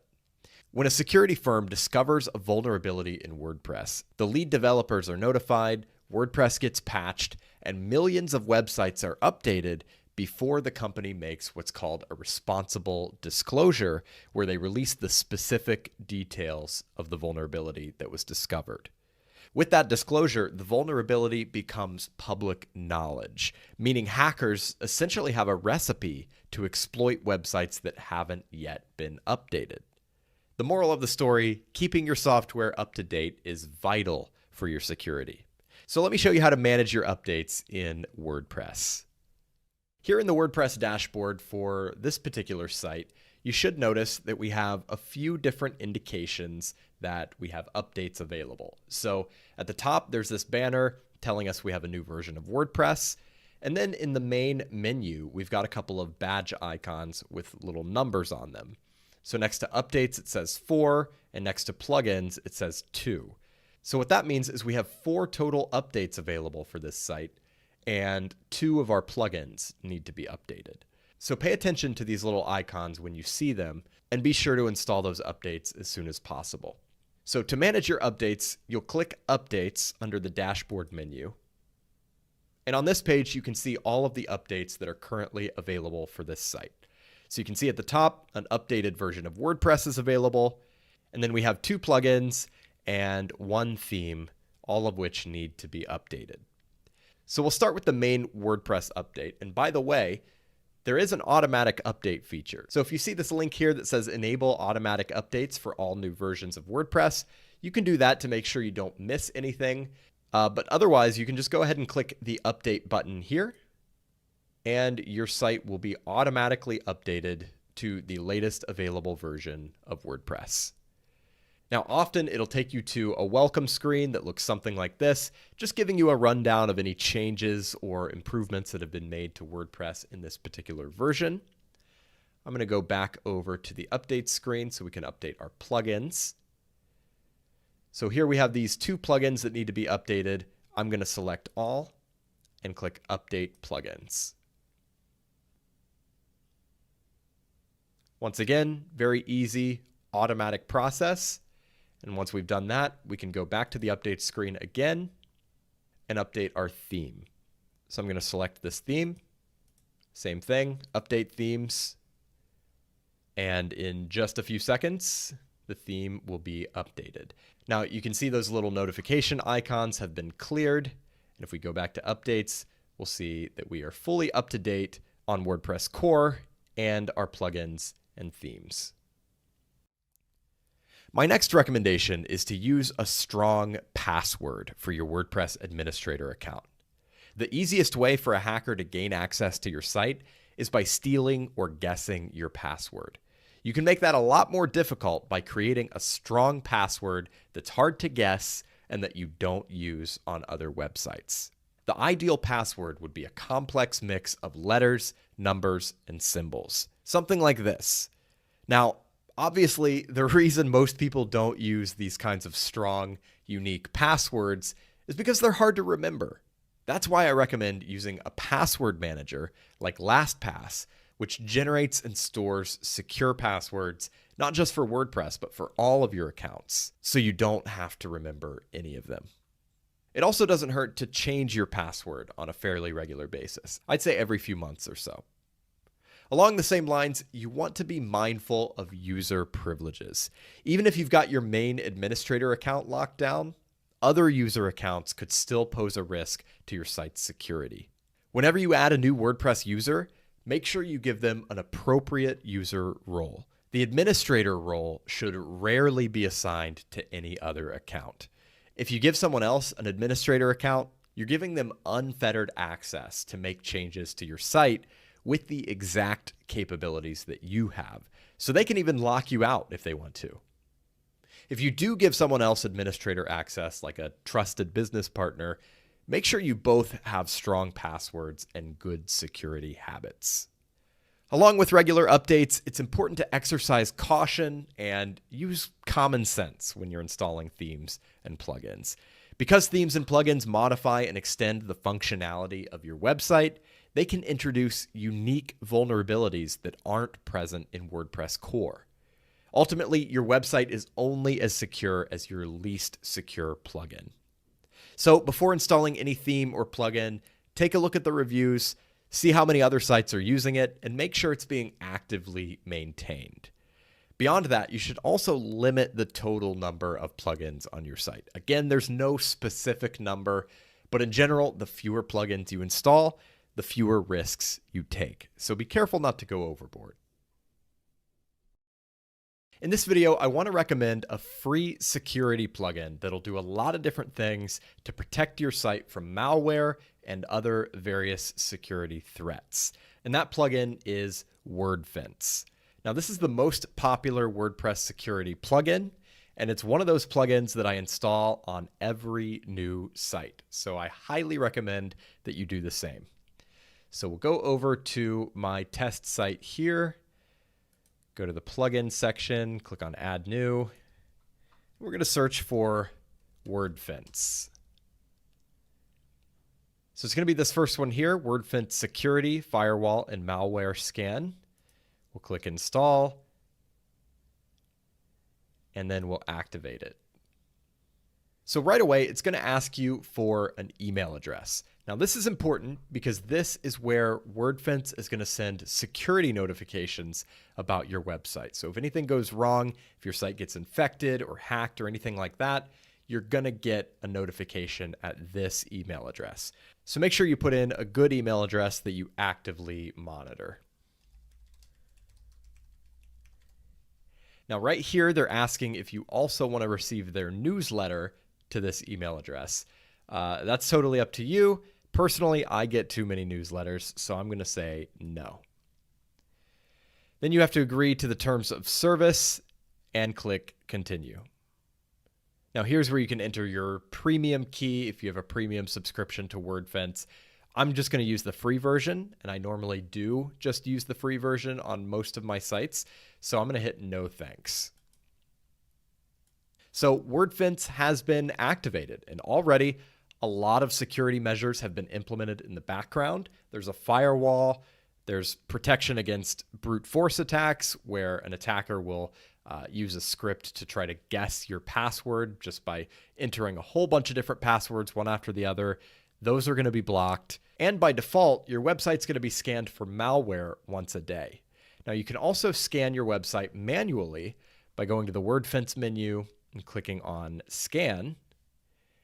And it's going to give you a little tour of the interface here. And if you want to, you can start your first scan right here. Now, once again, if any security issues are found, they're going to be emailed to you, but they'll also be listed down here in this table. And in a lot of cases, you can actually repair issues that it finds just by clicking a button in this table itself. So just by installing this plugin, your website is in a much better place security-wise. And this combined with your good security habits is going to go a long way to protecting you from all the various threats that are out there. Now, there are a bunch of options that you can customize if you would like to, but the default settings are going to be just fine for most sites. In addition to a security scanning plugin, I would strongly encourage you to have a reliable backup solution in place as well. If anything ever happens to your website, whether it's malware or something going wrong with your web host, or even just human error on your part, you're going to want to have backups that you can easily revert to so you don't end up losing data or even losing your entire website. This is the solution I recommend for most sites. It's a free plugin called Updraft Plus, and it makes it super easy to schedule automatic off-site backups that you can restore with a single click. So let's take a look at the setup process. So we'll go to Plugins, Add New, and we're going to search for Updraft Plus. It's all one word. And it's going to be this first one, Updraft Plus WordPress Backup Plugin. Install now. And activate. Now it should prompt you to go ahead and set it up. So we'll click press here to start. And if you want to, you can go ahead and start your first backup now. But first, I'd recommend you go over here and configure some settings. So at the top of this page, you can configure an automatic backup schedule for both your files and your database. Now, right now it's set to manual, so it's only going to back up your site when you go to that main page and click backup. But we can set this to any frequency that we want, from 2 hours up to monthly. So this totally depends on how often you're updating your website. If you're running a business website that's not updated that often, just kind of has your business information on it, your contact info, all that kind of stuff, you're probably fine to go with a less frequent schedule. But if you're constantly updating your website, you're adding new content, blog posts, things like that, I would go a little more frequent. And if there's constantly new content coming in, say if you're running a membership site and there's like a community going on, you'll probably want to go as frequent as every 2 hours. Now for me, I typically go daily with my websites, so I'm going to choose that for both files and database. And then you can choose how many backups you'd like to retain. So again, this is up to you. I personally would like to have more than 2, so I'm going to go up to maybe 5 on both of these. But again, it depends on your preference and also the amount of data storage that you have at your disposal. Now, speaking of which, by default, these backups are going to be saved to your web server where your website is stored, like right there on the same web hosting account. And that is better than nothing, but it comes with a huge risk. If anything happens to your web server or your web hosting account, you're going to lose your backups right along with your website. So I highly recommend choosing one of these remote storage options so that you have an off-site backup as well. So there's a lot of different options here. There's Updraft Plus Vault, which is their premium backup hosting service. If you want a really seamless, easy solution, you could go with that and subscribe to one of these plans here. Or you can pick any of these other cloud storage services. So we've got like Microsoft OneDrive, Dropbox, Google Drive. You can pick any of these and your backups will be automatically stored at that location on your account.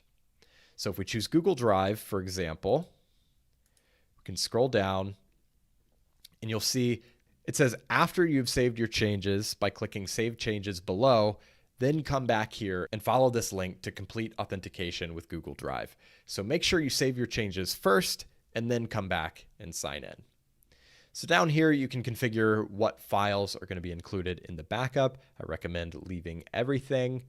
And then we'll go down and click Save Changes. So now it says you've selected a remote storage option, which has an authorization step to complete.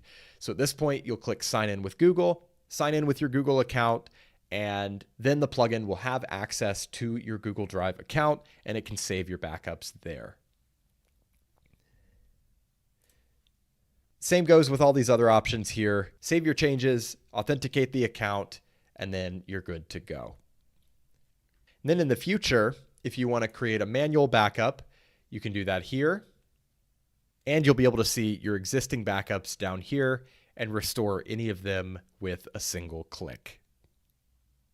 Okay, we have covered a lot of ground in this course. And at this point, you should feel pretty comfortable with the process of building websites with WordPress. But I do want to give you a concrete example where I bring everything together and show you the process from start to finish in a very practical way. So in this section, I'm going to be building a brand new website right in front of you and essentially following the process from the course as quickly as possible. And what I've decided to build is a tech blog. You can follow along with this if you want to create a local site and just sort of copy what I'm doing, or you can just sit back and watch and use it to draw inspiration for your own projects. So what I have in front of me here is a brand new WordPress site. It's got all the default settings, no plugins, only the default themes. But the one thing I have done is added some content. So I went ahead and added about 10 blog posts with featured images, and I added a couple of pages just so we have that out of the way and ready to go as we start customizing the design, because we're going to want to see what all of this looks like. And it's much easier to get a feel for the design of a website when you have some actual content to display. So we've got these blog posts with just a bunch of dummy text and some featured images, and that should be good enough for this tutorial.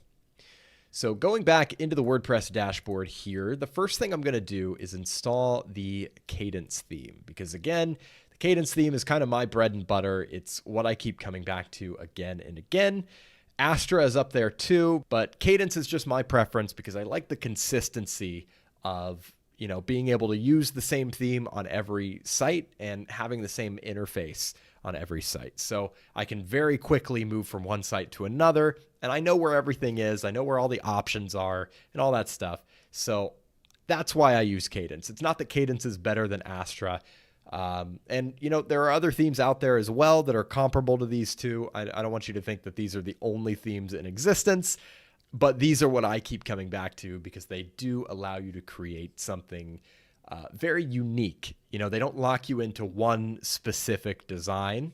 They give you the ability to create a lot of different designs while also optimizing your performance. So that's really important to me. So I'm going to install Cadence and I'm going to activate it as soon as it's installed. Activate.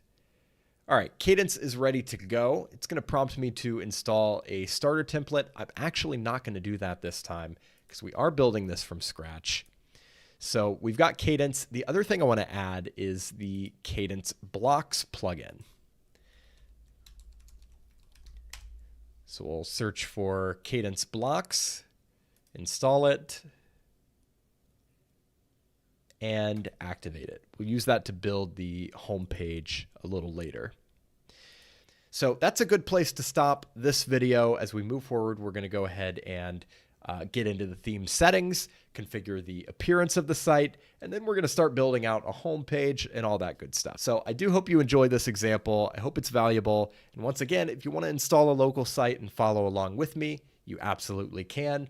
Otherwise, just sit back, relax, and hopefully take some inspiration from watching me follow the actual process that I follow every time I build a new site. In this video, I'm going to configure the color palette and fonts for this website. So I'm going to go to the theme customizer by clicking Customize under the Appearance menu. And from here, I'm going to go to Colors and Fonts. So we're going to start with colors. And I'm going to customize this global palette. Now, if you recall, the global palette defines certain colors that are reused across the theme customizer, as well as the post and page editor. So these are used across the theme, And here where it says site background, it's set to this color. And obviously we can set a specific color for the site background, but right now it's set to the lighter background preset, which means if we change lighter background to something else in this global palette, that will also change the site background because the site background is set to reflect whatever that color is. So I'm going to go ahead and configure this palette. Now, normally I would sit here and mess with this for a long time to, find a palette that works. In the interest of time for this video, I've already laid out a palette that I want to use for this website. So I've got a list of those colors off screen that I'm just sort of copying and pasting into the palette here.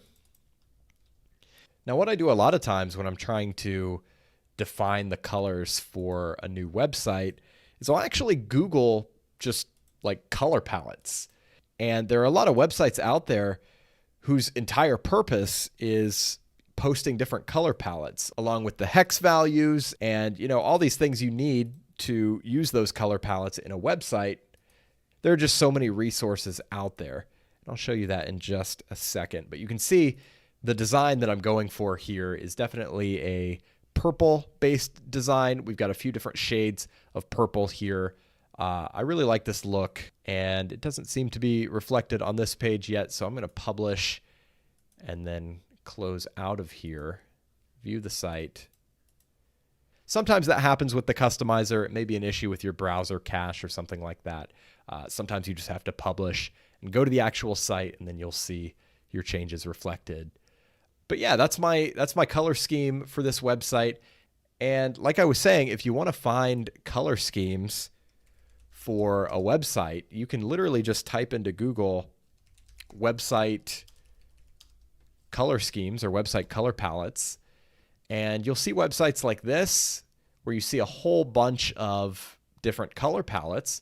You can click on them and see the actual hex codes for each of these colors. And it can save you a lot of time. It can inspire you and really just help get the ball rolling because, when you just have this empty palette sitting in front of you, it can be hard to, even begin to define these colors. So definitely use the resources at your disposal to draw inspiration and come up with some good color schemes. Now, once again, a lot of things are going to be reflected automatically once you change this global palette. So our site background has changed. Our content background is already set. Our link colors. So there are a lot of things that we're not even going to have to change. Buttons, for example, should be good to go. We do need to change our typography. So you've got a lot of options here. We've got our base font, and then you can override that with all of these individual elements. So if you click into here, you can look at all these fonts and see what they're going to look like. I already have a font in mind, but typically when I'm doing this, I am literally just clicking through the fonts, trying to find one that works. And, it can be a time-consuming process, but that's why I came prepared today, and I know exactly what font I'm going to be using. So we're going to use Overpass for this website, and I'm just going to use Overpass. Sometimes you want to have different fonts for your headings versus your paragraphs, and when you're trying to figure that out, you can also use Google and search for font pairings. And there are a lot of different websites out there. This is a great example. If you click on pairings here, we can scroll down and see actual font pairings with a heading and a paragraph that you can take back to your website and use for your own content. But like I said, I'm just going to use the one font, keep it simple for this one. I'm going to use Overpass. And actually, it looks like I set that for the heading by accident. I need to set that as the base font.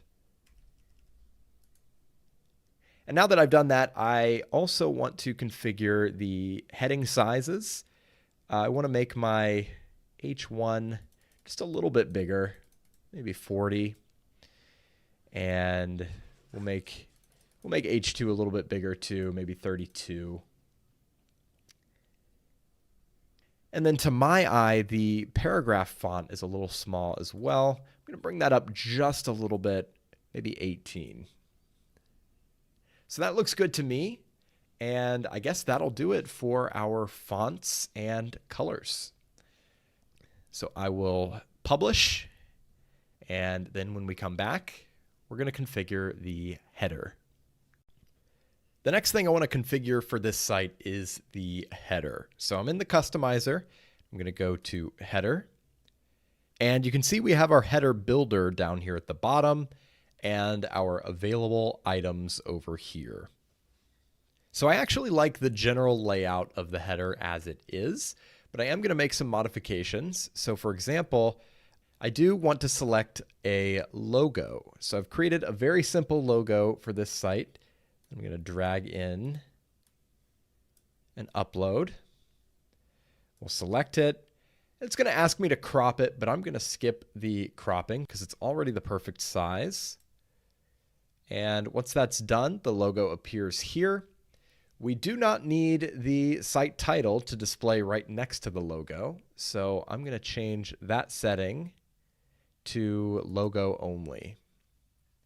So now we've got the logo on this side. We've got the menu on this side. That is the layout I want. Now we just have to configure the menu. So I'm going to go down to the primary navigation menu here. Click the settings icon. So I'm going to create an actual menu and customize these items a little bit. But first I want to customize the design. So for the colors, I think I'm going to use this option. And then, let's see, that's our hover color and our active color. I think I'm going to do purple, just the main accent color for both of those. We don't need a background. And for the font, I think I'm going to increase the font weight a little bit. And then we'll check the size. I think 17 pixels is going to be fine for this menu. Double check the drop-down options here. I think it would be more helpful to actually come back to this when we have a drop-down. So we'll go back to the primary navigation, go to General, and then we'll select the menu. So I haven't created any menus on this site yet. So I'll create a new menu and I'll just call it Primary. Now let's add some items to this menu. So we can do Home, which is a custom link just to the home page of this website. And then maybe we do some categories. You can see I've created some tech-related categories here. So let's do news, apps, gadgets, gaming, and social media. See how that looks. Looks good to me. And actually, I think I'm going to add, for the purposes of having a drop-down, we'll add About Us. Drag that up and make it the second option. Change the navigation label. Simplify it a little bit, just About. And then I'm actually going to add that same page again as a submenu under About. We'll call it About Tech Blog. And then you can add Contact and our privacy policy, all as submenus of the About link. Okay, so that looks good. Now let's go back to the header, back to primary navigation settings, drop-down options. I think I'm going to do fade up versus fade, or fade down. I kind of like fade up. So that works for me. And for the design, that color is fine there, but I want to add some purple. So we're going to use that first accent color for both the hover background and the active background. So that's what that's going to look like. Now I'm noticing this text is a little bit small, so I'm going to increase that a little bit. Let's try maybe 16.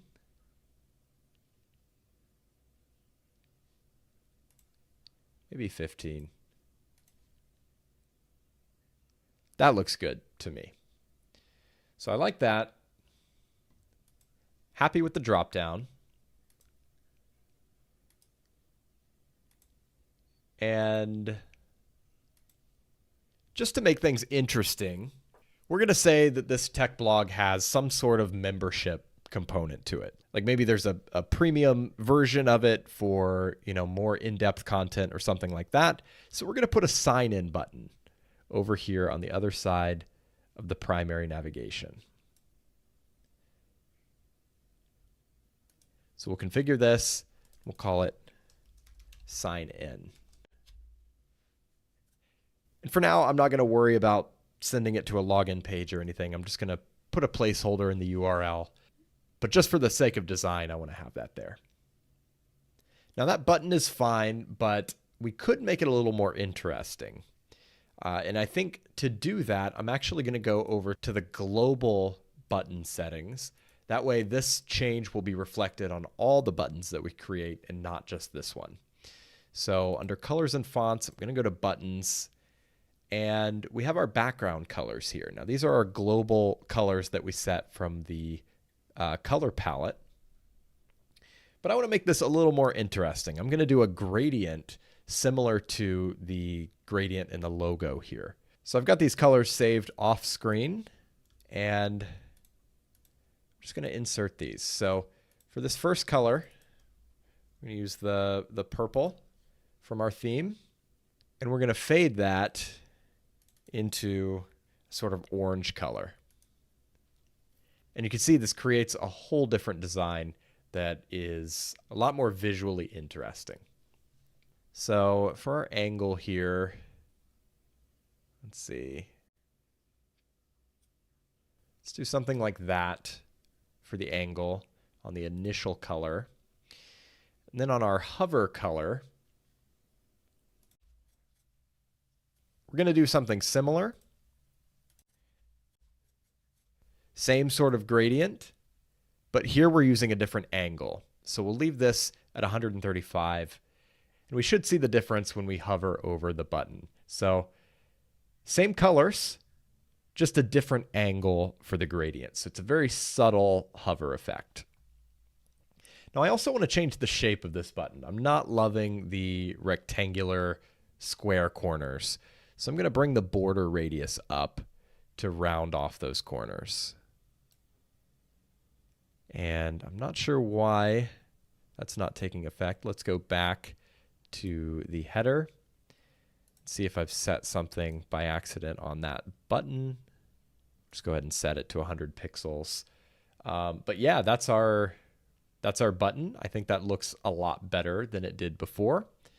And it's just, like I said, visually interesting. And it matches our brand, as you can tell from the simple logo I created with the gradient effect. The button matches really well. So returning to the header, we've got our logo, we've got our primary navigation, we've got our button. It looks pretty good, but we can also add other elements. So you remember there's 3 rows here. We have a top row, a main row, and a bottom row. On a lot of websites, you only use the main row because that's all you need. And we could get away with that here, but just to make things a little more interesting, I am going to do something with the top row. So let's see what we can do here. Let's go with HTML. And I'm going to put some contact information up here. So we'll say, got a news tip.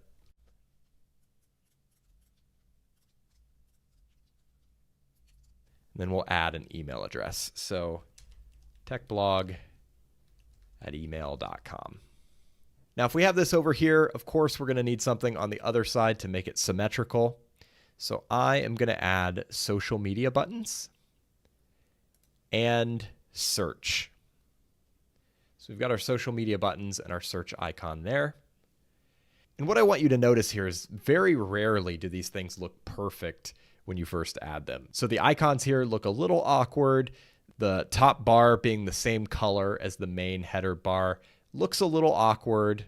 But as we start to configure all of this, it's going to look a lot better. So what I'd like to do first is configure this top row. So I can click this little settings icon next to the top row itself, and we'll go to design.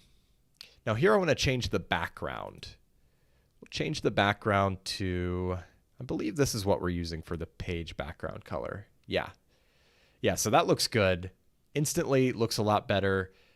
We still have a couple of modifications we could make here. I think this text is too big and these icons need to be changed.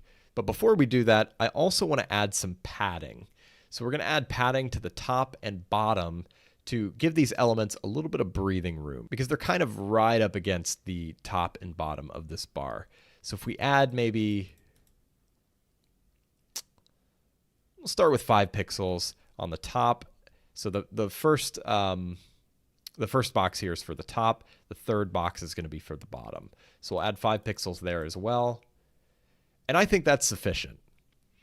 So that looks good in terms of the layout of the top bar. And now we can go and customize these individual elements. So we'll go to the HTML. And what I want to do here is change the text size. So we'll reduce it to maybe 15. I think 15 is good. And then we'll go over to the social media. And here I want to change the style of these icons. So we're going to switch from filled to outline. Once again, major improvement. Looks a lot better. The other thing I want to edit here is the colors. So we'll set the initial color to this darker color here. And then I think I'm going to go with purple for the hover color, just to sort of match the menu and everything else here. You can see that looks very nice.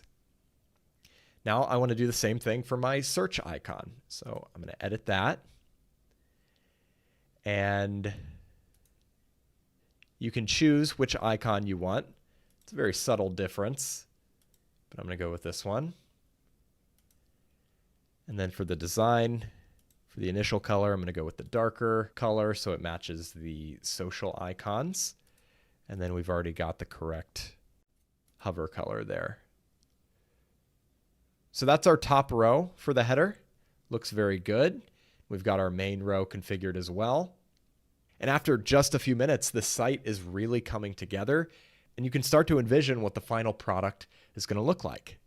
So I think that does it for the desktop header, but I do want to make sure that the tablet and mobile header looks okay. So here it's a lot simpler. We've got our logo over here and our trigger icon on this side. So let's go ahead and edit the trigger.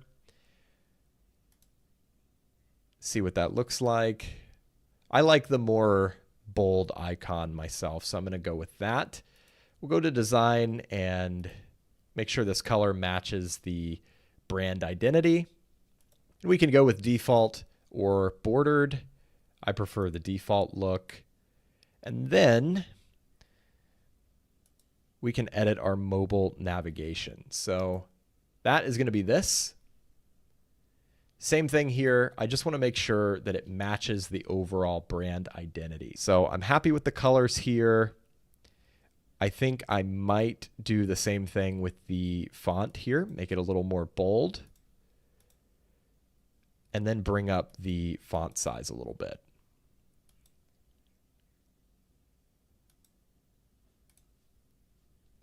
So that's our mobile menu. We can go over to General and make sure the proper menu is selected. So I'm just going to reuse the same menu on mobile. And there it is. we are good to go. So I think that will do it for our header. So we've got our header configured. I like the way it looks. And the next thing I'm going to do is configure the footer. That way we have the basic skeleton of the website complete, and then we can move into the actual page content. So let's go over to the footer. And then we've got our footer builder here. It's very similar to the header builder. We've got our top row, middle row, and bottom row. So if we scroll down so we can actually see the footer, we can see that all we have here is the copyright text. So I think the first thing I'm going to do is go ahead and edit this copyright text. And the current configuration here is using these placeholders. So we've got copyright, current year, site title, and theme credit. Now, I highly recommend that you do use these placeholders. That way you don't have to come back every January 1st and change the year. So I'm going to leave the copyright symbol, the year, and the site title. I am going to remove the theme credit though. So that looks good. You know, if you wanted to add a little more text here, say all rights reserved or something like that, you could do that. But I think I will keep it simple and just have the copyright year and the site title. So that looks good to me. And the next thing I'm going to do is actually move that over to the left side. So what we're going to do here is change the number of columns to, I think we'll do 2 columns, just 2 equal columns, left and right. So now we've got our copyright text on the left, and we're going to add something on the right. And I think I'm going to do some social media buttons. So we'll do social.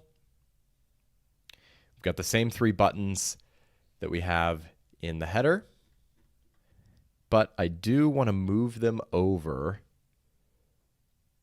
to the right side. So we change the content align to align right. Now for design purposes, I do want to backtrack a little bit, go back to the main footer settings, and I'm going to go to design, and I'm going to change the footer background. And I think I'm going to use this darker color. So that looks good to me. Obviously, we have to change this text color so it's readable. But aside from that, I do like this background color for the footer. So we'll go ahead and edit the text. Change the font color to white. Then we're going to edit the social media buttons. And just like we did for the header, I'm going to change it to outline. And then here for the colors, I'm going to do white for the initial color. And we'll do our main purple accent color for the hover. Let's see how that looks. Looks good to me.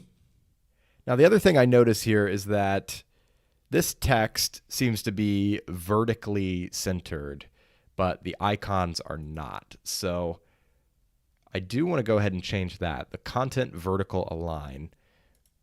We want to align that to the middle. I'm just going to make sure that's set here as well. So content vertical align, middle, looks good. So these look a lot more symmetrical now. And I think that'll do it for the bottom row.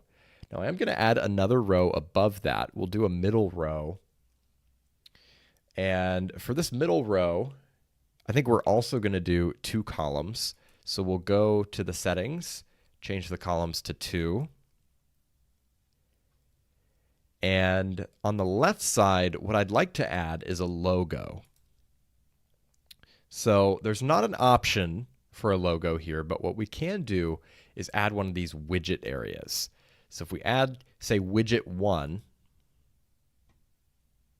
we can then edit that widget. And we have a little block editor here. So what I'd like to do is just insert that image that I uploaded earlier, the logo image. We'll select it. And then we've got our logo in the footer. Now this is too big. I definitely want to resize this. So we'll go to this block and we'll click Show More Settings. So here I'm going to choose the image size. We can size down to medium. Of course, we can choose these specific proportions as well, but I'm just going to see if medium works first. Medium still feels a little bit big. So let's try these proportions, maybe 50%, 75%. I think 75% is fine. It's 225 pixels wide. Let's try maybe 200 and just see how that looks. A little bit smaller. Yeah, I think that's sufficient. So we'll stick with 200 by 64. And then on the other side, I'm going to add a navigation menu. So we'll add footer navigation. And we will edit that. Now I am going to create a new menu for the footer. So we'll create a new menu. Name it footer. Click next. And I'm going to add some items to this menu. So I think for the footer, I actually want to add all of our pages here. So we'll do home, about us, contact, and privacy policy. Just sort of the typical things you'd expect to find in a website footer. So I think that'll do it for the menu. And the next thing we need to change is the design and alignment of this menu. Because you can see our social media icons are way over here, but our menu is weirdly off to the left. So we're going to align it to the right, and we're also going to do a middle align. So that looks better, and now we're going to go into the design for this menu. So I'm going to change the initial color to white, and I think the hover color is good. It's our main accent color. And then the active color, I think I'm actually going to just change that to white as well, because I don't necessarily want it to be permanently purple when we're on the About Us page. So white is fine for active, and then we've got our purple accent color for the hover color. Now, just like our navigation menu at the top, I'm going to increase the font weight a little bit. And actually, I think since we have a sign-in button at the top, we might want to add a sign-in link to this menu as well. I don't think I'm going to do a button. I think we'll just do a link in this menu. So I'll go back to the menu itself and edit the menu. We'll add a new link. And again, I'm just going to do a placeholder and call it sign in. Okay, so that's good. Now, I noticed that both of these menus are sort of awkwardly tall. So let's go to edit the footer again. We'll edit the middle row. And I think what we need to change here is the top and bottom spacing. So we've got 30 pixels on the top and the bottom. That's a bit much. Let's reduce this to, I think we could do, let's start with 20 pixels and just see how that looks. And then I want to do the same thing for the bottom row. Although the bottom row, I think we could make a little bit smaller because there's less content here.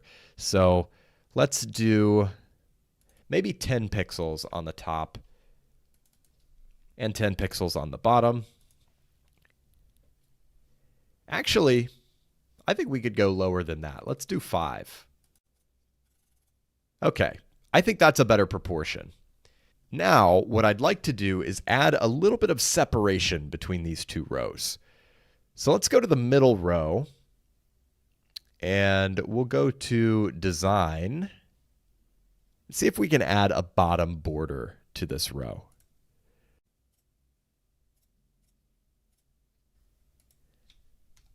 Okay, so what I've done there is I chose a solid border, I made it white, and I made it 1 pixel.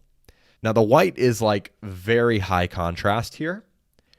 So I think what I'll do instead is take this color that we're currently using and just make it a little bit lighter. So I'm just manually moving this color picker around to create a very subtle border. So I think that will work for me. It's a very subtle 1 pixel border, just a slightly different color from the background of the footer itself, just to separate and distinguish these 2 rows. So now if we come out of here, hide the footer builder, hide the controls, this is what our footer looks like. So we've got our logo, we've got our menu, we've got our copyright text, and we've got our social media buttons. So it's a very simple footer. It's got all the standard features that you would expect to see in a footer, and I think it looks pretty good. So with that, I'm going to go ahead and save my changes, and that takes care of our footer. The next thing I want to set up for this website is the post and page layout. Now, if I wanted to, I could go to the general section and control a lot of different settings about the layout as a whole. For example, the content max width just kind of determines how wide your website is. If you want it to be quite a bit wider, or if you want to make it more narrow, you can definitely do that. I'm going to leave everything on this page at the default settings, but the options are here if anything jumps out at me at any point where I'm like, yeah, that does need to be specifically configured for this website. Otherwise, I tend to leave all of this as is. So for this video, we are going to go down to the posts and pages layout, and we'll start with the page layout. So to see our changes, we're going to need to go to a page. So I'll go to my About page. And the first thing we need to choose is whether we want the title to appear above the content or in the content area. So this is above the content. And if we choose in content, it's just going to be down here in the content container. Now, I think for pages, it looks a little better if I have it in the content. So I'm going to go with that. Then you could choose your page title alignment if you want to center it or anything like that. I'm going to leave it as is. We can configure these title elements. So we've got the title. We can add breadcrumbs if we want. And if we want to show the post metadata, we can also do that. It just shows the author and the date. I'm just going to show the title. And now we have to choose the default page layout. So this is just sort of the standard layout. It stretches pretty wide, and there's no sidebar or anything like that. If we want it to be a little more narrow, we can choose the narrow layout. And I find that this works pretty well for pages when you don't have a sidebar, because the normal layout, it is pretty wide, and it feels like you're almost turning your head to read the full line of content here. So I usually go narrow, and then if you want to customize the specific width of the narrow layout, you can go back to that general page, click on layout, and customize the narrow layout content max width. So it's 842 right now. We can make it smaller. We can make it bigger. I'm going to leave it at the default.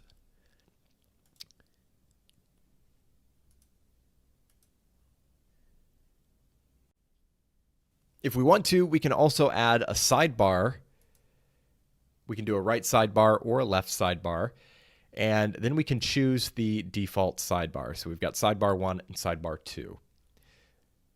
Now, I think for my pages, I'm going to leave it on the narrow layout, but I will use a sidebar for my posts. Next, you can choose whether you want your content to be boxed or unboxed. And just to show you what that looks like, boxed sort of separates the content area from the background. And with unboxed, your content is directly on the background. So I usually go with boxed. And then we can choose to enable or disable content vertical padding. So that's this blank space above and below the content area. So you can see if we disable it, the content area is right up against the header and footer. And we can also have it only on the bottom, only on the top, or again, disabled completely. but I'm going to leave it enabled. We can show a featured image and comments if we want. I don't really need a featured image or comments on my static pages, so I'm going to leave those disabled. Now I'm pretty happy with this layout for my pages. Nice and simple. So I'm going to go back and get started on my single post layout. So again, we have to go to a post for this to reflect in our preview. And this is sort of what the default post layout looks like. We've got our title showing in content. We could do above content, which would look like this. I'm going to keep it in content. And then once again, we have all of these options for what we want to display at the top of the post. So we can do breadcrumbs, categories, title, meta, and excerpt. So the way it's set up now, it's showing the categories, the title, and the metadata.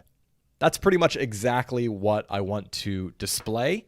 But notice you can also rearrange these things. So if I want to have the author and date above the title, for example, I can just drag it up over here and it moves up above the title. But I think it was fine the way it was, so I'm going to leave that there. And then we have to decide whether we want a sidebar. So right now we're on the narrow post layout, but we could also do the wide normal layout, or we could add a sidebar either to the right or to the left. I'm thinking for this website, I'm going to add a sidebar to the right. I'm going to leave the content vertical padding. I do want to show the featured image.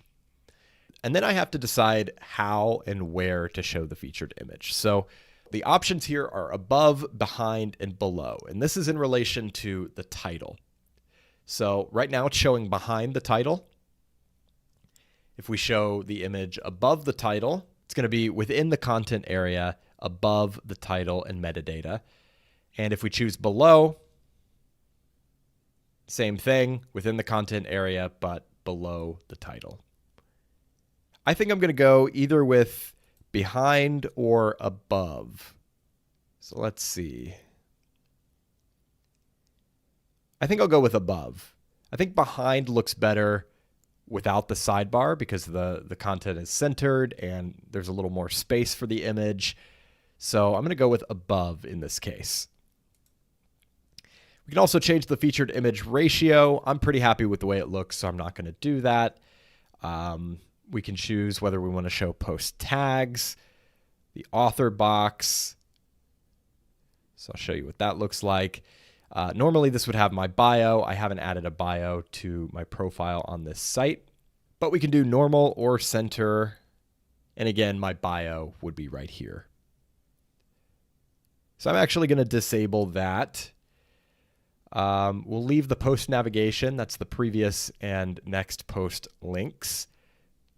We'll also leave the related posts.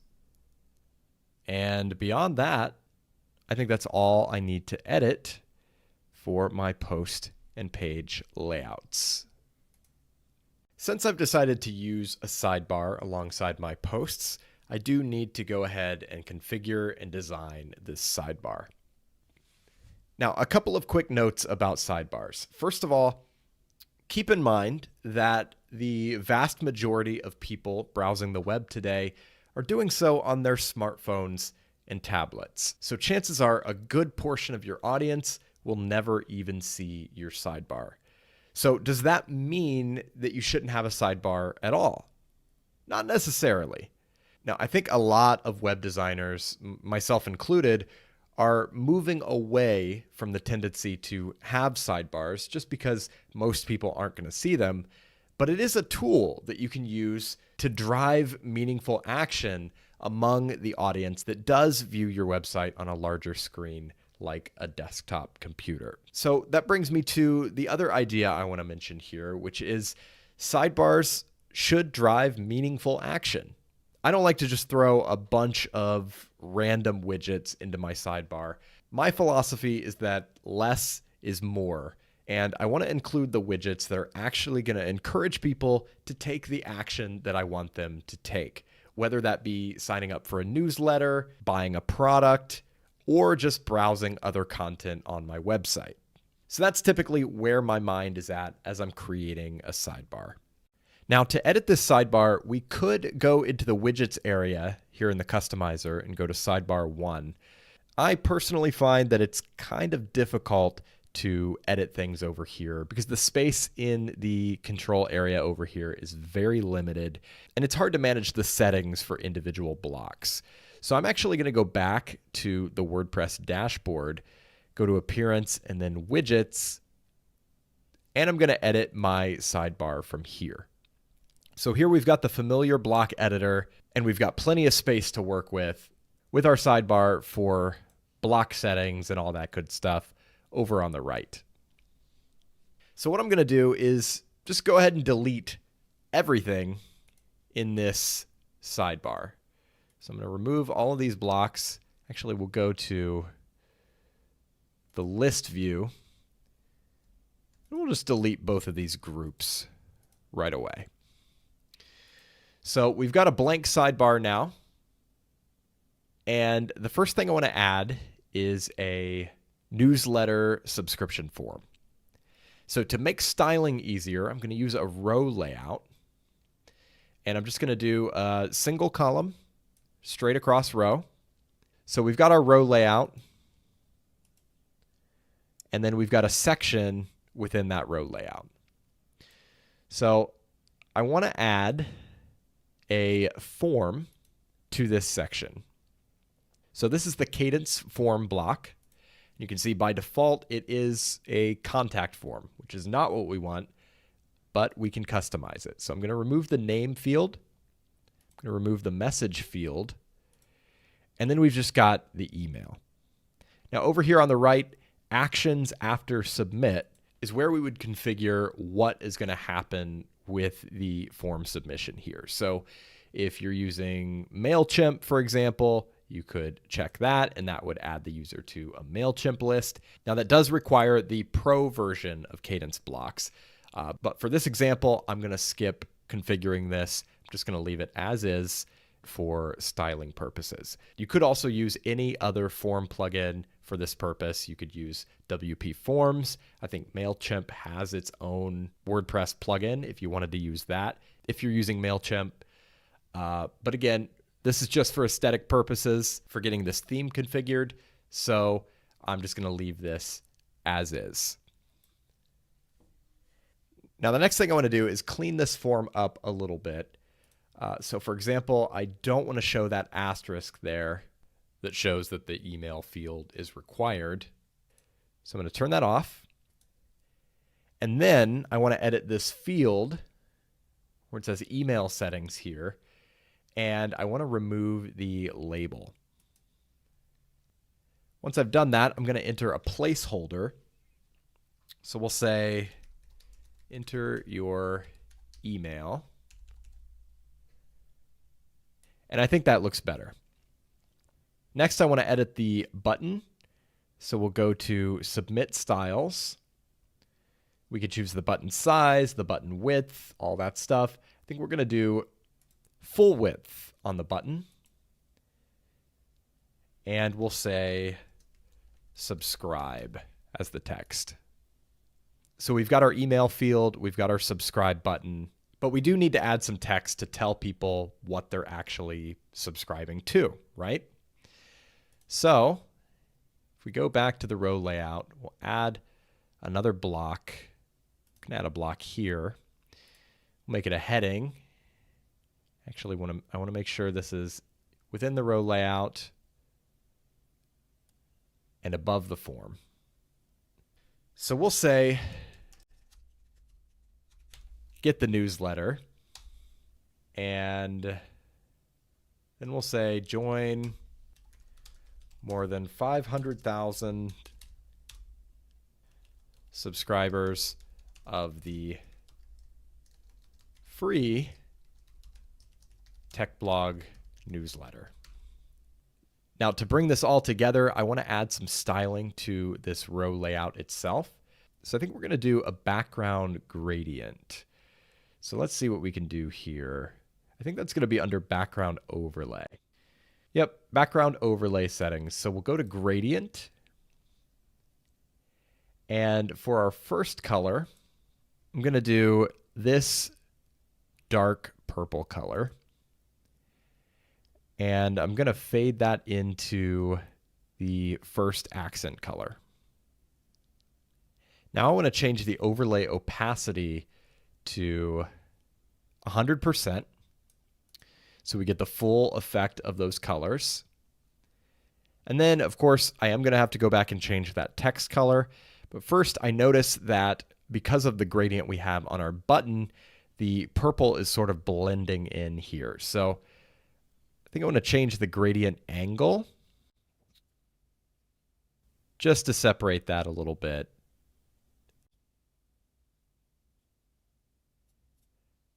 And I think that looks good. So we'll change the color of the heading text here. Make it white. Same thing with the paragraph text. And then I'd also like to center this text. So we can do that up here, align text center. Same thing here. And that is our newsletter subscription form. So the next bit of content I want to add is a recent posts area, just to encourage people to continue browsing the site. So I'm going to add another row layout. Same thing here, all the way across, full row. And I'm going to add posts, the cadence posts block. So over in the sidebar, we're going to select posts as the post type, newest to oldest. And I think we're just going to do 3 or 4 items. So moving down to the layout settings, we don't want to have columns. So let's go down to 1 column. We're going to put the image above the title.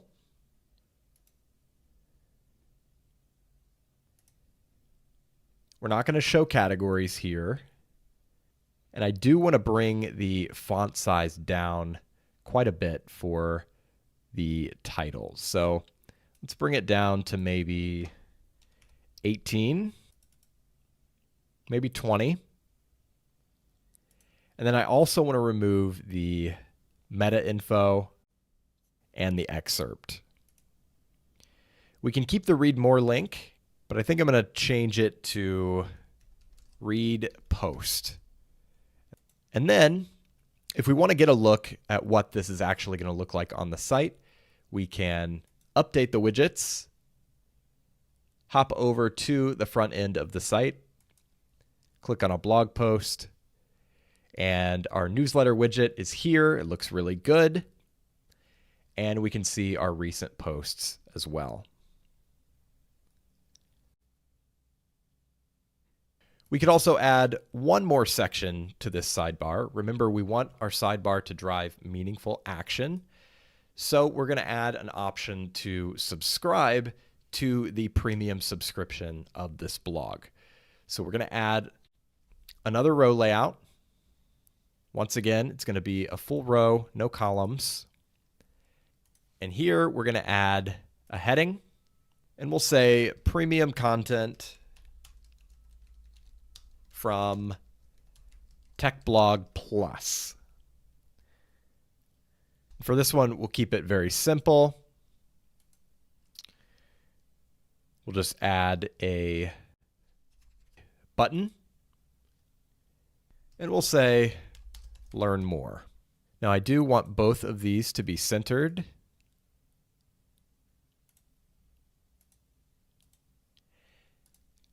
And then I want to go back to the row layout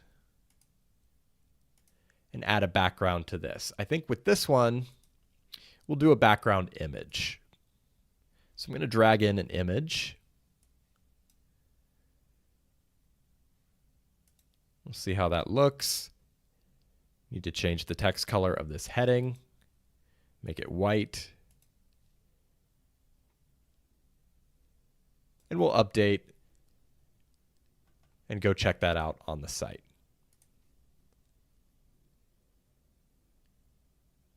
So that heading is a little bit big. I think I'm going to reduce that a little bit. Make it maybe 22 pixels. We'll see how that looks. Premium content from Tech Blog Plus. That looks okay, but it could use some breathing room. So let's add a spacer here. We'll turn off the divider and just add maybe about 40 pixels of space. When we refresh, that looks good. Now, one more thing that I could do here is round off these corners a little bit by adding a bit of a border radius. So I don't want it to be too extreme. Just want to soften the edges. So let's see how that looks. 5 pixels. Nice. I'm happy with that. Premium content from Tech Blog Plus. And we could add a little blurb there as well, like we did with the newsletter widget. But yeah, that is a solid sidebar. I'm happy with that. And I think I'm ready to move forward. The next step for this site is to configure the blog page and design a static home page. Now, of course, on a website like this, where it's primarily a blog, you could get away with using the posts page as your front page, but we want to take this site to the next level. We really want to make a great first impression when people land on the site. And also, you may recall this website has other objectives aside from just promoting the latest blog posts, right? We have the premium subscription, we have the newsletter, and we want to showcase those things on the homepage as well. So in this video, we're going to create a static homepage and a blog page. We're going to configure the WordPress settings. And then in the next video, we're going to design the homepage itself. So let's go ahead and create our first page. We'll just create a blank page called Home for now. Go ahead and publish. And then we're going to create another page. We're going to call this one Blog. So we've got our 2 pages, and now we're going to go over to the reading settings.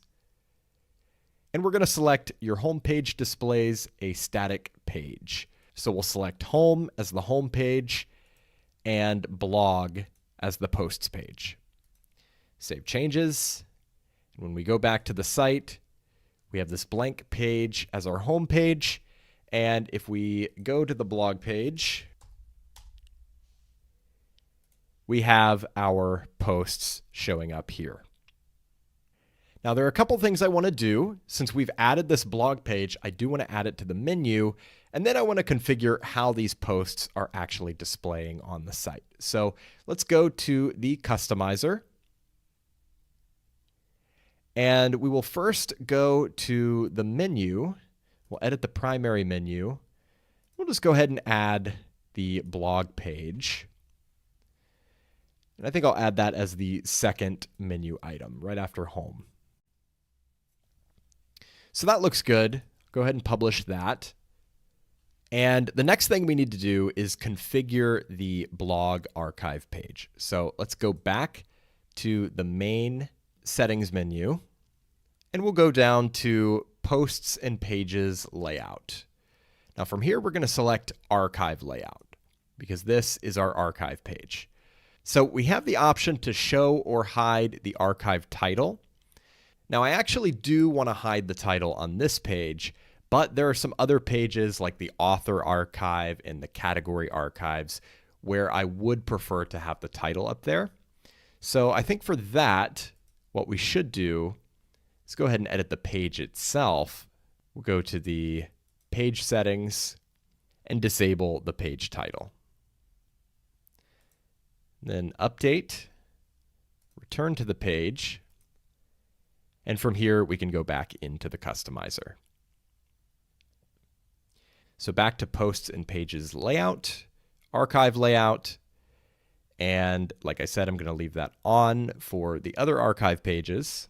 And we can just kind of play with some of these settings. So all of these settings are for the title.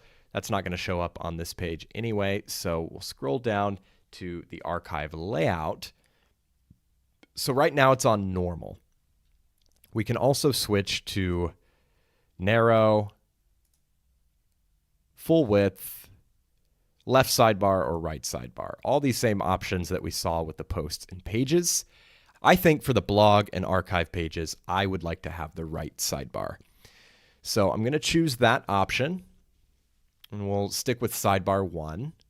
If we wanted to, we could go ahead and create a second sidebar with sidebar 2. Just so we don't have the redundancy of these recent posts here, we could put something else in the sidebar, but I'm just going to leave it for now. Now for our post archive columns, you can see we have 3 columns here and it's very crowded. So let's see what we can do about that. We could do 2 columns, or we could do the very traditional blog layout with 1 column. So I think I like that the most. And I think I also want to put the image beside the post instead of on top of it. So this image is a little small, but we can definitely modify that. So for the post item layout, the feature is going to be the featured image. And we can play with different ratios here to make this a little more aesthetic and not so small. So we'll just try a few different options.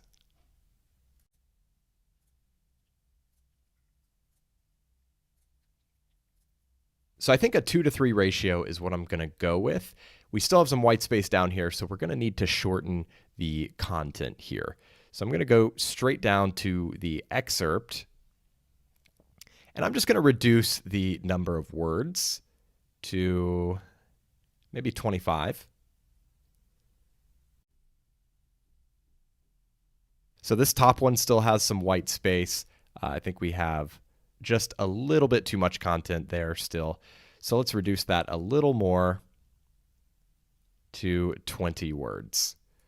Now, if we scroll down, all of these posts look much better now.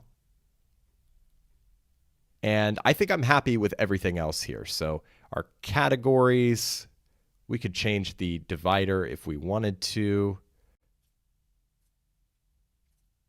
I think I like the default. We could also change the style between normal, pill, or underline. I think we're going to do normal. And then we can choose which metadata we show. So do we want to show the author? Do we want to enable the author's name linking to the author page? Do we want to show the author image? So if we want to have a little avatar there, we can also disable or edit the word by.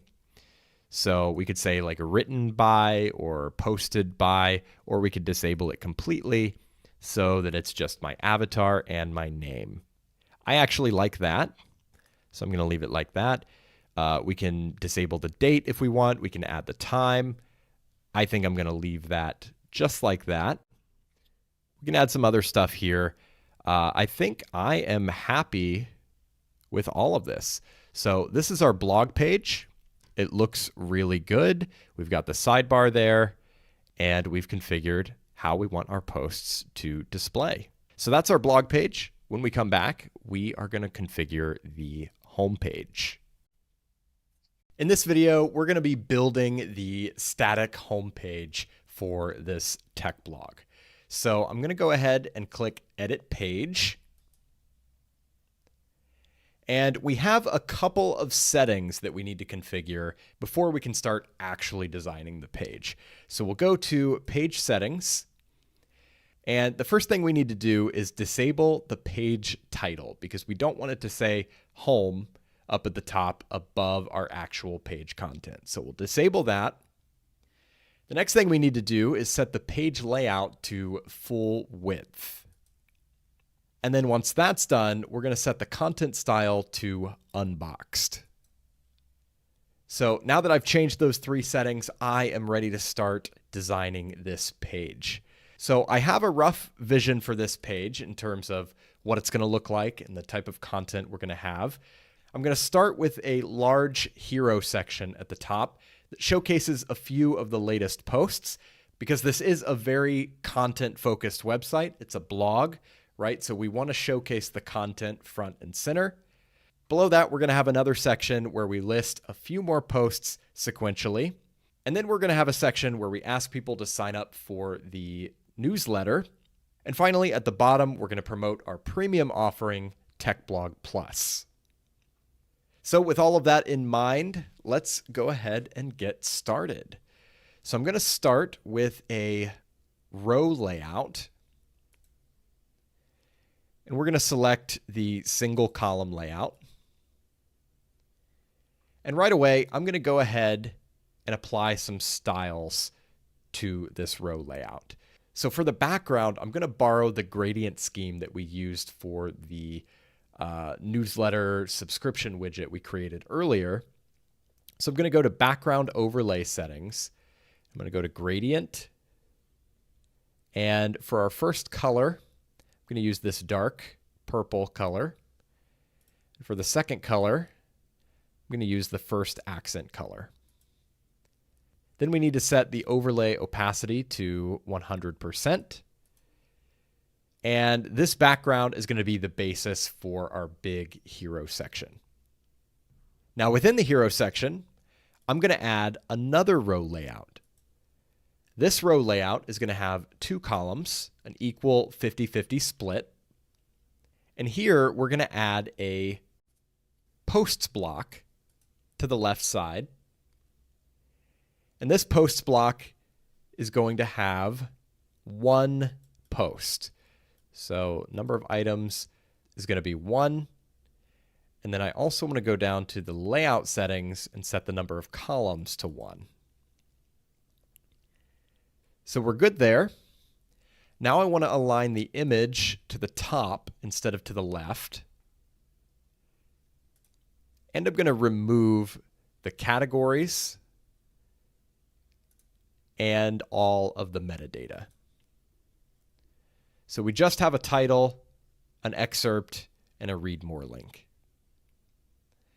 On the right side, I'm going to add another posts block. Here we're going to do 4 items. And we're going to set the offset starting post to 1. And the reason I'm doing that is because we've already listed a post here. So for this block, we want to start with post number 2. That way we're not showing the same post in both blocks. So once that's set, I'm going to go down to Layout and set the columns to 2. Now in this block, I'm also going to disable the categories. I'm going to set the title size to probably H5. And then we're also going to disable the metadata and the excerpt. So this is roughly what this section is going to look like, but it is pretty wide. So to fix that, I'm going to go back. I'm going to use the list view to go back to this top level row layout. And I'm going to go to the structure settings and turn on this setting that says Content Max Width Inherit from Theme. That's going to limit the width of all of this content to the max width from your theme itself. So now, if we update this and then view the page on our site, we've got a nice hero section here showcasing some of our latest posts. So going back, click out of everything here. I want to add another row layout. This one's going to be a single column.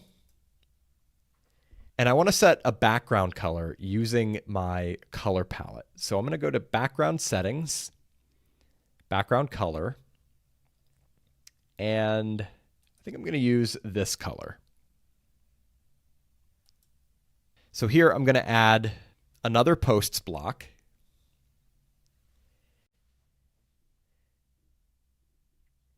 We're going to keep the number of items at 6, but we do need to set the offset starting post. So we've got 1, 2, 3, 4, 5 posts above this section. So we need to set that to 5. That just prevents us from having any duplicate posts. So in this section, I'm going to keep a little more metadata visible, and I think I'm just going to change the category option to pill. And I'm fine to leave all of this metadata here, the author, the date, the excerpt, all of that stuff. I might actually do what I did on the blog page and enable the author image and remove the by label. So that's not showing up in the preview here, but I think if we view this on the front end of the site, we will be able to see the avatars. Yep, that looks good. And we do need to limit the max width of this section as well, just like we did up here. So if we go to this second row layout, go back to the structure settings, and enable content max width, inherit from theme. Once again, a much more reasonable width. Now, I think I do want to reduce the size of these titles a little bit. So we'll click into this block, and we can go to title size. Let's reduce it to H3. So we'll update, go back to the page, and that looks pretty good. Actually, though, the categories, to me, are making this feel a little bit cluttered. So I think I'm going to remove the categories from that section. Just see how that looks. Yeah, I definitely prefer that. Now let me see if I want to add the author to the posts at the top as well. Now I'm the only author on this site, but if you use your imagination, a large tech blog like this would have multiple authors, so it could be a useful piece of information. So we'll go to this posts block and enable meta info. And we'll keep all of it for now. We'll get rid of the author label, but enable the author image. Same thing in this block. Go down to the meta settings, enable, disable the label, enable the author image. And I just want to see if I like that. So actually, to be honest, this also feels just a little bit cluttered, at least in the smaller posts. So maybe we leave it on the most recent post, but disable it on these posts. So we'll go back, click into here, and just disable all the meta info. We'll try it again. That looks good to me. So we've got our first two sections pretty much done. There is one thing I'm noticing here that these sections could probably use a little bit of padding. So let's go back to the row layout. And we'll go to padding and margin. And let's just increase the top and bottom padding a little bit. So maybe 50 pixels. And we'll just see what that looks like.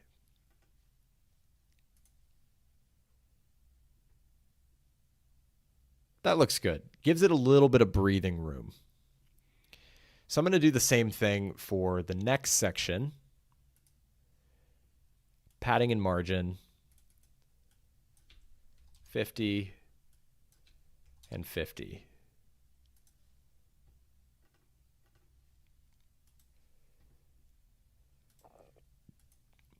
Okay, so on to the next section.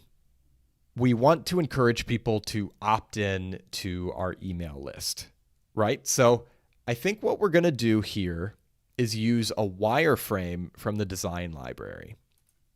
So let's go to, let me make sure I'm clicked out of everything. Go to the design library, go to wireframe, and join the mailing list if you need to, accept the privacy policy, subscribe for access, and I'm going to look for a good form layout. I think this first one would work perfectly, so we'll add that. Now it says this block contains unexpected or invalid content. I'm just we'll convert it to HTML and then we'll delete it because I can just recreate that pretty easily. So we'll go ahead and choose a new block here. We'll add a form, very similar to what we did before. I'm going to remove the name, remove the message, and then we've got the email and the submit button. So we'll go to label styles, remove the asterisk, and then we're going to go to the settings for this particular field. We're going to hide the label, add a placeholder, enter your email, and then we can configure the submit button, wherever that is. Submit styles. We'll do a full width button, and we'll change the text to subscribe. And as I mentioned before, you'd have to configure the actions after submit section to make this form actually function. But for the purposes of this site, I am going to skip that for now. So I'm going to edit this heading, get the tech blog newsletter. And then we can just add some promotional text here. Join more than 500,000 subscribers and get the latest technology news and analysis in your inbox daily. Now the last thing we have to do is add an image here. We don't need this text. Let me see what this configuration is. So we've got a cover. I think we could actually just remove this cover and add a regular image. So I'm going to upload an image here.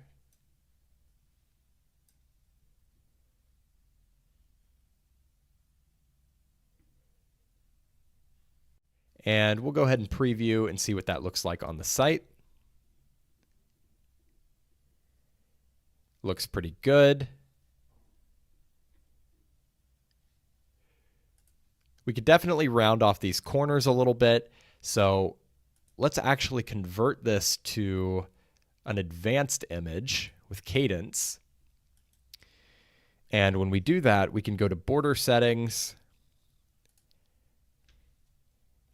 and we'll add a 5-pixel border radius just to slightly round off those corners.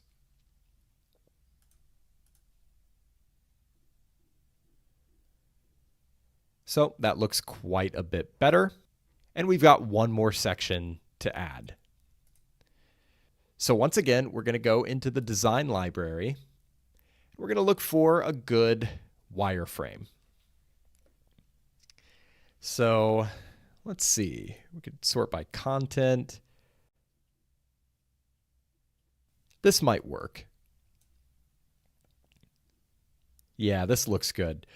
So we'll change this heading to something like Industry Insights from Tech Blog Plus. We'll say, get exclusive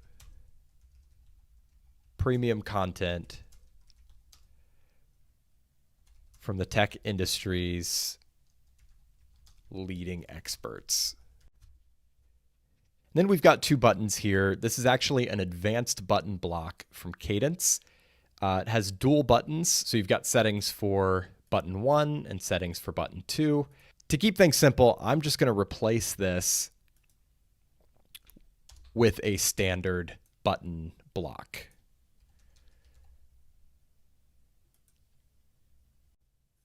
So we'll just call this Learn More.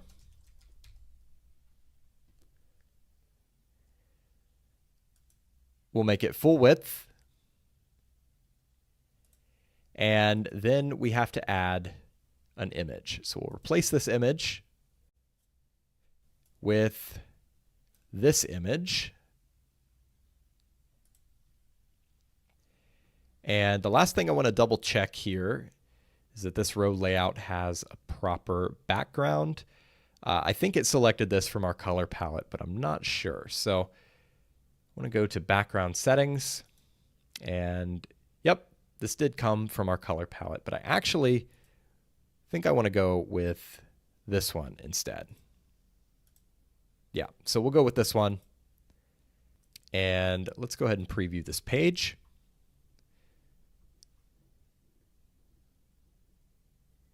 Nice. It looks very good. Now, the one thing I do notice is that we've got two buttons here.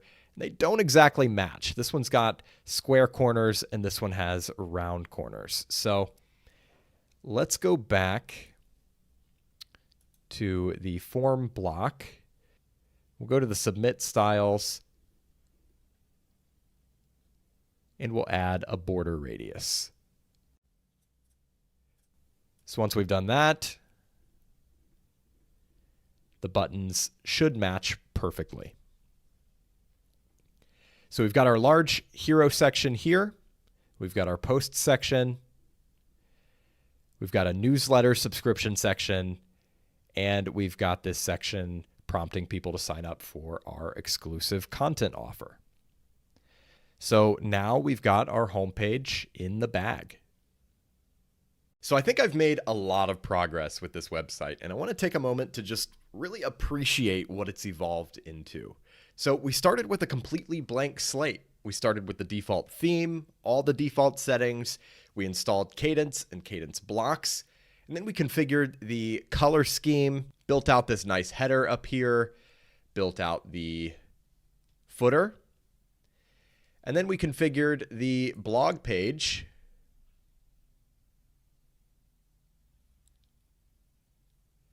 And finally, we built out the static homepage with this big hero section, the post section, the email opt-in form, and this promotional section at the bottom.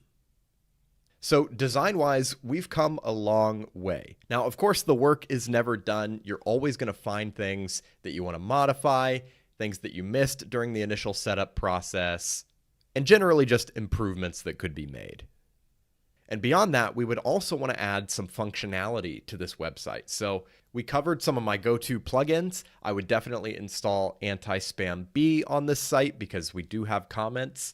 I would install Yoast SEO so we can optimize our titles, meta descriptions, create some sitemaps, all of that stuff. I would install SiteKit by Google so we can get Google Analytics on this site and monitor our traffic stats. And I would need to find a good membership plugin to support our premium TechBlog Plus offering. But as far as design goes, this website is pretty much complete for now. And I hope this gives you an idea of just how powerful WordPress can be. And I really hope you take some inspiration from this that you can apply to your own projects.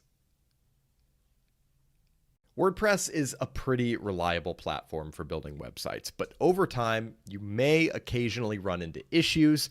There may be a plugin issue, maybe two plugins are conflicting with each other. There may be some kind of web hosting configuration that's just messing up your site in one way or another, things of that nature.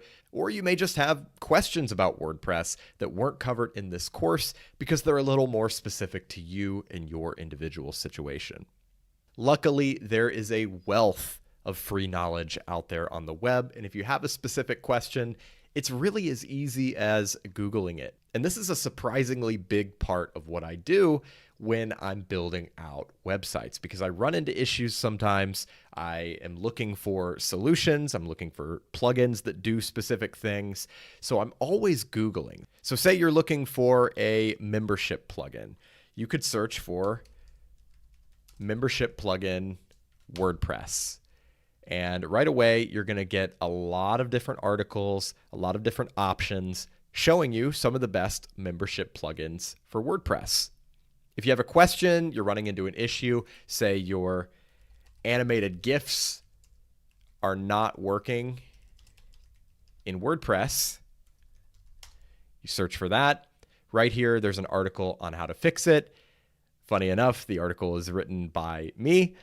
And yeah, you're going to find all kinds of solutions like this on all kinds of different websites for just about any question you could come up with about WordPress. So like I've said many times before, one of the best parts about WordPress is the community. There are a lot of people out there sharing their knowledge for free. And if you have a more specific question that's not answered in some article on Google, you can get input from the WordPress community by just going to wordpress.org and going to the support forums. You can search these forums, you can browse through all these different categories, and if you don't find what you're looking for, you can create a thread here, and one of the many volunteers here on the support forums will more than likely be able to help you out. Because if you're having an issue with WordPress, chances are you're not the first one to experience that, and there is a solution, whether it's already documented in an article on Google, or it's just in somebody's brain and they can help you here on the support forums. So once again, WordPress is very reliable, but the nature of technology is that you're going to run into problems eventually. So it's good to know where to turn when that happens. Congratulations! You've now completed the main course material and you're ready to start building some amazing WordPress sites.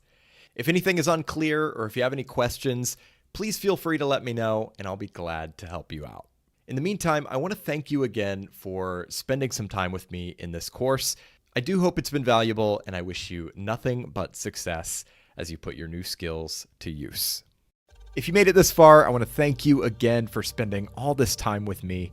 I really hope it's been valuable. If it has, it would mean the world to me if you could just drop a like on this video, share it with people who may find it valuable, and subscribe for more WordPress content. We've got a lot more stuff coming in the future, and I'd love for you to be a part of it.